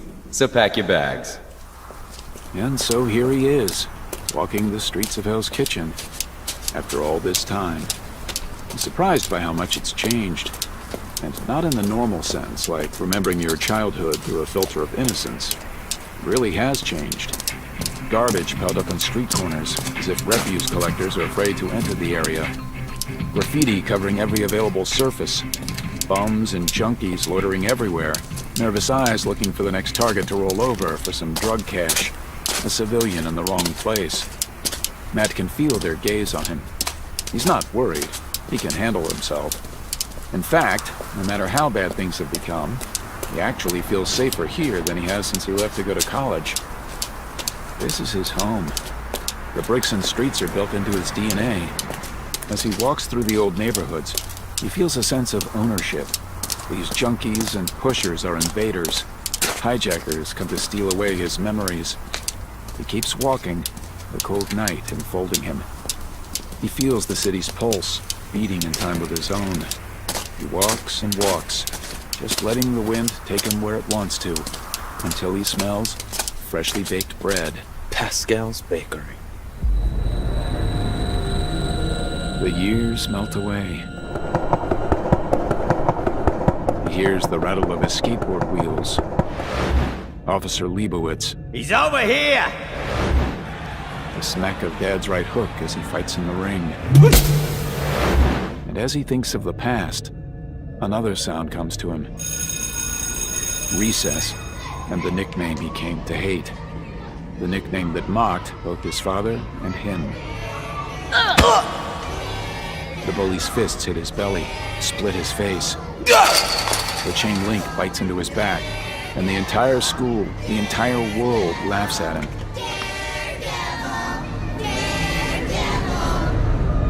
Hey, blind man. What you doing out here? It's dangerous at night, man. Matt doesn't move. He let his memories overwhelm him, distract him. Stupid. He knows the tone of that voice, the arrogance, the cruelty. Funny how things work. Here he's thinking about bullies, and the universe delivers one right to him. The more things change, he smiles, turns around. You got nothing to smile about, blind man. I don't know about that. You crazy, man? You gonna die here. Is that right? Matt spreads his legs slightly apart and balances lightly on his feet. I suppose I should say, just for form's sake, you understand, that I don't want any trouble.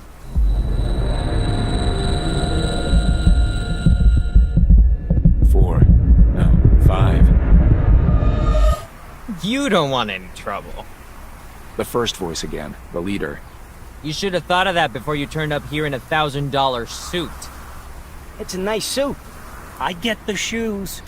His attackers approach, but there's only one sound echoing around in Matt's skull. Over and over.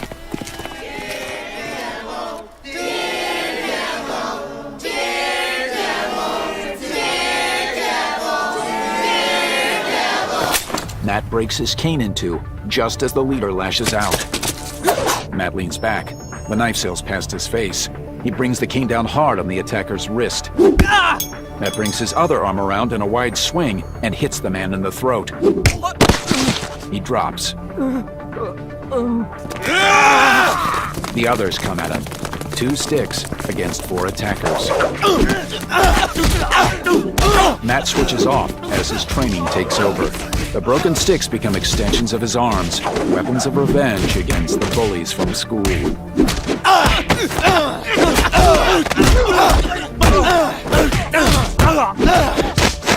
Bones break.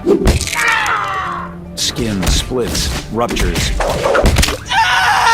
The sticks rise and fall, then break apart. He drops them and goes to fists on skin, the primitive slap of survival. He kicks, gouges muscles, uses his elbows, all the while hearing the hated taunts in his head. He turns in a circle, surrounded by groaning bodies. The leader is trying to crawl away. Matt leaps over the others and grabs his hair. No! Please!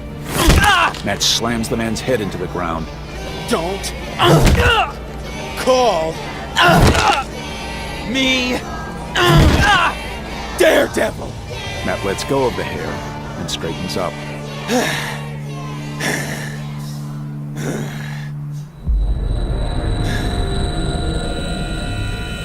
The surroundings shift, the sound of the city flooding back in.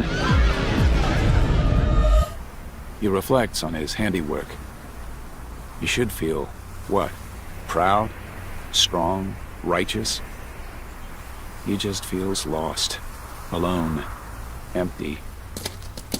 He leaves the side street and stumbles on into the night, trying not to think about what he's done.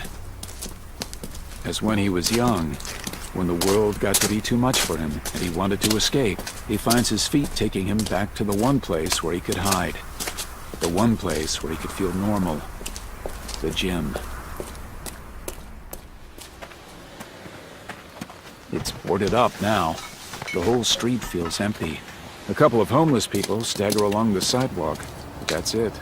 He moves around the back of the building and pulls the boards off the locker room windows, just like he did when he was a kid. The wood, filled with rot and termites, disintegrates at his touch. How long has the gym been abandoned? Dust clogs his nostrils as he climbs inside. But beneath the dust, beneath the sense of emptiness, he can still smell sawdust and sweat. Or is that just his imagination? Whatever it is, the gym calms his racing heart, brings him back to himself. He can almost hear a young boy hitting the punching bag, his fists pummeling the leather like machine gun fire as he tries to work off the frustrations of his life. But all that is buried in the past now, like his father, like Matt's ski mask, and the nightstick he stole from Officer Leibowitz. Matt moves through the locker room and out into the gym. He senses the space around him, as dark as his own vision. He walks toward the ring, reaches through the ropes, and rubs his hands over the dust-covered canvas. He grips the ropes, feels them rough against his palms. It's at this moment that he realizes he's not alone. There's another heartbeat, rapid, frightened. Matt straightens slowly and turns toward the sound. You can come out. I won't hurt you. He can almost hear the voice as the nervous breath slides over a windpipe. Young, a girl. The creak of wood, rubber stretching. Matt's hand snaps up and grabs the ball bearing inches from his face. The hell you do that? He was right. A girl, about 15, 16. She moves forward. He can feel her stare. Why you wearing shades? You realize that's pretty sad, wearing shades at night. You think it makes you cool? Because it really doesn't. Makes you look like an old man trying too hard. I'm blind. Seriously? Matt is amused to hear there's no embarrassment there. My bad. Sorry, man. It's fine. So, you still got your eyes? Yeah, I've still got my eyes. What happened? Were you born that way? You ask a lot of questions. I'm young. I'm supposed to. So, were you born that way? No. It was an accident. What kind? The kind of accident I don't want to talk about. What's your name? Mickey. Like the mouse? Gee, that's such an original joke. I've literally never heard that before in my life. What's yours? Matt Murdock. What are you doing here, Mickey? This is my place now. I don't have to answer to you. You own the gym?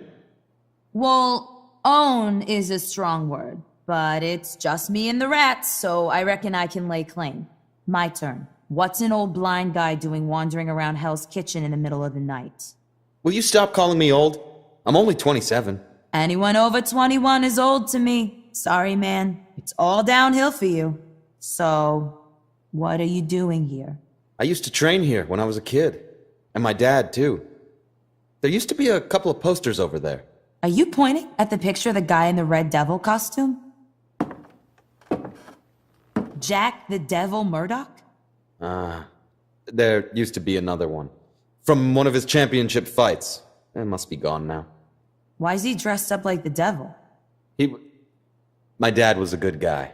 And a good fighter, but there was a time when no one would step into the ring with him. Why? Because of who he worked for. Fighting was all he had. It was his life. So he took whatever jobs he could, no matter how bad they were. Matt turns to face the poster. He can remember it well. His dad dressed in a red leotard and cloak, a big D on his chest. That's where the bullies got the nickname they gave me. They called you the devil? Daredevil.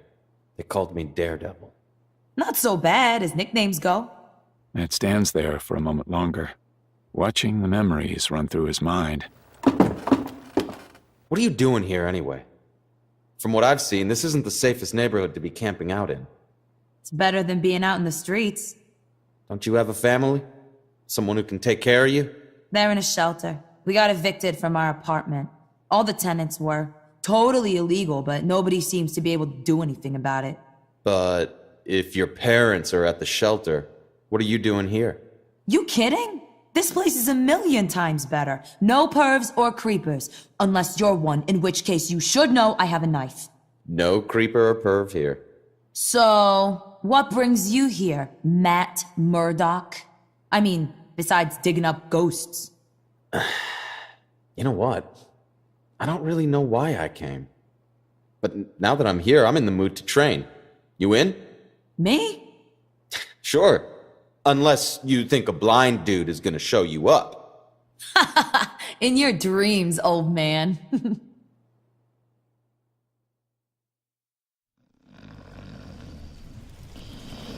Ben Urich likes his sleep. No, scratch that. He loves his sleep. It's the only time he can stop his brain from working overtime. Stop the thoughts racing around his head like caffeine-addicted hamsters on wheels. The only time he can just let go. If he doesn't get his sleep, he gets incredibly irritable. So getting woken up in the middle of the night? Not his favorite thing. What? He checks the time. 3:43 a.m. My friend, you better make the reason you called me at this time an amazingly good one. I'm talking North Korea just launched a nuke at South Korea good. It's me, Decker. Ben straightens up on the bed. Decker is his contact on the force. What's up? You should get down to the 45th precinct, now. Why? What's going on? Just get down here, unless you want to miss the biggest story of your career. Ben feels a twist of excitement in his stomach. Decker doesn't exaggerate. If he says it's a big story, then it's a big story.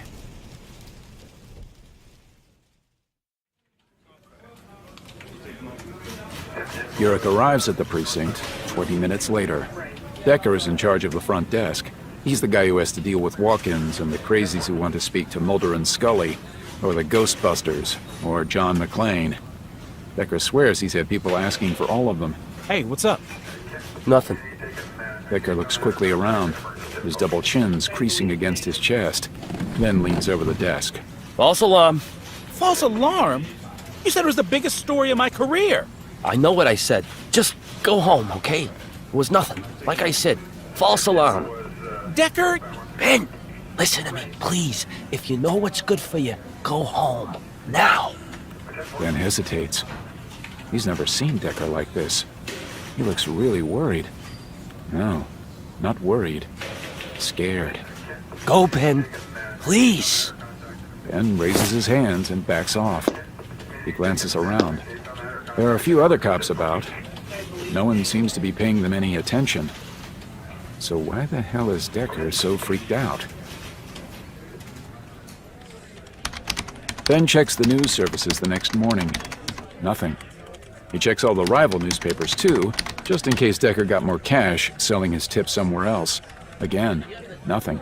He leans back in his chair, and stares up at the pencil sticking into the polystyrene ceiling tiles. This doesn't smell right. When Decker called, he had a story for Ben. But by the time Ben got to the station, things had changed. Someone got to Decker. Someone with power. A celebrity's lawyer? Nah, Decker wouldn't care about that. And what? Decker has always been reliable. He once passed a story to Ben at his last paper about a fellow cop he'd found out was on the take. Decker couldn't report it because cops don't do that to each other, but he slipped a note to Ben. That story got Ben his current job. No, something else is going on here. Ben's going to find out what. Ben knows where Decker drinks, a bar on the Lower East Side called Finnegan's Wake. He waits till he figures Decker's been there for an hour or so, then heads inside. Two more whiskey. Ben slides onto the stool next to Decker. How you doing, Decker? I was doing great. I was into my 5th whiskey. I was forgetting about work. Life was good. Then you turned up. Thanks a lot, Ben. I'll leave you to your drinking. Just tell me who was brought in last night. No one. I told you. Yeah. Funny thing, I don't believe you. And I'm not leaving till you spill. You realize you can't run the story, right? It never happened. There's no paperwork. No paperwork about what? There was a shooting last night. Some junkie got gunned down in the middle of the street. A cop was driving past, saw the whole thing. I don't get it. Why isn't there any paperwork then? Open and shut case. Because as soon as the perp was identified, all hell broke loose. Who was the perp? You know Councilman Boyd? Ben looks at Decker in surprise. Everyone knows who Councilman Boyd is. He used to be a detective in the NYPD, but decided to pack it in and move into politics.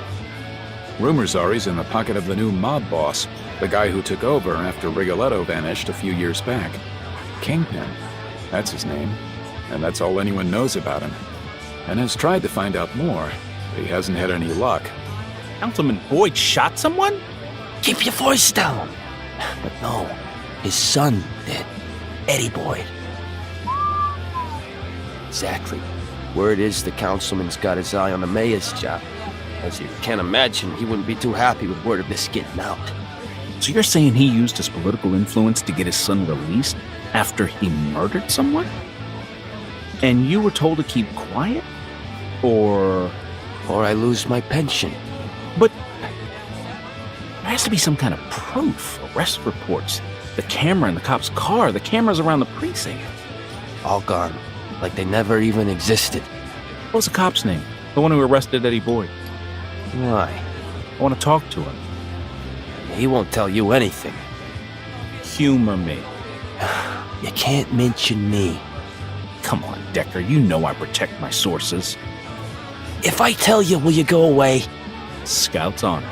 Fine. His name's Daryl Barton. Thanks.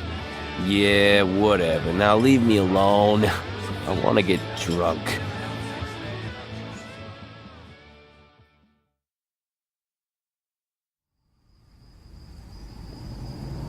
Ben could wait until morning before following up on Decker's info, but he's feeling the fire in his belly.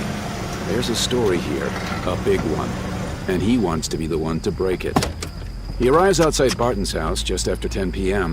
It's a tiny building with paint peeling from the wood and a scrubby lawn. There are lights on inside. No answer.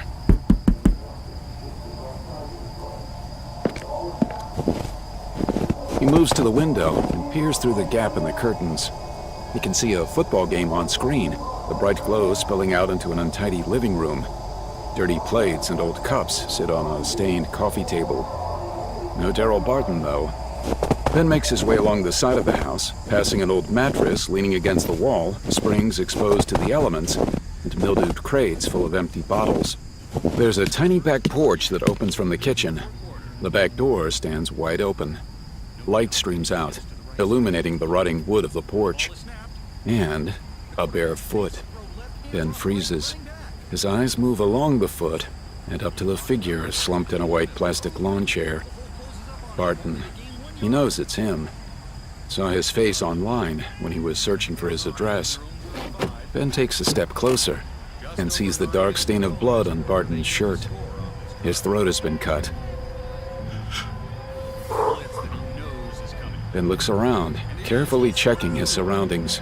Then he moves forward to inspect the body, making sure he doesn't step in the blood pooling on the wood. The cut looks odd, more like a stab wound. It's about an inch across, directly into the artery. Neat. Precise. There's a syringe stuck in Barton's arm. Why? Was he shooting up when he was attacked? Or was the syringe put in after he was killed? Some kind of message, maybe? Now that Ben's closer, he can see more drug paraphernalia on the table. A small bag of white powder, a teaspoon stained black, foil, a lighter. He leans forward and inspects Barton's arm. There are fresh injection marks there, but something else, too. Faint bruising, almost as if he was held down. Ben's not really sure what he's looking at. A robbery? A drug deal gone bad? Or is it much worse than that? Something to do with Barton's last arrest? The more Ben looks at it, the more his suspicions deepen. It's too much of a coincidence that he dies the night after he arrests Eddie Boyd. This has to be about stopping word from leaking out. Ben looks around, nervously. If Councilman William Boyd is willing to do something like this to protect his reputation, Ben needs to get out of here. Boyd might have people watching the house. Ben quickly takes some photographs of the crime scene, then calls the cops as he goes to anonymously report a disturbance at Barton's address. Then he drives home, running everything through his mind. Councilman William Boyd's son kills a junkie and is arrested. Boyd gets his son out, making sure all the evidence disappears. Then he calls in a favor from his buddy the Kingpin, and the cop who arrested his son conveniently winds up dead. But that's crazy, right? Would Boyd really do all this just to protect his career? Of course he would. He's a politician. Ben realizes that some might think this is an incredibly cynical view, but it's based on years of experience. Ben spends most of the rest of the night researching in front of the computer. William Boyd first. Ben starts with police records and arrest reports when he was in the NYPD. Nothing much there. Boyd doesn't seem to have been much of a cop in his early years, but then he gets promoted. Way too soon for someone with his track record. Why? Ben stumbles upon an article that sheds some light on the issue. When Boyd quit the force and moved into politics, one of his ex-partners came forward with word that Boyd was dirty, that he had ties to the mob. The guy even went so far as to say the mob, this Kingpin person, was funding the campaign to get Boyd elected as councilman. Ben sits back, makes some notes. Another branch of research to pursue. He traces the names of those who stood against Boyd in the race for office. They were all much more qualified than he was, but they all dropped out. One was accused of stealing campaign funds. One was caught with an underage hooker. And another one committed suicide, jumped off a bridge. Ben checks back through his notes and finds the name of the cop who said Boyd was dirty. He types it into Google. The first hit is a report on a house robbery with fatalities. The cop and his wife were killed by burglars, their throats cut. Ben checks the date of the report, a week after the cop came forward with his accusations against Boyd. The excitement in Ben's stomach starts to sour, turning acidic with fear. He switches tactics, decides to try to find reports on people who had been killed in a similar manner, a knife to the throat. Maybe he can find out who's doing all this dirty work. Way too many hits. His search parameters are too vague. He needs inside knowledge.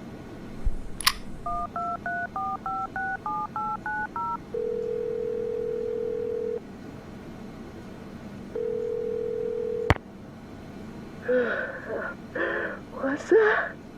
Aaron. What? Who? What? Ben. Ben? What? Wait. Hell! It's 3 in the morning! Sorry, got caught up in work. I didn't realize it was so late. What do you want? A favor. Yeah, I figured that. The only calls I get at this time are either drunk dials or people asking for favors. And I don't think we've ever done the dirty. Unless we were both really drunk and I just don't remember? No, Aaron, we've never done the dirty. That's a relief. What do you want? You still know that girl at the coroner's office? Maybe. Why? I need to track a means of murder. Throat slitting. But with an odd weapon, or an odd style. The killer doesn't slit the whole throat. He seems to stab the artery with a blade about an inch wide. Jeez, you're not asking much, are you? How far back? Try 5 years. See what you can find. You realize I'm going to have to take her out to dinner? So? So you're paying. Deal. And I'm not talking a bistro on the street corner. I mean a real fancy pants restaurant. Gourmet cuisine. Deal. How soon can you get back to me? I'll let you know. Now get lost. I want my beauty sleep. You need it. You son of a... He hangs up before she gets a chance to insult him back. He really hopes her contact can find something useful. She used to work as a dispatcher for the NYPD, but got fed up with sitting on her ass all day listening to terrible things happen. She quit the job, but her list of contacts is long and varied. Nowadays, she's a secretary for a local private investigator and debt collector. She told them the guy's a scumbag, but she's using him to learn the ropes. Wants to become an investigator on her own. He checks through his notes one last time, but there's nothing more he can do tonight.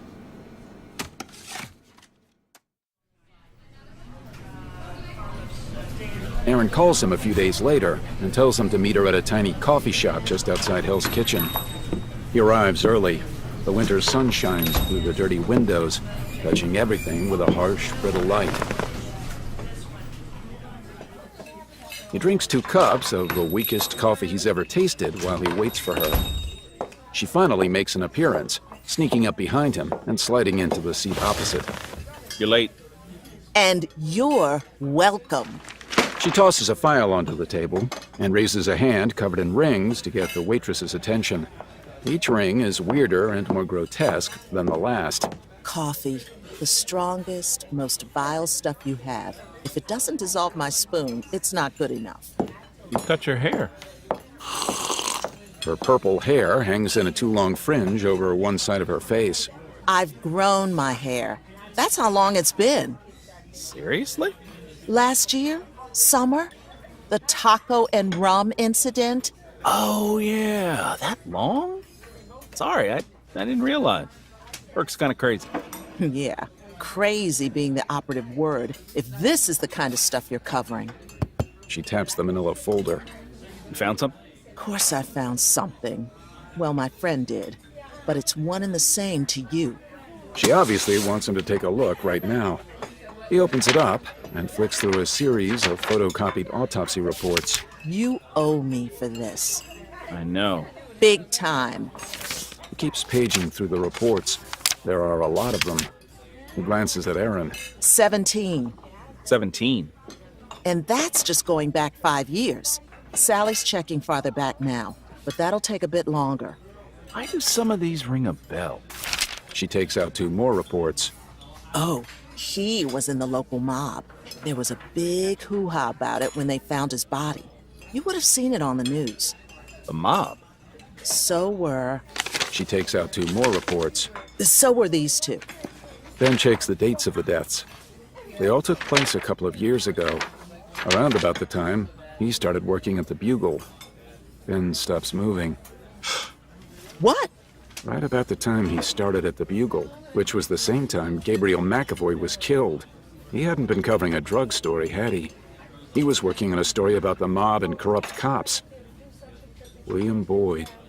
Was he still a cop back then? Ben thinks he was. And moving from cop to mayoral candidate in a few short years is pretty impressive. Unless he really did have help from this kingpin, like his dead ex-partner said. What is he thinking here? Boyd starts out a lowly cop on the force, then he hooks up with Kingpin, the new mob boss. But he isn't a boss back then. He's just another guy in the mob. A guy with ambitions. Boyd does favors for him, and in return, Boyd gets promoted before he should. Then this Kingpin makes his move. Rigoletto goes missing. Kingpin takes over, and the mob guys in Aaron's files turn up dead. He was cleaning out the old guard. What? Ben shakes his head, still thinking. The dates match up. All dead, Gabe included, on the same day, according to the autopsy reports. Kingpin makes his move and sends his pet killer to take out those who are loyal to Rigoletto. Maybe McAvoy got a lead on the deaths, went to investigate, and got taken out. So now, Detective William Boyd has an even more powerful ally, the head of the Hell's Kitchen Mafia. Boyd moves up the ladder in the force until he decides, no, this isn't for him anymore. He wants something bigger. He quits the force and runs for office. His opponents all happen to drop out of the race. Lucky him. He becomes a councilman, pretty powerful, and then his son goes and does something very, very stupid. Kills a junkie. He's witnessed by a cop, gets arrested. He's taken to the station. But Boyd still has friends on the force. They get in touch, and he sends his heavy hitters to get his son out, making sure everyone understands that this never happened. And he makes sure the arresting officer doesn't blab by asking for a big favor from his friend, the Kingpin. So, does this mean Ben might be able to find a direct connection between Councilman William Boyd and this Kingpin? If he can find a paper trail, something linking the mob to Boyd, or even better, to taking out Boyd's opponents. Ben sits back, stares blankly at the table. This is huge. This is Bernstein and Woodward huge. Yo, Earth to Uric. You there, man? Yeah, sorry. Ben nervously looks around, making sure no one's watching. He's being paranoid, he knows that. But paranoia is something he's going to have to get used to now, if he wants to stay alive. Aaron, listen to me. You and your friend, you can't tell anyone about this.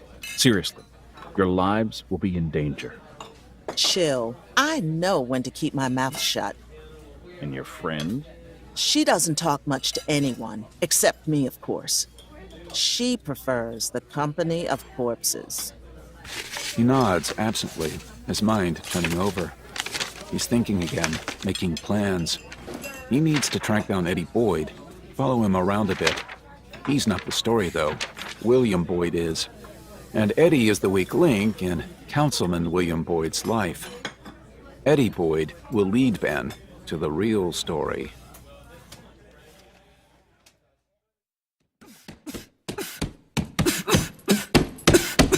Matt likes Mickey. She reminds him of how he was as a kid. Impatient, keen to grow up, restless. They meet to work out. Her after school, and him after filing papers all day, dealing with the shadier aspects of corporate law. He teaches her some of the basics of what Stick taught him. Not much. There's not enough time. Just enough so that she can survive on the streets if she needs to. Days blur into weeks. He falls into a routine. Up before dawn for a run through the streets, then to work for a 9-hour day, and finally meeting up with Mickey to train at the gym. It's not bad, as these things go. And then one day, while he's escaping the office for a brief respite during lunch, he hears a familiar voice. A pastrami Reuben on white with a side order of mayo, please. A what? A pastrami Reuben on white with... I heard you, kid. I just don't believe it. Pastrami Reuben on white is bad enough. But mayo? I'm pretty sure there's a law against that. There's not. Trust me. I would know. I'm a lawyer. Yeah, the crappy suit and cheap aftershave gave it away. Foggy whirls around, surveying the diner. He spots Matt. Matt! Matt Murdock? The one and only. How you doing, Foggy? Not too bad. You? Nah, I'm stuck looking for tax loopholes for faceless corporations. Not exactly what I dreamed I'd be doing when I enrolled at Columbia. You don't sound like you're enjoying it much. I'm not. Not really. I want to work with people, you know? Fight the good fight. I hate doing the big business stuff. Trust me, you do not want to work with people. They're terrible. All of them. I mean, Right now, I'm drowning in a class action lawsuit against a slumlord. Scumbag kicked all his tenants out so he can knock his buildings down. He's breaking my back. Foggy's pastrami on white is unceremoniously dumped on the table. He digs into it, shoveling the food into his mouth as if he hasn't eaten in weeks. Matt grins. Some things never change. Hey, you want to work with these people so bad, how about you help me out? I wouldn't normally ask, but these folks, they don't have anywhere else to go. If this lawsuit fails, they're out on the streets. Could you take a look? Sure. What? Really? Yeah. How can I say no to an old college roommate?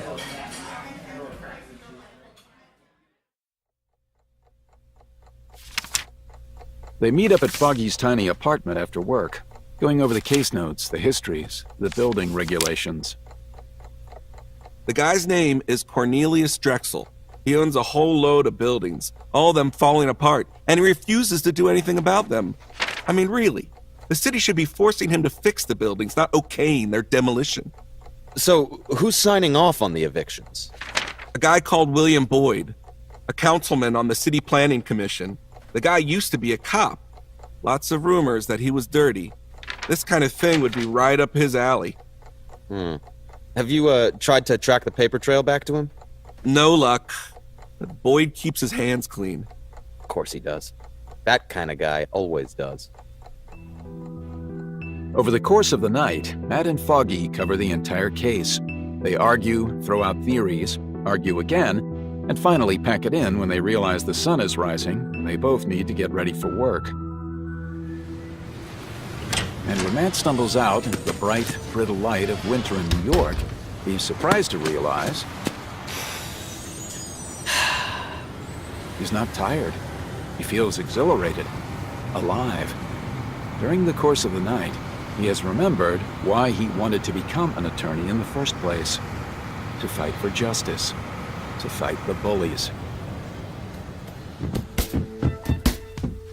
Foggy's class action makes Matt think of Mickey, her claim that her family was forced out of their apartment. He mentions Foggy's case to her that night when he meets her at the gym. Yeah, they're part of that. She dodges a left hook and comes in hard with a body blow. Matt dances back out of the way. Nice! You're getting faster. And this Drexel guy is as creepy as his name makes him sound. A real mouth breather. He owns a ton of buildings out on 48th Street. Not the best neighborhood, but it was our home, you know? I do. Matt lashes out with a left-right combo that catches Mickey off guard. Hey, we were talking. Always pay attention. You never know where the next punch is coming from. She scrambles to her feet and comes at him. He blocks her punches, then drops into a crouch and comes up again with an uppercut. This one catches her on the protective headgear. She staggers back, then launches herself at him in a furious barrage of fists and feet. Matt blocks them all, waiting for her anger to run its course, then hits her again on the padded helmet. No anger. He remembers Stick saying the same thing to him all those years ago. Anger clouds your mind. You need to stay calm. Screw you! Mickey hits him hard in the stomach. He goes down onto his knees. Always pay attention. You never know where the next punch is coming from.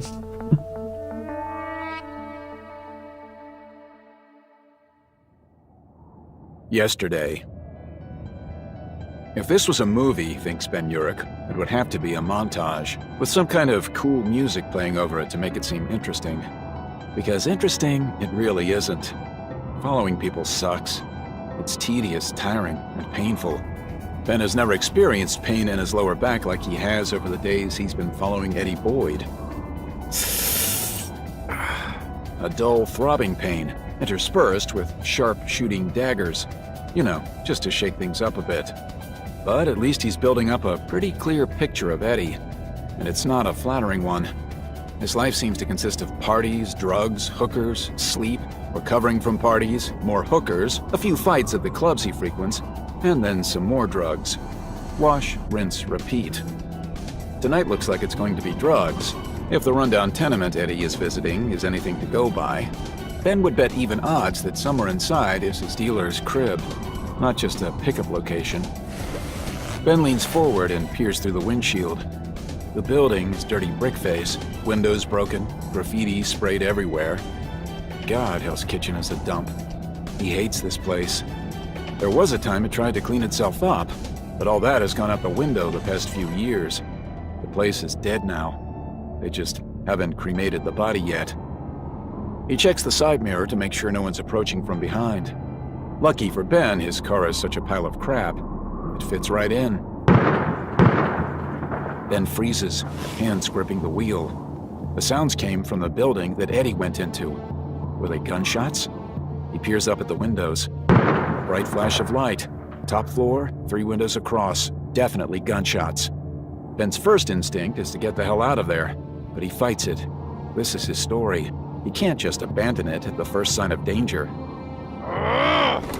He grabs his camera from the passenger seat and sprints across the street. It's late. Nobody out and about. There aren't even any bars or clubs in the area to encourage people to hang around. Just broken streetlights and litter everywhere. The tenement door is damp and covered with mildew. He pushes it open, feeling the soft wood give beneath his fingers. A dark hallway beckons. There. A staircase to the right winds up to the next level. Ben hurries up the steps. He pauses on the second floor. Stay where you are at! Ben carries on to the third floor. The apartment he's looking for is the first door on the landing. He creeps closer and leans forward. He moves to the next apartment. No answer. He grabs the door to stop the creak. Nothing. No one heard it. He slips into the room and looks around. Light filters in from outside. Not much, but enough to show him that the apartment is empty. He makes his way to the thin walls separating the rooms and puts his ear against the damp plaster. Clay, I'm giving you one last warning. The light in the apartment Ben is in shifts suddenly, then pulls away from the wall and looks quickly around. He spots a hole in the wall a few feet away, where a stream of light shines through. He moves carefully to the hole and stares in. The room beyond is lit by bright, harsh arc lamps. The furniture is basic: a sofa, a bed, and an old box television set. Eddie Boyd strides across the room. He's tall, wearing a vest despite the cold, bulging shoulder muscles showing his dedication to either the gym or steroids. He's heading straight for a little weasel-faced guy trapped in the corner. Eddie must have been standing in front of Ben's hole in the wall. Eddie grabs the weasel-faced guy, Clay, Eddie had called him, and waves the gun under his nose. Who else was there? I don't know. It was dark. I couldn't see anything behind the lights. Eddie fired his gun past Clay's ear. Clay slumps down against the wall, his hands up to protect his face. Then scrambles for his camera, sets it to video mode, and positions the lens close to the hole. How could you not know? You were supposed to control the scene. Anyone could have been there. Anyone! I'm sorry. I didn't think it would happen like it did. Oh, you didn't think? You didn't think it would happen like it did? You moron! I got arrested because of this. I need that flash drive, you understand? I understand. So what are you gonna do about it? I'll ask around? We'll ask around. Good boy. You've got one day. Eddie walks across the room, then tries to follow him with the camera, but the lens catches on the wooden frame between the boards. Then freezes. Then slowly looks up, straight into Eddie Boyd's furious gaze. There's someone in that room! A figure runs toward the door, a third person Ben hadn't even seen. Eddie swings the gun around and fires it through the wall. Ben dives to the ground, bullets whistling over his head and tearing through the walls into the apartments beyond. Then half crawls, half runs to the door and pulls it open, stumbling into the hall, getting ready to fight for his life.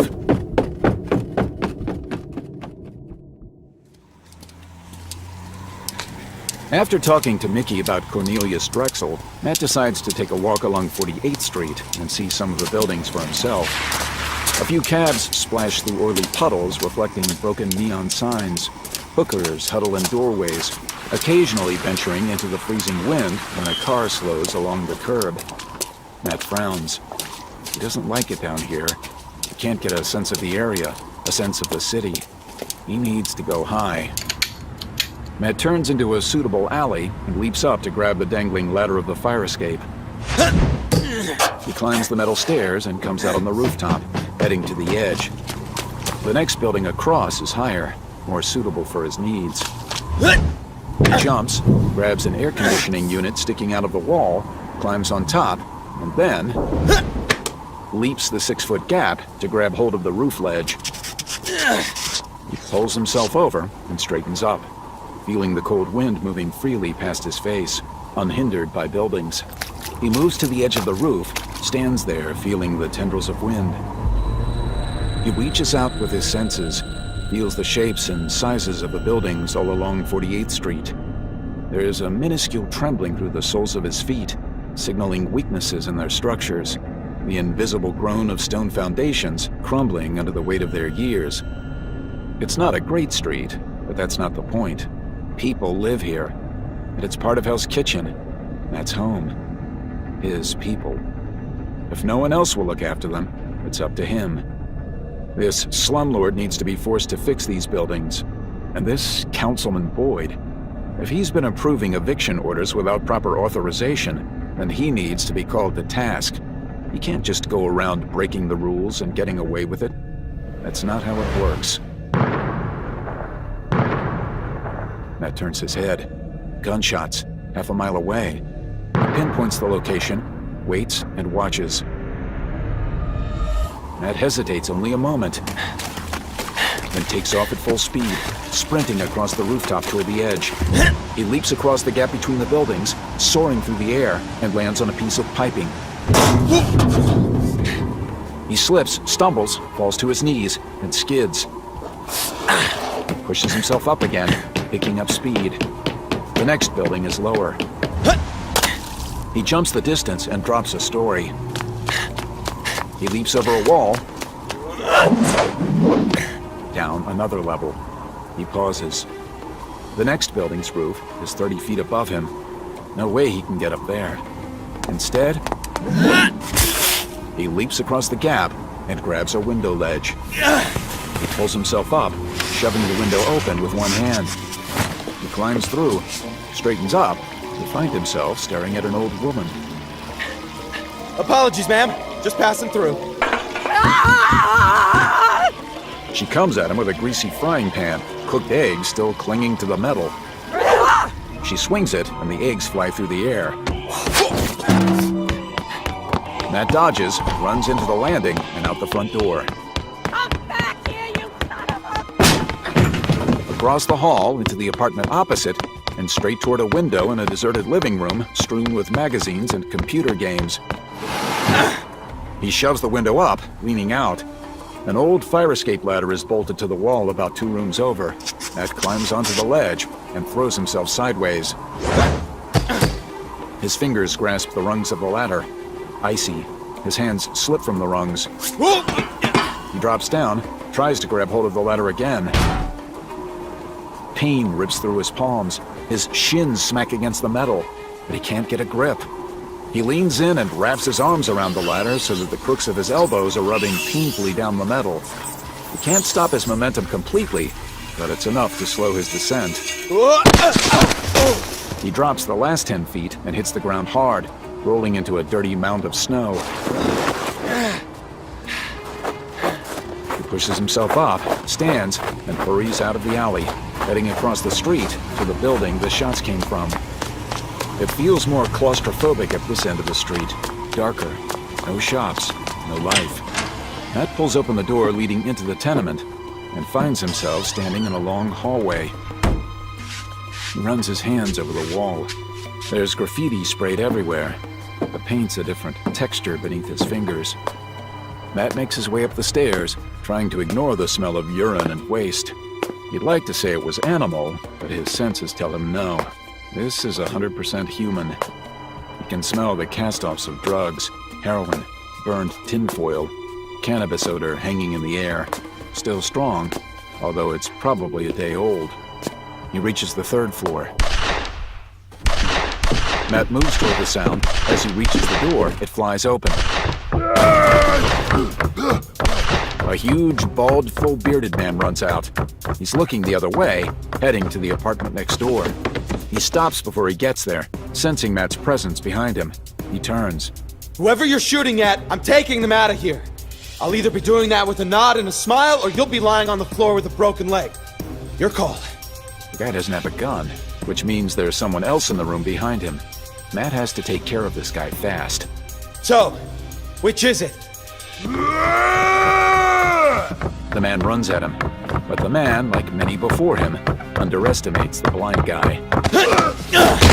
Matt grabs his attacker's arm and whirls him against the wall, using the man's own weight and momentum against him. Matt lets go, drops down, and sweeps one of his legs out to the side. The man collapses to the floor, his head smacking into the boards. Matt kneels on his chest and drives his fist straight into the man's windpipe.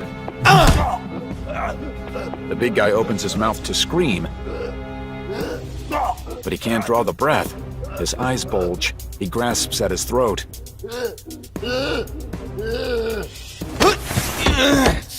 Matt yanks him up by his shirt, makes sure his grip is good, and smashes the guy's head into the wall, gouging a hole in the plaster.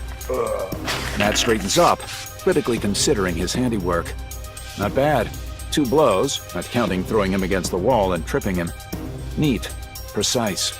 Matt likes that. The second apartment door opens, and a terrified-looking man stumbles out into the corridor clutching a camera. He has dark hair, glasses, and a thin, long face. Are there more? The man whirls around. What? Are there more like him? Matt points to the unconscious figure at his feet. You hear that? Come on, let's check it out. He hears a noise from below. Matt darts back to the stairs and leans over the balcony. There are figures streaming in from the street, perhaps drawn by the gunshots. Where the hell had they been hiding? He counts 3, then moves back and grabs the cameraman. What's your name? Ben. Ben. I'm Matt. We're going to have to go up. Matt senses the hesitation. You're not looking at me, are you blind? Mikey! Get him! No time, Ben. You want to live, then you better listen to me. Yeah, but you can't see anything. You know what they say? When you lose one sense, the others make up for it. Follow me. Matt takes the stairs. There's only one more floor above theirs. He arrives on the landing. Crap. No access to the roof like he'd hoped. Just the window. That'll have to do. Matt tries to open the window, but dampness has swollen the frame so much it won't budge. He uses his elbow to break the glass, then clears away the shards. He cranes his head around to look up. 10 feet to the roof. He can probably reach it, but he doesn't think Ben will manage. He ducks back inside to the stairs. He leans over the balcony. The 3 goons are running up toward them. No going back now. Matt shoves open the door to the closest apartment. Empty. Old ornaments litter the floor. Matt hurries through to one of the back rooms, Ben close behind, and tries the window. It opens onto the back alley. Garbage is strewn all along the wall of the building. Old food, ancient broken furniture, crates left so long in the rain they're soft as paper. Matt's senses tell him there's an especially large pile of trash swept up against the side of the building below them. Not a pleasant landing, but what other choice do they have? Someone coming up behind them. Matt spins around to find one of the goons running straight at him, pulling his gun out as he comes. Matt lunges forward, kicks him in the wrist. Matt punches him in the nose. The man drops, scrambles away to the right, and comes back up with a piece of metal piping. Matt easily dodges, and it hits the rotted windowsill. Matt kicks down hard on the metal pipe. The goon lets go, and Matt turns and kicks at his leg. But the goon surprises Matt. He spins around and lashes out with his foot, aiming for Matt's stomach. Matt catches his foot and twists. The goon pushes himself into the air, spinning around with the momentum so his ankle doesn't snap. The goon lands on his side, kicking backwards with his free foot. He connects with Matt's head, snapping it back against the wall. Pain explodes behind his eyes. Tiny white lights float in the blackness of his vision. Matt blinks and shakes his head, realizes that the goon is going for the gun again. Ben appears from the darkness, holding a long piece of wood. He hits the goon across the back. Ben stares at his hands in shock as the figure grabs the metal pole again and swings it around, hitting Ben in the head. Ben crumples, and the figure turns back to Matt, but Matt's already moving. He lashes out and knocks the metal pole aside. The goon staggers back, then reaches for something on his belt. Matt thinks he's got another gun, but his hands come back up with 2 daggers. He twirls them expertly, then rushes Matt, swinging them at him from either side. Matt dances and whirls, using his forearms to block the onslaught. He feels the blade slice his skin 2, 3, 4 times. He kicks the goon in the stomach. The goon staggers back, dropping one of the daggers. Matt scoops it up. He flicks it around so he's holding it by the blade, and then fakes a throw straight at the goon's face. The man jerks aside, and Matt is already running, following his dummy throw. They collide, and Matt grabs the guy's wrist and slams his hand against the wall. The second dagger drops. Suddenly, the 2 other men are running toward him from the doorway. Matt hesitates, then drives his knee into the goon's stomach and shoves him away. Ben is getting groggily to his feet. Matt grabs him, pushing him toward the window. Out! It's not a long drop. Quick! Ben, still groggy from the blow, does as he's instructed. He sits on the sill, turns, and drops. Matt follows after, turning and lowering himself through the window. He hangs there for a second, swinging to and fro, then lets go. He hits the pile of trash, remembering to bend his knees as he connects with the ground. His teeth snap together. He tastes blood in his mouth. He rolls to the side, out and away from the wall. Ben is already standing. Matt takes his arm and guides him toward the mouth of the alley. They pause at the entrance, just to make sure there are no more goons waiting. You got a car? Yeah. Lead the way. They hurry toward what turns out to be an old, beat-up Volkswagen. They speed off into the night, leaving the old tenement building behind them.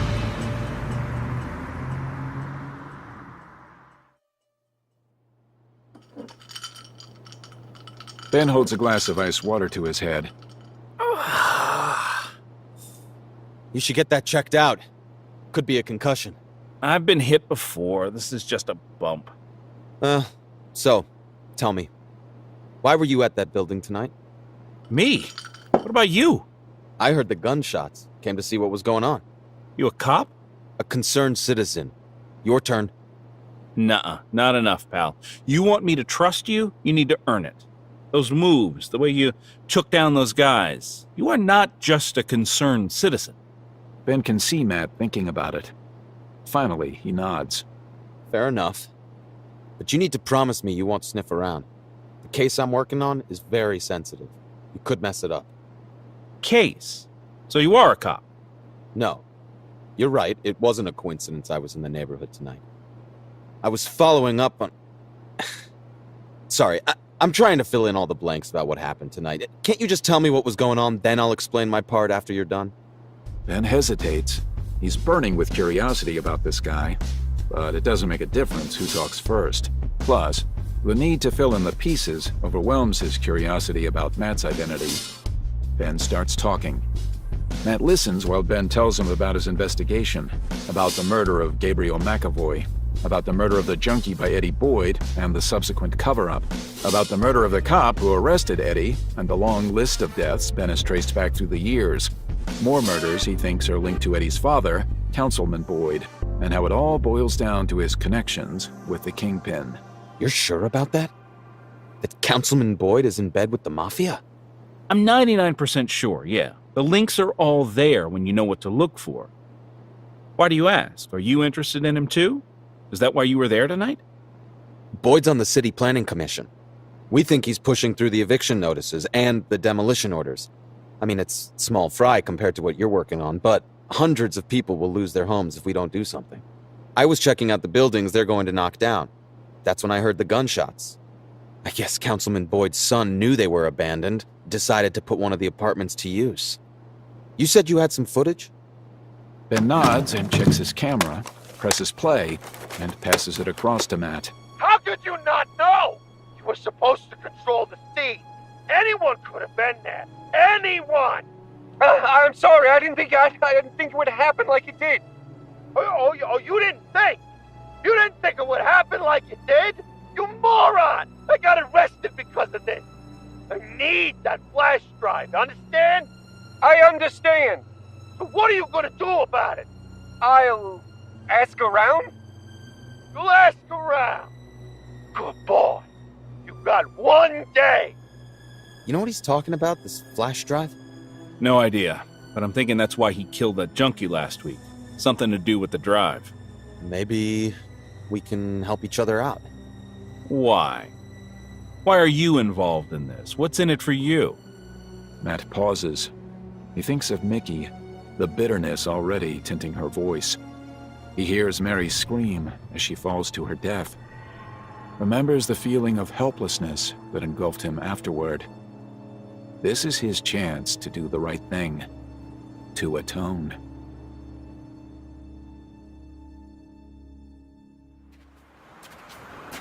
Yesterday.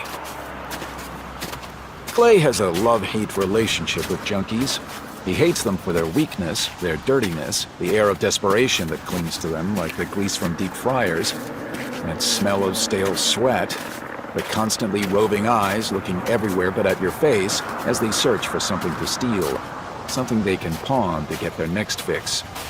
But he loves them because they're so easy to control. A couple of 50s, a couple of grams in a clear plastic baggie, and they'll do whatever you ask them to. He makes his way along the icy streets, wrapped low in his old duffel jacket and a scarf. Oh, but he's going to make these idiots pay. He hates being out in this weather. He turns into a dark street. About 50 feet away, he sees a gas station at a 24-hour shop. A huddle of homeless parasites shelter beneath the overhang. Not just homeless, junkies too. This is where one of the Kingpin's dealers sells his wares. The Kingpin. Clay feels a shudder of fear just thinking the name. He's never met the man. Nobody in his circles has. Well, except for Larks. The Quiet Man, as Clay likes to call him. Quiet and insane. But just because he's not important enough to have met the Kingpin, that doesn't mean that Clay is safe from the boss's eye. Clay knows that this latest screw-up might trickle upward. Eddie Boyd is too much of a hothead to let it lie. And his old man being who he is, Clay shakes his head. This will get out, one way or another. And people, not necessarily the people responsible, but someone, is going to get blamed for rocking the boat. The only thing for Clay to do now is to try to control it. Try to maximize his own profits before it all hits the fan, and make sure he has a way out. He approaches the shivering herd outside the shop. One of the morons has lit a tiny fire inside an old paint can. The flames are blue-green, and Clay can smell burning plastic as he approaches. Idiots. They're so stupid they can't even find wood to burn. He spots Silvio right away. Tall and skinny, black hair swept up in some kind of punk style. Is it fashion, or just unwashed? Who cares? Clay's annoyed at himself for wasting time even thinking about it. Silvio spots him and grabs his girlfriend. Sally Saint, they call her. Clay has no idea whether it's her real name. Small, thin, cheekbones jutting out. Clay's wary of her. He knows that she does the thinking for herself and Silvio. Her eyes have an intelligence, no, cunning in them. She reminds him of a wild fox, always ready to pounce. Clay walks around to the back of the shop and heads into the parking lot. There are 2 cars here, among 20 empty spots. A single light in the center of the lot casts a yellow glow over the undisturbed snow. Clay walks to the light. He waits there, hopping from foot to foot, while the other 2 catch up. What's up, Clay? Got another job for us? Where's what's-his-face? The guy you put onto me to help with the editing. Silvio and Sally exchange a quick glance. Guilty as hell, but trying to cover. Thinking they're smarter than he is, that they can bluff their way out of this. He's gone to see his old man. Is that so? Tell me, what would you say if I was to tell you your friend is dead? No? Nothing? And what if I was to tell you he's dead because he was shot by Eddie Boyd? Still nothing. Then let me go further. What if I was to tell you he was shot by Eddie Boyd because he had certain footage on a flash drive? Incriminating footage. And that the idiot was trying to blackmail Eddie for its safe return? No? Not ringing any bells? It wasn't our idea, I swear! Sally elbows him in the ribs. Shut up. I don't want to die because of this! Sally just glares at him furiously. Clay smiles at them both. Good. At least it's all out in the open. Maybe we can still work a deal here. What kind of deal? I'm correct in thinking this footage is of the unfortunate incident last week? Yeah? Good. Listen, I don't like Eddie much. The guy's crazy. I don't like crazy. My old man always said, if you have to go against a 7-foot-tall killer or crazy dude, go against the 7-foot-tall killer, because you can't fight crazy. All I'm saying is, I have a plan. I know a lot of people who'd want to get their hands on that footage, understand? To get to Eddie's old man. I can set up an auction, put the word out to interested parties, start a bidding war. And we split the profits. 60% to me, 40 to you guys. No. 3-way split. They're my contacts. Without me, you got a flash drive and a death warrant on your heads. Sally pulls Silvio aside to talk to him. Clay stares up at the clouds. Looks like more snow tonight. He idly scans the rooftops and stops. He frowns. He thinks he saw something moving up there. He studies the skyline, but whatever it was gone. 50-50. What does it matter what Clay tells them? He's going to kill them anyway. Okay, you got yourself a deal. A grinning Silvio holds out his hand. Clay ignores it and looks to Sally. The flash drive? We'll bring it to the auction. Clay thinks about this, considers demanding it from them, but he knows she won't hand it over. She doesn't trust him. He can see it in her eyes. She wants to control this as much as she can. Fine. He'll deal with them afterwards. All he needs is the flash drive at the auction. Who cares who actually brings it? I'll get in touch with the time and place. I'll try and arrange it for tomorrow. No telling how long before Eddie finds out about you two. And if he does, he's gonna do to you what he did to your friend. You two kids have a nice evening now, you hear?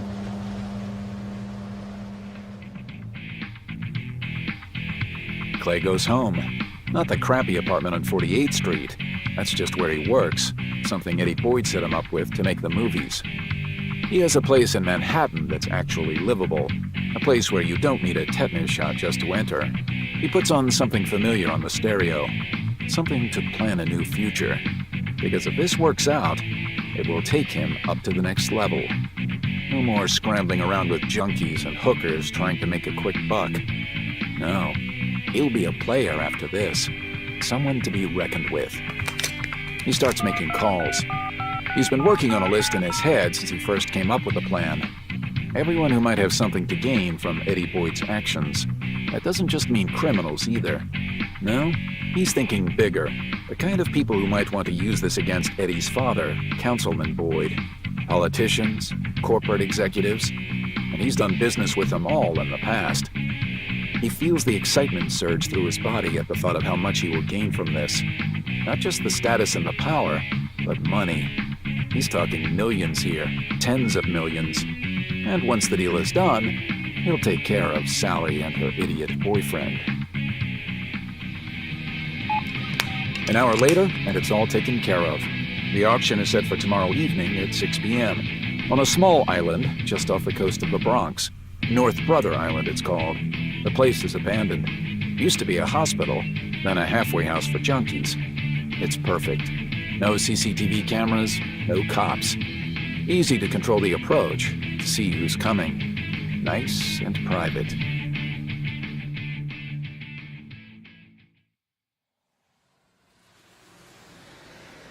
You two kids have a nice evening now, you hear? That's what does it. That's what pushes Sally Saint over the edge. She followed Clay home to his apartment in Manhattan after their meeting in the parking lot. She waits outside with a cup of coffee, watching his window. She can see his back as he sits at his desk. After she spends an hour in the freezing cold, he reappears and climbs into a cab. She's always hated Clay, ever since he first pulled her off the street 5 years ago. He's the worst kind of parasite, feeding off the weak and sponging off the strong. He does nothing for himself. There's not a single thing in his life that doesn't come from someone else's pain or hard work. She knows he thinks that she and Silvio are strung-out junkies, and she lets him think that. Something to thank her old man for. The one good piece of advice he gave her before he walked out with bloody knuckles and all Ma's money. Let them underestimate you, kid. You'll always come out on top if they think you're scraping the bottom. It's Clay's own fault anyway. She would have been happy splitting the money 3 ways, 66% for her and Silvio. That's only fair. After all, it was her idea to steal the flash drive in the first place. Her idea to approach Eddie Boyd about it. Not a day goes by when she's not thankful she didn't set up a meeting herself. She's always felt uneasy around Eddie, and now she knows why. It could have been her lying dead in the street. So, she thinks, as she inserts the key into the door to Clay's apartment, he's brought this on himself. All of it.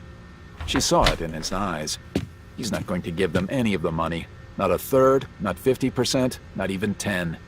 As soon as Clay gets the cash, he's going to betray them. So she decided to take steps. Sally's had a key to Clay's apartment for 2 months now. He left his key ring lying around at the apartment in Hell's Kitchen, and she'd taken an impression of it in soap, thinking to sneak into his place and steal some stuff, things she could sell. But she didn't. She decided to hold on to the key and use it sparingly. Oh, she still stole things from him, but small things. A watch, some cash he left lying around. That's it. She likes to rearrange his stuff, though, just to mess with his head.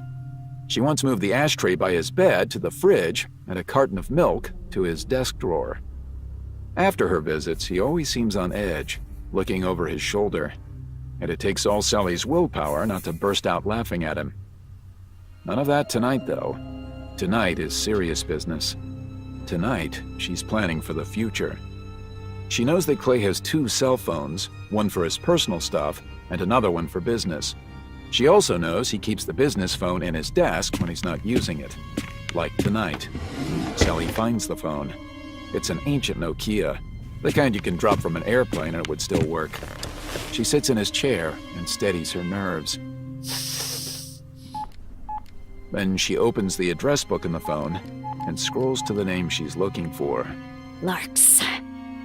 She's seen Larks around, talking to Clay. He creeps her out, but she knows he has a direct line to the big boss, the kingpin. She hesitates, her finger hovering over the call button. Once she does this, there's no going back. Her life is going to change completely. Hers and Silvio's. And the thing is, she doesn't know whether it's going to change for good or bad. But really, what does she gain from doing nothing? She doesn't want to die in the freezing cold. She's got something to offer. She's not sure exactly what it is, but she knows she's got something inside. There's a voice telling her she's better than this. Yeah? Mr. Larks? This is Sally, Sally Saint. I've, seen you around a few times. With Clay. What can I do for you, Sally? This is it. This is the start of her new life. It's about a problem I've, become aware of. I think you and your boss should know about it. Is that so? Yeah, I think it could affect him, like, peripherally. That means... I'm aware what the word means, Miss Saint. Tell me the problem.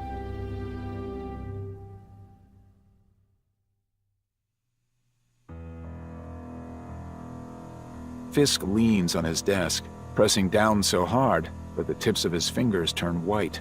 He did what? Councilman Boyd used his influence to get his son out of jail. And his son murdered someone? In full view of a policeman. Where is this policeman now? My friend, I do not like it when you say ah. It's the equivalent of a normal person running around the room screaming. The cop? Yes? He's dead too. How? I killed him. Fisk leans back in his chair and folds his hands over his stomach. Go on. Boyd got in touch with me week before last. He said this cop was sniffing around, asking questions about you. About me? That's what he said. Said I should take care of him before he uncovered anything. Lux, how careful am I? Very careful. Exactly. Do you honestly think I would just leave evidence lying around that might incriminate me? No, but I didn't want to take the risk. How did you do it? A drug deal gone wrong. Again? You favor that method too much. If it's drugs, no one asks too many questions. They know they're not going to find any answers. Fisk leans back again, stares out the window at the falling snow. What do you want me to do? I want you to correct our esteemed councilman's mistakes. The cop? That's fine. We would have had to kill him anyway. But I want Eddie Boyd out of the picture. In fact, I want anyone and everyone associated with this incident dealt with. It has become messy. What about the councilman? You want me to deal with him, too? No, I'll speak to him. He's too valuable to get rid of. I've put a lot of time and money into him. Larks nods and leaves Fisk to his thoughts. He smiles as he goes. It's going to be a busy couple of days.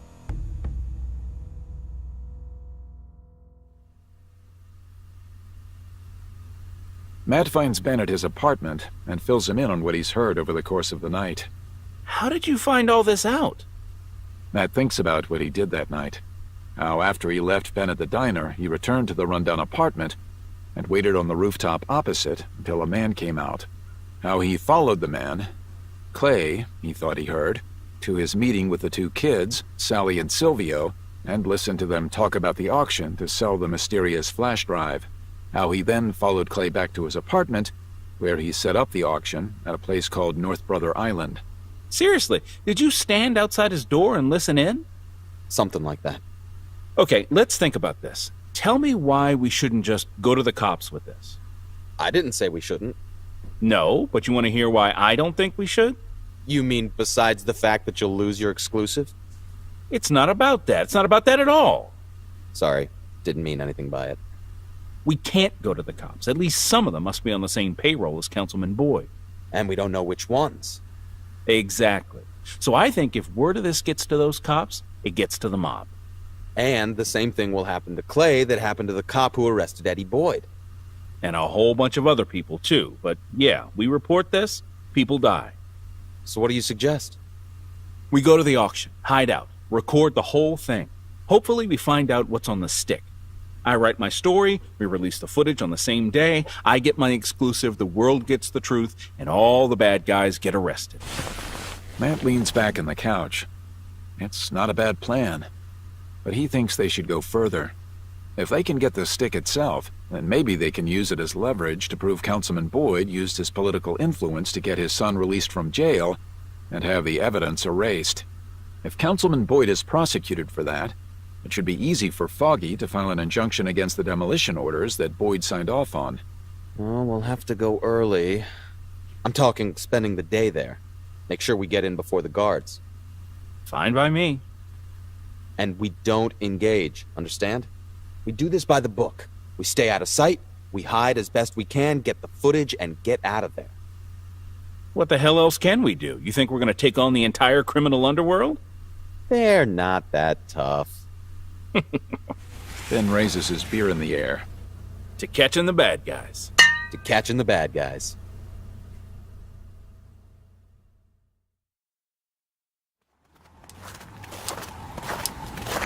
As soon as he leaves Ben's place, Matt heads back to the gym. Every day during the past 3 weeks, Mickey has been asking him about Foggy and the case against the landlord, and Matt hasn't been able to tell her anything. He can sense her disappointment growing, turning to anger and frustration.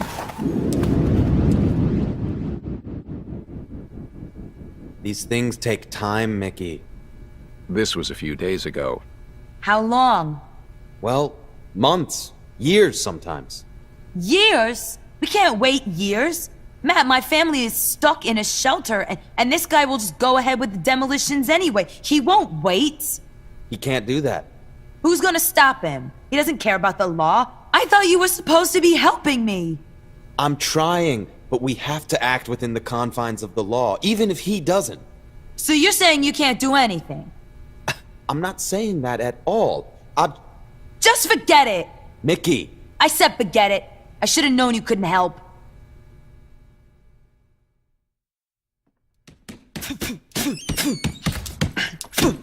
And that had been the last time he'd seen her. He'd wanted to let her cool off a bit, so he'd avoided the gym, tried to give her space. But now he has news, even if he can't tell her all the details. Mickey, look, I know you're angry. You don't know anything about me, blind man! Not cool, Mickey. Not cool, Mickey! I want to help. Then help! Get Drexel arrested! Get my home back! I'm trying. Look, if it makes any difference, things are happening. It might not take months, might not even take days. What do you mean? Matt realizes she's not going to let him go without an explanation. What do you mean? I've been talking to someone. A reporter. He's got some evidence. Well, what kind of evidence? Against the landlord? Can you arrest him? Can we move back in? Wait. Hey, I see that look. I know you, Matt Murdock. You tell me now. Now. I deserve to know what's going on. She's right. She does deserve to know. So he tells her what he and Ben have uncovered. All of it. The deaths, the flash drive, the auction. A part of him thinks he's being stupidly irresponsible, but another part disagrees. It's her life, her home, her family. No one has the right to decide what she should and shouldn't know about that. Hell, he used to lie awake at night wishing he had known what his old man was planning. He might not have been able to talk him out of disobeying Rigoletto, but that wasn't the point. The point was, Matt always felt betrayed. Even though he knew Dad was protecting him, he wanted to be told because he wanted to feel included, trusted. He knows Mickey feels the same. When he's finished, she doesn't say a thing, just walks away from him. Mickey? So, you're planning on going to this auction, and somehow you're gonna steal this flash drive? Yeah. And you think that will get me my home back? We hope so. What's on the drive? We don't know yet. But people are being murdered to get it. It holds the answers, Mickey. I can feel it. Then I'm coming with you. No way. Yes way? No, this is going to be dangerous. Exactly. Who's going to look after you? I can... This makes Matt stop. He thought she wanted to come out of some need for revenge, but she wants to come to protect him. He almost smiles, but he knows this will just annoy her. I'll be fine. You're blind, Matt, in case you hadn't noticed. Ben will be with me. Oh? And who is this Ben? I've never met him before. Is he trustworthy? Is he strong? Is he clever? He's trustworthy, he's clever. But not strong? That does it. I'm definitely coming. Mickey, you can't come. I won't be responsible for putting you in danger. Mickey, no! I'm sorry, Mickey, but you are not coming. That's my final word, okay? I came to tell you what was happening because I respect and like you, but I need you to stay here, so I don't have to worry about you. But I'm worried about you! I don't want to lose you! You're my friend! You won't lose me, Mickey. I promise. She rushes toward him, throws her arms around him in a tight hug. You better come back here, Mr. Daredevil. I will. Scout's honor. Were you a scout? No.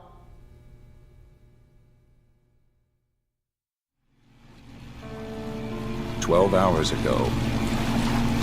Matt had heard of North Brother Island. He'd never been there.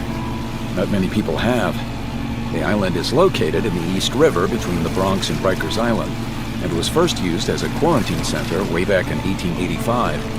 Since that time, it has been used as a hospital, a sanitarium, and finally a center for adolescent drug addicts before being abandoned in the 60s. The island has been off limits ever since, the slow grind of nature gradually reclaiming the structures, picking them apart brick by brick. It's now home to a menagerie of protected birds, the waters patrolled by the harbor unit of the NYPD. Except for today. Today the harbor unit is nowhere to be seen on the East River route. And Matt reckons one of the bidders at Clay's auction has spread some cash around to make them go away. Matt and Ben arrive early in the morning. They tie up their rented motorboat at one of the ramshackle piers, the morning mist reducing vision to a few feet. They climb out. Matt doesn't like the mist. It interferes with his senses, wraps his mind in cotton wool. Sounds are muffled, switched around. The air doesn't move the way it should. Beyond the pier is a small but dense swath of trees, blocking the way to the buildings in the center of the island. They move through small forest, wading through heavy drifts of snow, until they stumble upon an old watchman's cabin halfway to the buildings. They head inside, and Matt sits by the window, facing out into the snow and the trees. Ben sits on the wooden floorboards behind him, reading an old paperback copy of The Sword of Conan.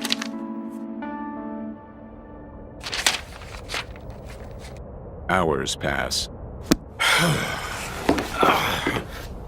Ben grows impatient, stops reading, and paces back and forth in the tiny cabin. Matt is anxious too, but he knows becoming agitated won't help. Stick taught him to quiet the mind, to conserve energy. You never know when you might need it. But finally, Matt feels the light closing in around him. He leans back in the old chair and stretches. What time is it? 5. Okay, let's go. The sky is dark gray when they leave the cabin, the clouds heavy and low. A few fat snowflakes drift softly out of the sky. That's good. It means their tracks will be covered. They set a cautious, steady pace. The cold air burns in Matt's nostrils, freezes his cheeks as they make their way through the trees. He lets Ben lead the way, Matt's hand resting on his shoulder, even though he doesn't need to be guided. He just does it to stop any questions. As they draw closer to the buildings, Ben turns to say something, but Matt quickly holds a hand up to stop him. What? I can hear something. Matt points to the side, and Ben turns slowly around. Moments later, a guard appears, walking at a leisurely pace through the trees. He's no more than 15 feet from them, dressed in a thick winter trench coat and hat. The guard pulls out a small silver flask and takes a long drink. He blows a satisfied, clouded breath into the freezing air. He starts walking again, heading in their direction. Matt squats down, sticks his hands beneath the snow, and pulls out a stone. He straightens up and throws it off to the side. The guard whirls around, scanning the trees. Then he sets off deeper into the woods. After the guard vanishes, keep in his footprints. Matt follows Ben as he steps into the guard's prints, which lead them out of the heavy foliage. The first of the old buildings comes into full view, a huge stone structure that nature has almost totally reclaimed. Matt can sense the crumbling decay, the straight edges rippling with nature's growth. Vines of ivy twist through bricks and windows, slowly prying everything apart. Small trees grow in overflowing gutters. Years of leaves form a damp carpet of mulch, piled up in openings and against the walls. They pause against the wall of the next building. Red bricks, a huge chimney jutting from the top. What's the time? 20 minutes to 6. Matt nods. The auction is to be held in the old hospital itself. A main road leads through the center of the island directly to the front doors, but there will be guards watching the approach. Matt and Ben have to go the long way around, skirting the buildings. They move past the nurse dormitories, past the offices, and finally around to the rear of the hospital. Matt moves through the thick shrubbery, barely making a sound, but Ben... Damn it! Hell! Shh! hell do you do this? You know what? I don't think you're blind at all. I think it's a trick. Matt turns and takes off his glasses, letting Ben get a good view of his destroyed eyes. I was actually kidding. You ready to go in? Ben fumbles for his phone, setting it to record. Ready.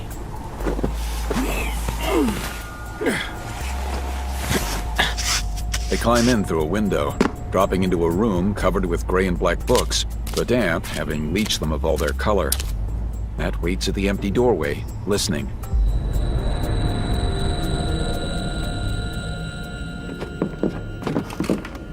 Footfalls off to the left, deep inside the building, and distant voices. Follow me. Shouldn't I be leading the way? We're using my ears now, but holler if you see anything I miss. They move slowly along the corridor. The paint on the walls hangs in long, discolored strips. Leaves litter the floor, covering abandoned items. An old suitcase lies open. Inside, a photograph of a nurse standing with her hand on the shoulder of a man in striped pajamas. A broken wheelchair on its side. They pass through a wing of the hospital where every surface is covered with small white tiles, cracked and stained with time. Then through examination rooms with slanted floors leading to drains. Matt can already tell there are 10 people waiting for the auction. He expected more. Clay spoke to at least 15 on the phone last night. They come upon a spiral staircase and climb to the second floor. Still no guards. They keep on down the corridor, drawing closer. Then, when they are no more than 50 yards from the voices, a figure turns a corner into the passage and spots them. He stops in shock. Matt doesn't. He takes off at full speed while the guard attempts to swing his gun up from his waist. Matt slams into the guard's chest with his shoulder, sending the man sailing through the air. Then Matt falls on the man's chest, grabs his head, and slams it into the floor. How did you do that? No time, come on. They hurry along the corridor. Matt senses the space opening out ahead of them, and they slow down. The corridor ends at a balcony that overlooks the entrance hall of the hospital. They crouch down and creep forward. Ben gets down on his stomach and slides forward. He positions his phone so that it's tilted down, recording everything taking place below them. Then he slides back to join Matt, out of sight of those below. Ladies and gentlemen, thank you all for coming. I apologize for all the cloak and dagger theatrics, but I sincerely hope, once we're done here, that you'll all agree it was worth it. Matt gestures to Ben, and they slide forward so they can see over the balcony. Matt's senses show the position of everyone below. The vast round room, the double doors leading outside, the windows, the clump of people, all turned toward Clay, who stands on top of an old reception desk. I called you all here because I have a very hot item I want to sell.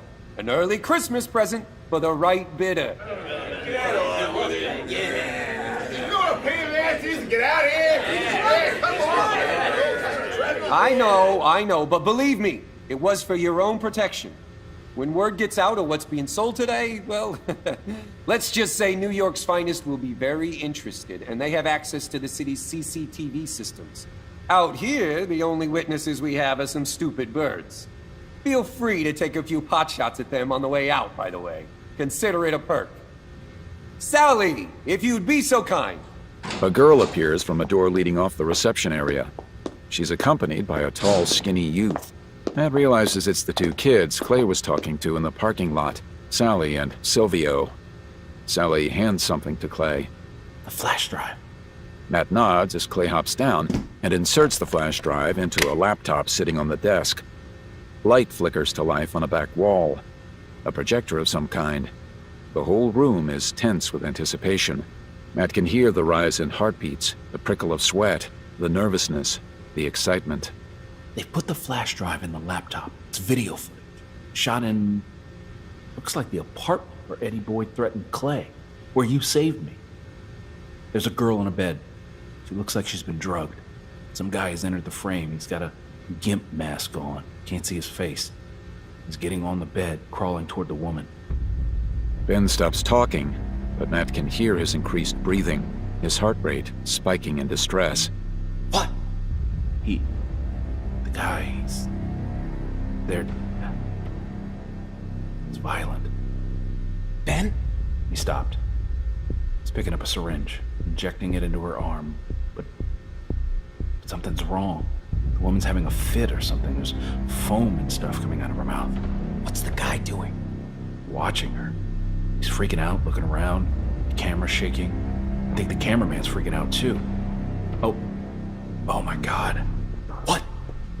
She stopped moving. The guy in the mask is checking for a pulse. I think she's dead. The guy's talking to someone off camera. Now he's walking out of the shot. What is it?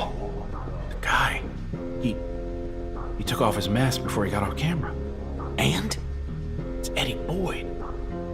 Clay pauses the video file on that exact frame. 100,000. 200. 300,000. $500,000. Clay grins. He opens his mouth to speak, raises his hands in the air, ready to conduct the auction that will change his life forever. Larks despairs of people. He really does. They are so stupid. Take Clay, for instance. Even now, Larks can see him through the window of the rundown hospital, standing atop a desk in the abandoned entrance hall, thinking he can get away with double-crossing Mr. Fisk. Clay is so limited in his thinking that his plan never even got off the ground. His co-conspirator betrayed him within hours. You wouldn't find that kind of person working with Fisk. He knows how to read people, knows how to get rid of the dangerous ones. Larks looks around, nods at the 5 other men he brought with him to the island. Again, the stupidity on display. Clay didn't even try to disguise his trail, just walked right out of his apartment and went straight to the docks. A child could have followed him. Larks takes his gun out, aims it through the window at Clay. 1 second Clay's standing there, his arms raised in the air. The next, his throat explodes, and he topples off the back of the desk. And all hell breaks loose. 2 hours ago. The thing about Mickey, the main thing about her, is that she's fiercely protective of her friends. Like, insanely so. So, if she thinks one of her friends is in danger, she doesn't just sit back. She gets involved. She intervenes. She knows Matt is going to need her help. Of course he is. He's blind. He's coming to this unknown island with some reporters she's never even met, and he's being a typical guy about it, acting all tough, like he can take care of himself. Screw that. She's not going to let him charge into danger without backup, especially since he's doing all this to help her. Hell, she even beats him to the island. As soon as he left the gym last night, she packed a bag with her warmest clothes, threw in some dried noodles, potato chips, a 2-liter bottle of soda, and lots of chocolate, and headed down to the river to find a way across to the island. Of course, that way across happened to involve her stealing an old boat that had been pulled up onto the shingle. There were torn nets and a rusted tin of tar beneath the upturned boat. Mickey reckoned someone had been patching up some of the larger holes in the hull. She inspected it, and there were a few small holes still visible, but it was good enough to get her across. She got to the island at about 4 in the morning and waited on the shore. No way was she traipsing through the creepy woods in the dark. She'd seen enough movies to know that was a bad idea. No, she stayed on the shore with the lights of the Bronx close enough to settle her nerves. But as soon as it was light, she made her way to the hospital and spent the day exploring the ruins, killing time until late afternoon when she hid inside, waiting for the arrival of the bidders. She hears them coming and makes sure to stay hidden, only approaching when she thinks the auction has started. She waits in a corridor that branches off from the entrance hall, listening. She's feeling pretty good about herself, actually. She made it to the island, she stayed out of sight, she's close by in case Matt gets into trouble, plus she's a witness to the auction, which means she could testify if Matt ever needed her to. Go Mickey. It's only when the shooting starts that Mickey begins to see Matt's point. She hides around a corner in the passage, hands over her ears as the bullets fly. Even so, she can't block out the sounds of the chaos. Hesitantly, she moves her hands and peers carefully around the corner, eyes wide. She sees bodies everywhere. A desk just beyond the entrance to the corridor with a man slumped over it. And below him, almost lying in the corridor itself, is the laptop used to show the footage. The flash drive still jutting out from the USB port. She stares at it. The one thing that will bring her home back. She can get it. She can grab the stick and head back through the corridor, find another way out. Mickey bites her lip. Where the hell is Matt in all this? That everyone? She thinks the voices are coming from outside the hospital. Think so. All dead? Well, they've all got holes in them. Let's make sure. No time. Mickey shuffles forward on her knees, reaches out to grab the flash drive, and a foot stamps down on her hand. Mickey bites her tongue to stop from screaming. She looks up into the haunted eyes of a girl, 25 or so, staring at Mickey in shock. There's spattered blood on the girl's face and clothes. They lock eyes for a moment. Then the girl snatches the flash drive from the computer and runs into the corridor. No way is she getting that flash drive. It's Mickey's, and she's going to get it. Come back here! Come back here! Matt sits bolt upright. What are you doing? Ben tries to pull him back down again. Mickey. What? That was Mickey. Who? Matt lowers himself, glances back into the entrance hall. The attackers heard the shout as well. The one Matt thinks of as the leader, a tall, skinny guy with a pinched face like a human skull, gestures toward the passage leading out of the reception hall. You three, go. 3 of the attackers rush off down the hallway. Matt shuffles backward out of sight and gets to his feet. Ben follows. Where are you going? I have to help Mickey. You'll die. Can't be helped. Oh, hell. Matt runs. He can hear Ben following, but he doesn't wait.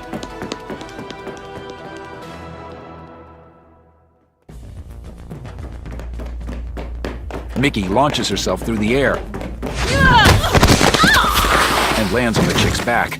They both fall to the floor, skidding in the detritus and hitting up against the wall. The girl kicks out, but Mickey grabs her ankle and twists it. The girl lashes out with her hand and hits Mickey in the face with something hard and angular. The flash drive. Mickey ignores the pain, frantically grabs at the hand, and pries apart the fingers. The girl tries to twist around, but Mickey puts her weight on the girl's back and manages to pull the stick from her fingers. She scrambles to her feet, holding the stick up in triumph. The girl pushes herself to her feet and launches herself at Mickey. Mickey's eyes go wide. She dodges, lashing out with her foot so the girl trips and slams into the wall. The girl steadies herself and turns to face Mickey. She wipes blood from her cheek. That's mine! Sorry. This is going to get my home back. Your home? That stick is my future! A way out! A way out of what? Ah! This! All this! There's a noise above them. Mickey looks up to see Matt leaning over the second floor railing. Matt! Catch! She throws the flash drive. Ah! The girl then launches herself at Mickey with murder in her eyes. Matt catches the stick just as the girl reaches Mickey. Mickey lashes out with a right hook, then goes in for a haymaker to the stomach. The girl staggers back, falling into an open doorway. Ben arrives behind Matt. Matt tosses him the flash drive. Take it. Get off the island. Hide it. What about you? I've got to clean up here. Are you crazy? I can't leave you. I'm not going to do anything stupid. Just go. The flash drive's the most important thing. Oh, damn it. Ben turns and sprints back the way they came. Matt launches himself smoothly over the balcony just as the 3 men arrive. Matt lands in front of the first one, drops into a crouch, and sweeps the man's feet out from under him so he hits the ground hard. Matt whirls around, aiming a roundhouse kick to the second attacker's head. It connects, and the man drops straight to the ground. The third one has his gun aimed at Matt. He starts to pull the trigger, Hey! but Mickey punches him hard in the kidney. He staggers forward, and Matt hits him in the chin with his knee. He drops to the ground, eyes closed. Matt straightens up. He smiles, about to congratulate Mickey. He turns, opens his senses even more, and becomes aware of the tall, skinny guy from the entrance hall holding Mickey. Matt can smell a strange scent. Oil? Metal polish?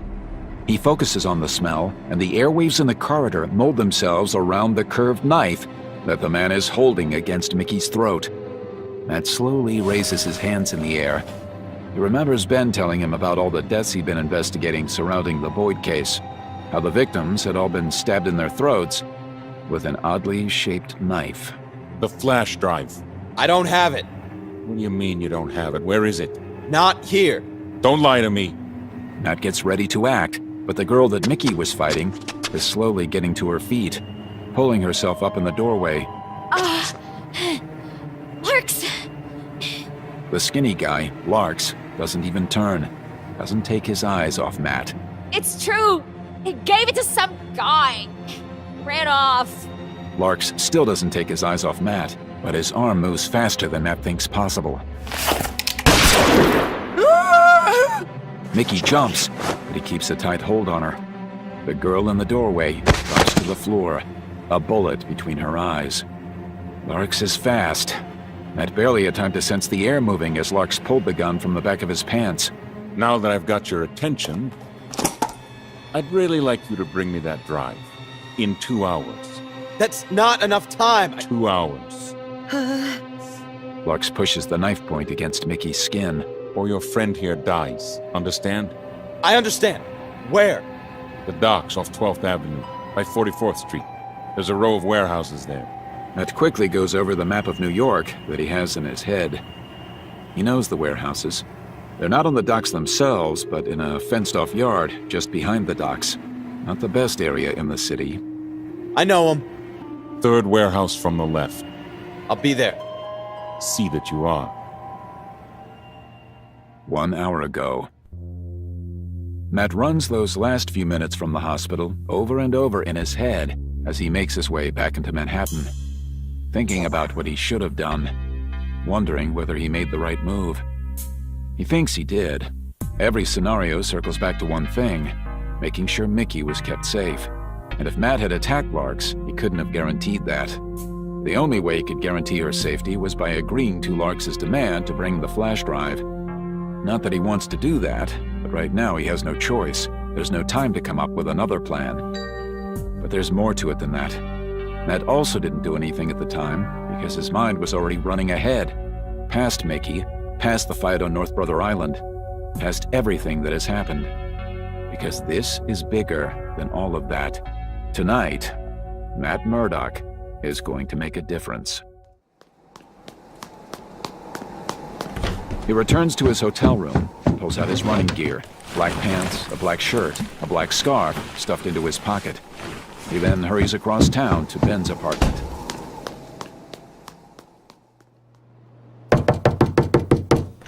He feels a rush of relief when Ben opens the door. You made it off the island. Yeah. You okay? Fine.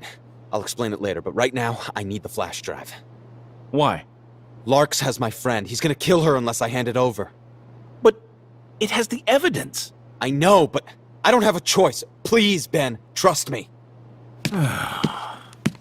Ben heads into his apartment, then returns with the stick. Can you back it up, just in case? I already tried. The file is locked. Can't copy it off the drive. He used some third-party program to secure it. Guess I'll have to make sure I get it back.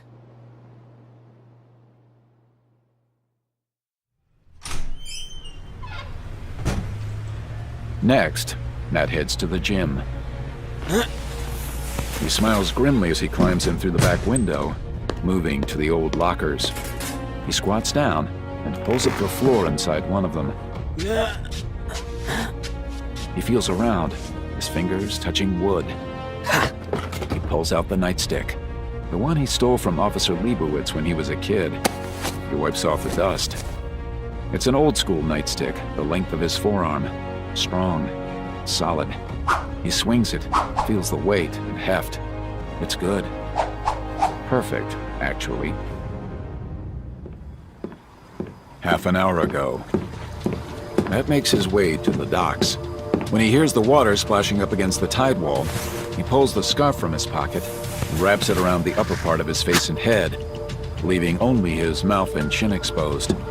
He moves between the buildings crammed along the dock front, making his way to the row of warehouses. He can feel the empty ocean to his right, the cold wind smelling of fish and salt coming in off the river. Piers dot the area in front of each warehouse. The rain starts to fall, freezing cold icicles against his face. Matt perches on the roof of a building opposite Lark's location, an entire compound sealed off with chain link and razor wire. At the center of the compound are 5 warehouses. The third from the left is the largest, easily 100 feet long.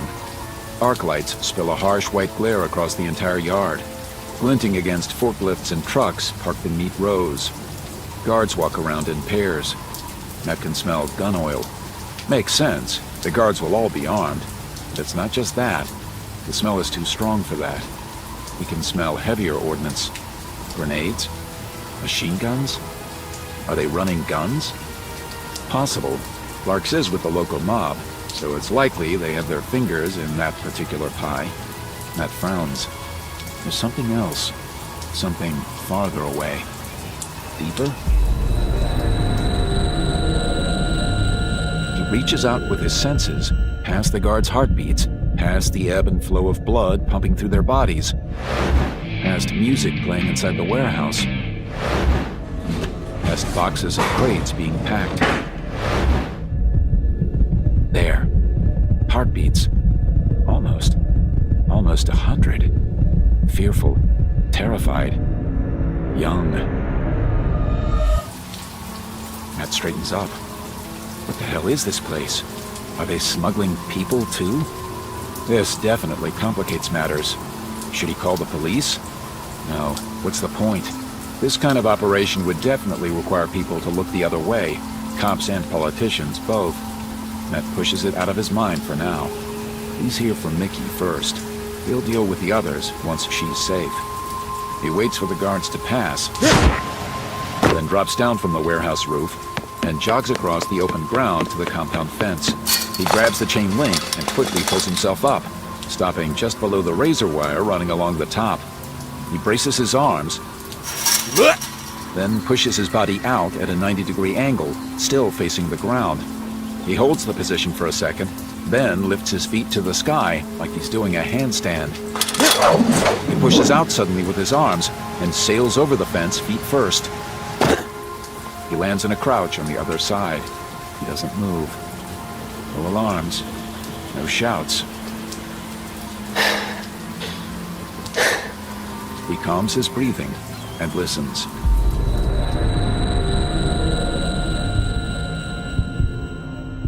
Heartbeats to either side of his position. The guards circling back around on their patrol. There are none close to him yet, so he sprints toward the vast warehouse. When he gets close enough, he leaps high into the air, grabs the overhang, and flips himself up and over, so he lands on the slanted roof. He moves toward the center of the warehouse and pries up one of the roof panels. He pauses and listens, but can't hear anything from below. He places the panel aside. He leans over the hole and waits. Nobody close. He drops through and lands on the warehouse floor behind a pile of crates. The wooden containers are piled up in grids, with narrow paths between them.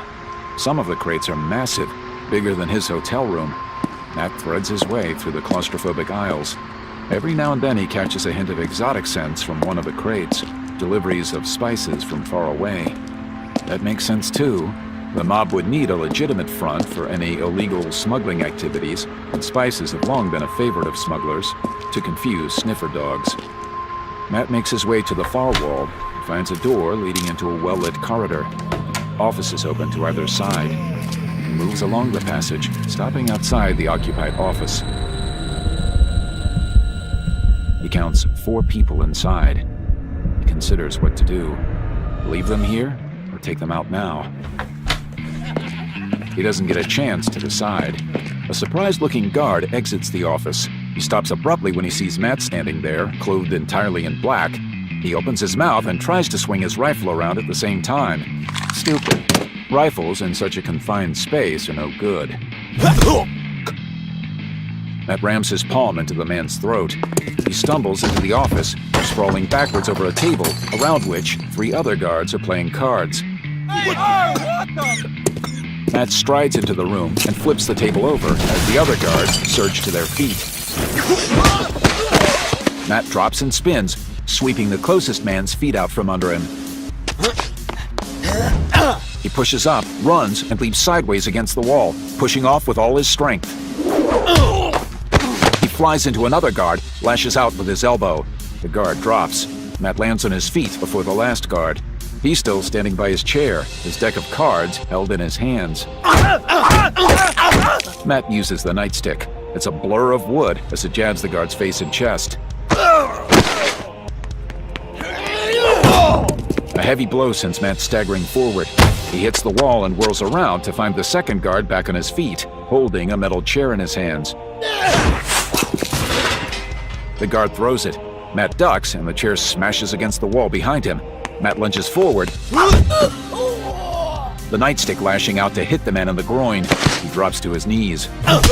Matt kicks him in the head, smacking it back against the wall. Lights out. Matt surveys his handiwork. Not bad, but messy. If he wants to get through this in one piece, he's going to have to be more refined. He rolls his shoulders. He's going to have a nice big bruise on his back tomorrow. Matt leaves the room. He moves along the warehouse corridors, seeking out Mickey's heartbeat. It's as identifiable to him as a fingerprint. There, off to his right, down a narrow corridor through a set of double doors. Matt makes his way to the doors. He waits, listening. Only 2 sets of heartbeats, Lark's and Mickey. He pushes the door open and enters the vast room. It's set up with long trestle tables and bins. Must be where the workers come to eat. Lark's and Mickey are through the door opposite. He crosses the empty space. As he gets to the center, Lark's walks in with Mickey, a gun held to her head. Matt stops walking. You came! I said I would. You okay? She's fine. The flash drive? Matt pulls the drive from his pocket and holds it up. Come forward. Put it on that table next to the laptop. Good. Now back up. Matt returns to his spot as Larks scoops up the drive and puts it into the computer. He clicks on the drive and opens it up, keeping his attention moving between the laptop and Matt. Good man. Now, just one more thing and then we're done here. Bring me the copy you made. I didn't make a copy. You think I'm stupid? I'm not saying I didn't try, but your friend Clay used some program to lock the file. It can't be copied. See for yourself. Larks turns his attention to the computer and attempts to copy the file from the flash drive. He nods, pulling out the drive and dropping it into his pocket. Your turn. Let her go. Yeah, about that. There are 4 doors into the room, and they all open to allow a stream of guards inside. They move forward, armed with pipes, knives, chains, and baseball bats, and surround Larks, Mickey, and Matt. He counts 20. You promised to let her go. Here's the thing about people like me. We lie. See, what I'm going to do is have you killed. Then I'm going to take the girl away and kill her. Slowly. Larks backs away from Matt. The circle of guards opens to let him go, then joins up again to surround Matt. Some of Matt's attackers are armed with handguns, but they're all standing in a circle around him. No way they'll risk shooting each other from this angle. This is going to be a physical fight. There is a moment of stillness. Matt can feel hunger and hate, bloodlust and anger. They come at him. All at once. Matt fights down a rush of panic and does the only thing he thinks will help him. Something he has never done. Not since that day in the hospital, when he learned to cope with his new abilities. He throws down the walls of the room in his mind and lets all his senses open up. They come rushing in, a tsunami of sound and smell and touch. The world snaps into a focus that he never knew existed. The only time he ever experienced anything remotely like this was after the accident. And back then, it almost drove him mad. Now it's like an awakening. He has a full 360-degree sense of his surroundings without having to look or listen. The world opens up, reveals itself to him like a flower unfolding in the sun after a long, bleak winter. He thrusts at his foot, hits an attacker coming at him from behind in the throat, brings the foot back, thrusts up with his knee. Catching the assailant directly in front of him in the nose, blood sprays. He lashes out with his fist, takes another in the throat, reaches out with his nightstick, hitting someone in the eye. Matt keeps moving, landing disabling hits. The throat, the groin, the eye, aiming to hurt, to maim. His senses tell him what's coming almost before it arrives. He's anticipating attacks, hearing the slice of air as fists fly. He uses the nightstick to knock away a dagger flying toward his face. It spins up in the air, and he hits it again, sending it flying away over the guards' heads. He turns, headbutts another attacker. They're close in now.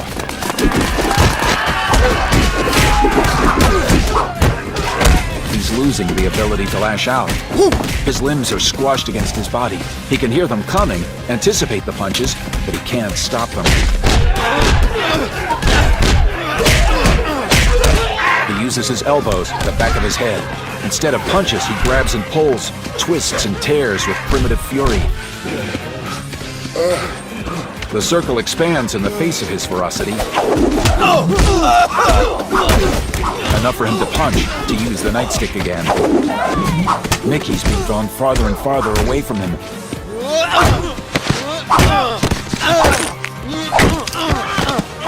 He redoubles his efforts, digs deep, and finds a ruthlessness he never knew he had. Matt leaps and kicks, his training flowing back to him. All the years of running with stick, learning, fighting, it all comes out of him now, focused.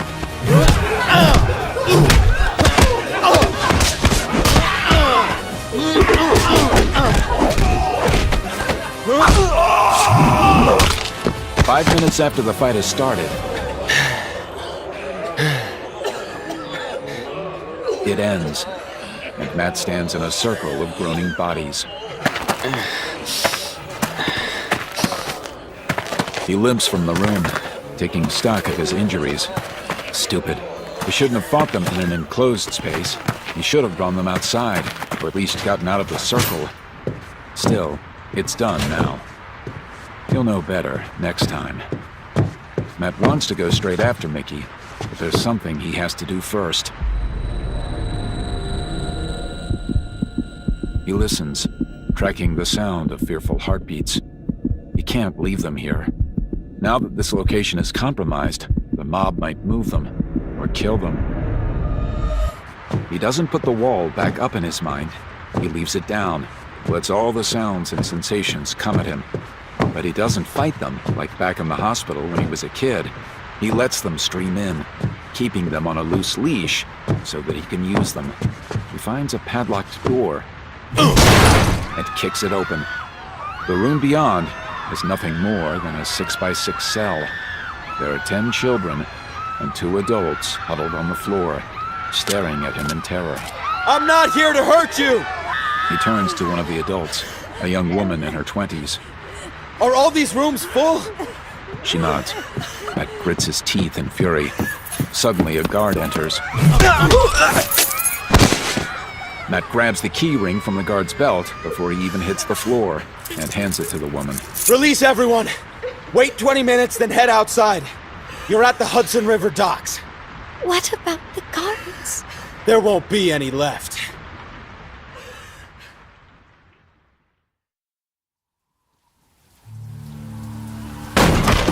"23 minutes later, a disheveled, bleeding figure staggers out of the warehouse into the freezing air. Steam rises from his body in a writhing cloud, as if the ghosts of those he just fought hover over his shoulders. He staggers through the gates of the warehouse yard. He's dazed, his mind a blur. All he knows is he did it.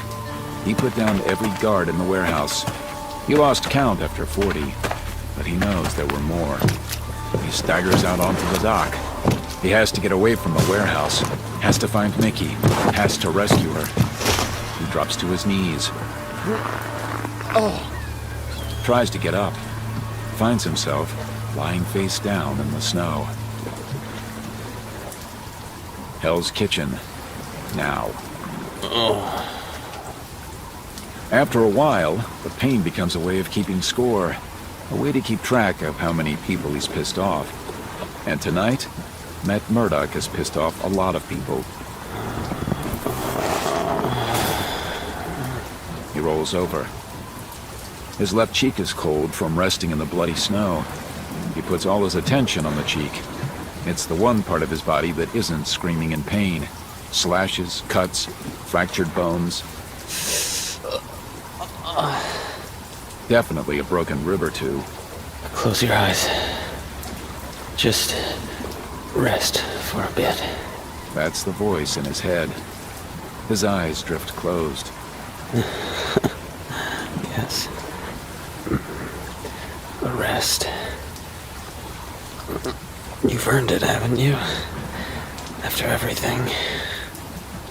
No, not yet. He hasn't earned anything yet. His eyes slowly open. Booted feet approach.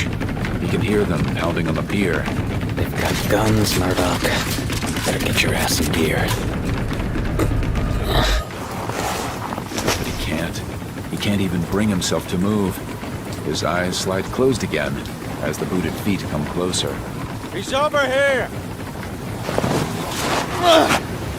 Matt pushes himself up. He sees two figures approaching, dark silhouettes lined in white light from the halogen globes in the yard. He steadies himself, then launches into a limping, staggering jog. Take them by surprise, Matty boy. Charge the men with big guns. Clever. The guns rise up. He launches himself into a dive, skidding in the snow as the bullets whiz over his head. He hits into their legs like a bowling ball, sending them sliding across the snow.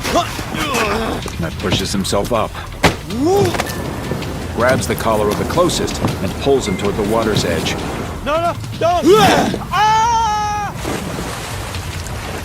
Matt throws him into the icy water and goes back for the other one. The man's trying to get to his feet, but keeps slipping and falling, attempting to steady himself with the barrel of his rifle, the handle against the ground. Matt straightens up and breaks into a jog, leaving him to it. Matt can smell Mickey, can follow her scent through the cold night. The trail takes him back into Hell's Kitchen. He moves across the rooftops, Mickey's scent growing stronger. Matt knows he's not in the best condition for the confrontation ahead. He's taken so many knocks, he's pretty sure he's concussed. He's also spitting up blood, which is never a good sign. He moves faster, ignoring the pain in his ribs, his back, his legs, ignoring the throbbing and pulsing aches, the sharp jabs from open cuts. There. A car skidding to a halt at a red light, stopping just short of slamming into the rear of the truck in front. The car reverses, tries to move around the truck. The traffic is too heavy. No way for the car to squeeze past. Matt makes his way down from the rooftop, hits the pavement, and sprints toward the car. Mickey spots him. Matt winces. Would have been nice if she had kept quiet. Larks peers out the window, then shoves open his door. Grabs Mickey and pulls her onto the street. She fights him, but he yanks her toward the closest place of concealment, an antique shop, closed for the night. He shoots the lock on the metal security gate, yanking it aside. Then he kicks open the main door, and they disappear inside. Matt approaches, the nightstick gripped in his hand. He stands to the side of the door and pushes it open. You still alive? Still alive. Come on in then. So you can shoot me? I won't, promise. Yeah. Forgive me for not trusting you. Either you come in, or I cut your friend's throat. Matt steps away from the wall and into the shop. Mickey is seated on an old wooden chair. Larks stands behind her, one hand on the knife resting against her neck, the other holding the gun. Wooden cabinets and glass display cases fill the room. The smell of wood polish and old books hangs heavy in the air. Let her go. Who the devil are you? Matt remembers the contempt of the other kids, the shame he felt at the nickname. Who the devil are you? He sees an image of his old man, the real Daredevil. The man who fought for Matt, who tried to make his life better, who wanted him to be good, to be the person he never could. And Matt realizes for the first time that there's no shame in the name, only pride. Call me Daredevil. Whatever rocks your boat. Why are you wearing a scarf around your head? I'm blind. No, you're not. Matt takes the scarf off, lets Larks see his ruined eyes. Matt can feel the confusion emanating off Lark's body. How did you survive the warehouse if you're blind? Guess I'm lucky. I won't ask you again, Larks. Let her go. You're interesting. In my line of work, I don't get to meet many genuinely interesting people. Your line of work being murder? I wouldn't put it quite so crudely. I solve problems. You're a very powerful man. Someone with vision. Kingpin. Who told you that? I have my ways. It's going to be very interesting when that flash drive gets into the proper hands. Councilman Boyd will go down. So will his son. I'm guessing your boss might be a bit worried about that. The Kingpin isn't worried about anything. No? Then he's not as clever as you seem to think. Because he should be very worried about me. Larks raises the gun, points it at Matt. I don't even like guns. My old man, he was a fisherman. He gave me this knife, lovely little thing. Means you have to get close if you want to kill. You have to look in their eyes. Matt waits. Mickey is watching him. Matt. Matt shakes his head, almost imperceptibly, and she stops speaking. Matt subtly gestures to the right, hoping that Mickey gets the message.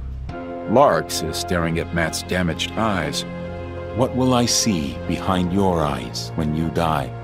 Matt waits, his attention on Mickey. He feels her muscles tense, her heart rate spike, and she moves. Diving off the chair to her left, Matt brings up the nightstick, intending to throw it at Larks, but the guy is fast. Matt shifts the direction of the stick. The bullet hits the nightstick and ricochets, spinning back through the air. It hits Larks in the throat. He staggers. He stands there, blood pouring from his throat. His body is working overtime, trying to draw in air, but there's none to get. He's suffocating. Matt takes a step toward him, then stops. He didn't want Larks to die. He wanted him to go to prison, to pay for his crimes. But Matt can see there's nothing he can do for the man now. Larks looks wildly around the shop. Ignoring Matt and Mickey, he moves toward the wall where an antique mirror hangs. He grabs it from its hook, then slumps down against the wall and stares into the mirror. Matt at first thinks he's trying to see the extent of his injuries, but then realizes that's not it. He's staring into his own eyes. Mickey comes to stand next to Matt, both of them watching Larks.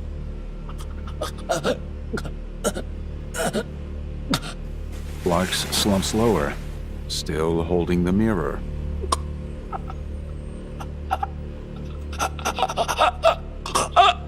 He watches himself die, stares into his own eyes as his life ebbs away.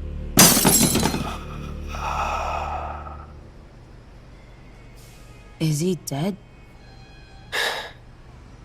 He's dead. Come on, let's get out of here.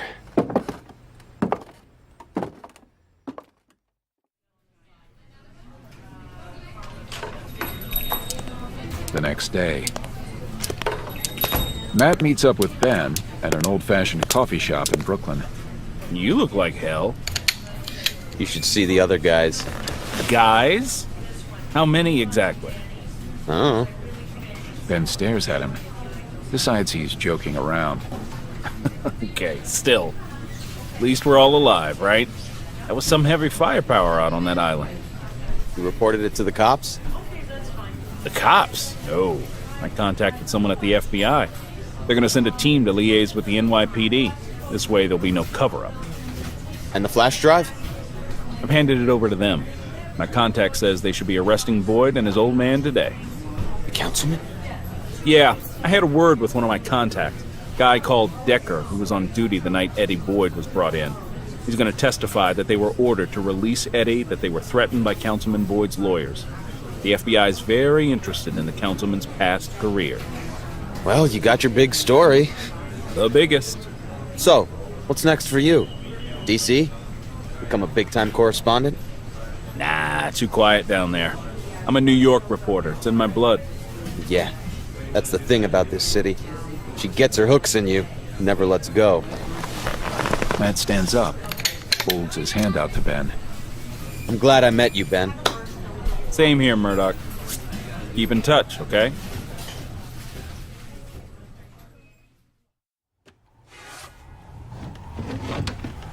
Three days later, Matt stands on 48th Street as the residents of the apartment blocks move back into their homes. Mickey stands next to him, watching her parents enter through the doorway, carrying cardboard boxes filled with their possessions. Thanks. What for? I didn't do anything. Yeah, right. You heading back to Boston now? Nah, I got fired. Serious? Serious. Said I lacked commitment to the job. So you still gonna come around the gym? You want to carry on training? Sure. There's still a few things I can teach you. Mickey stands on her tiptoes and gives him a kiss on the cheek. Thanks. No problem. I'll see you around, okay? Well, you won't. But I will. Mickey heads across the street and into the apartment block, returning to her home.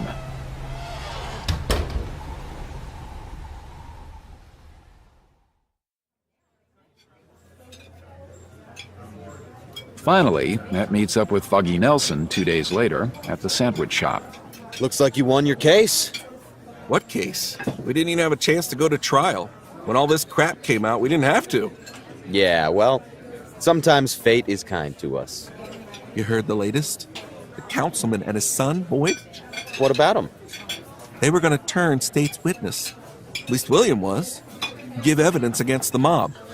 And? They were both found dead in their cells this morning. Their tongues cut out. Seriously? Seriously. Word is the mob guy got to them. This kingpin everyone's talking about. Matt's coffee tastes bitter. He's not sure how he feels about the news. They could have supplied vital evidence against this kingpin. So what's the plan now? You heading back to Boston? Nah, I'll stick around here. I've missed this place. Foggy leans forward, putting his elbow in his pastrami Reuben. Oh, man. He wipes his suit jacket with a napkin. I've been thinking, what do you say to me and you starting up our own law firm? Here in Hell's Kitchen? Where else? We're both locals. We know the area. We know the people. It's perfect. You know what? It's a great idea. I'm in. Great! My mom can lend us the money for an office, as long as it's not too fancy. We won't need anything fancy. Not for the kind of work we want to do. All that stuff we talked about in college, all those ideals we had. We can do it, Foggy. The two of us. So you want to flip a coin? For what? For whose name comes first on the door. Is it Murdoch and Nelson, or Nelson and Murdoch? Let's go alphabetically. Nice try. Call it. Heads. Oh, crap. The coin flies past Matt's face, hits the counter. Someone down the line catches it. Matt turns slightly, catches a familiar scent. A presence long missed, but never forgotten. Stick. Matt says nothing, waiting. Stick takes his time finishing his coffee. Then he gets up. You watch your back, kid. He pauses at the door. When the quarter came up tails, you came in second. Remember that, and don't get cocky.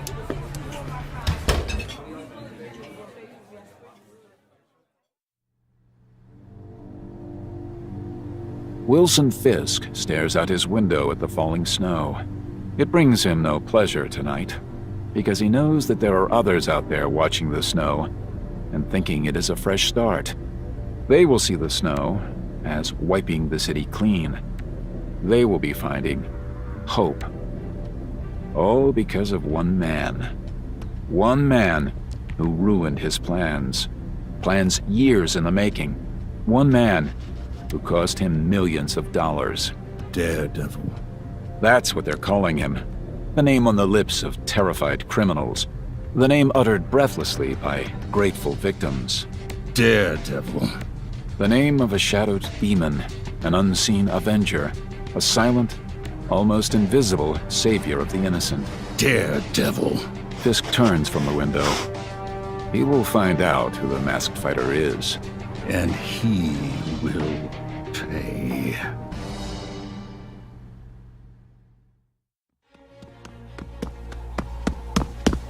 Daredevil. It was in that one moment of cold purpose, that moment when Mickey's life hung in the balance, that the name came back to him. Daredevil, echoing from the schoolyard bully's taunts. He'd spent an entire life running from the name, hating it. But now, he wears it like a badge, a reminder of where he came from, of who his father was, of who Matt is trying to be. Let the bullies know, all of them, the kind that use knives and guns, the kind that use money to beat down those poorer than themselves. Let them all know they have an enemy now. Daredevil. And as he takes to the rooftops, in a costume he made himself, dark red and black, the color of shadows and blood, Matt Murdock vows to protect this city, his home, from the bullies of the world. Daredevil is here, and he's not going away.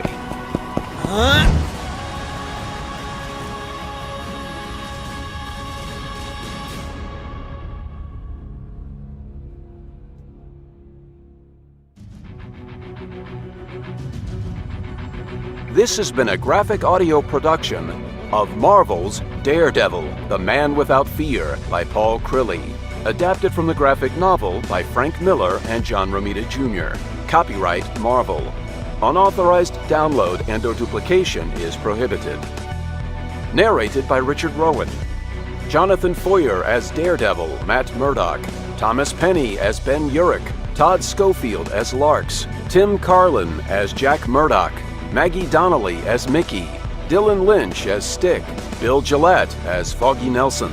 Jennifer Hopkins as Elektra, and Chris Stinson as young Matt Murdock, with Bradley Smith, Danny Gavigan, Andy Clemens, Chris Genebach, Scott McCormick, Tim Pabone, Yasmin Twazon, Jonathan Church, Michael John Casey, Dolores King Williams, Alexander Strain, Chris Davenport, Paul Reisman, Robbie Gay, Matthew Keenan, Rose Elizabeth Supan, Alejandro Ruiz, Michael Glenn, Lawrence Redmond, Nanette Savard, Tia Shearer, Colleen Delaney, David Jordan, Ken Jackson, Terrence Aselford, Matthew Bassett, Nora Ashrati, and Andy Brownstein as the Kingpin, Wilson Fisk. Directed and adapted for graphic audio by Scott McCormick. Produced by Rick Rowan and Dwayne Beeman. Executive producers James Cutting, Mary Cutting, and Angie Cornett. Dialogue editing and graphic audio sound design by Justin Wirtz. Marvel's Daredevil theme composed by Thomas Hogan. Additional original music by Justin Wirtz. Special thanks to Jeff Reingold, Jeff Youngquist, Sarah Brunstad, and David Gabriel. If you enjoyed listening to the audio presentation of Marvel's Daredevil, The Man Without Fear, you can read it and other Marvel prose novels in print or ebook editions. Visit www.marvel.com for more information. And be sure to check out Marvel's Daredevil, Guardian Devil, Deadpool, Pause, and other great titles available in graphic audio at www.graphicaudio.net. Listen anytime, anywhere with the Graphic Audio Access app, available for all Android and Apple mobile devices. Google Play is a trademark of Google Incorporated. Apple, the Apple logo, iPad, iPhone, and iPod Touch are registered trademarks of Apple Incorporated. App Store is a service mark of Apple Incorporated.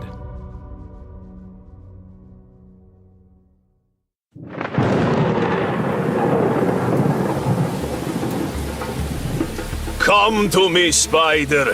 Here in the elements, in the sight of God and man. Come to me, face me, hunter to hunter, for I fear you no more. Kraven the Hunter had stalked and killed every animal known to man, and considered himself the world's best big game hunter.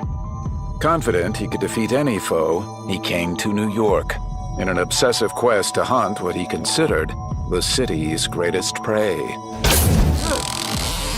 Spider-Man. You exist to test me, don't you?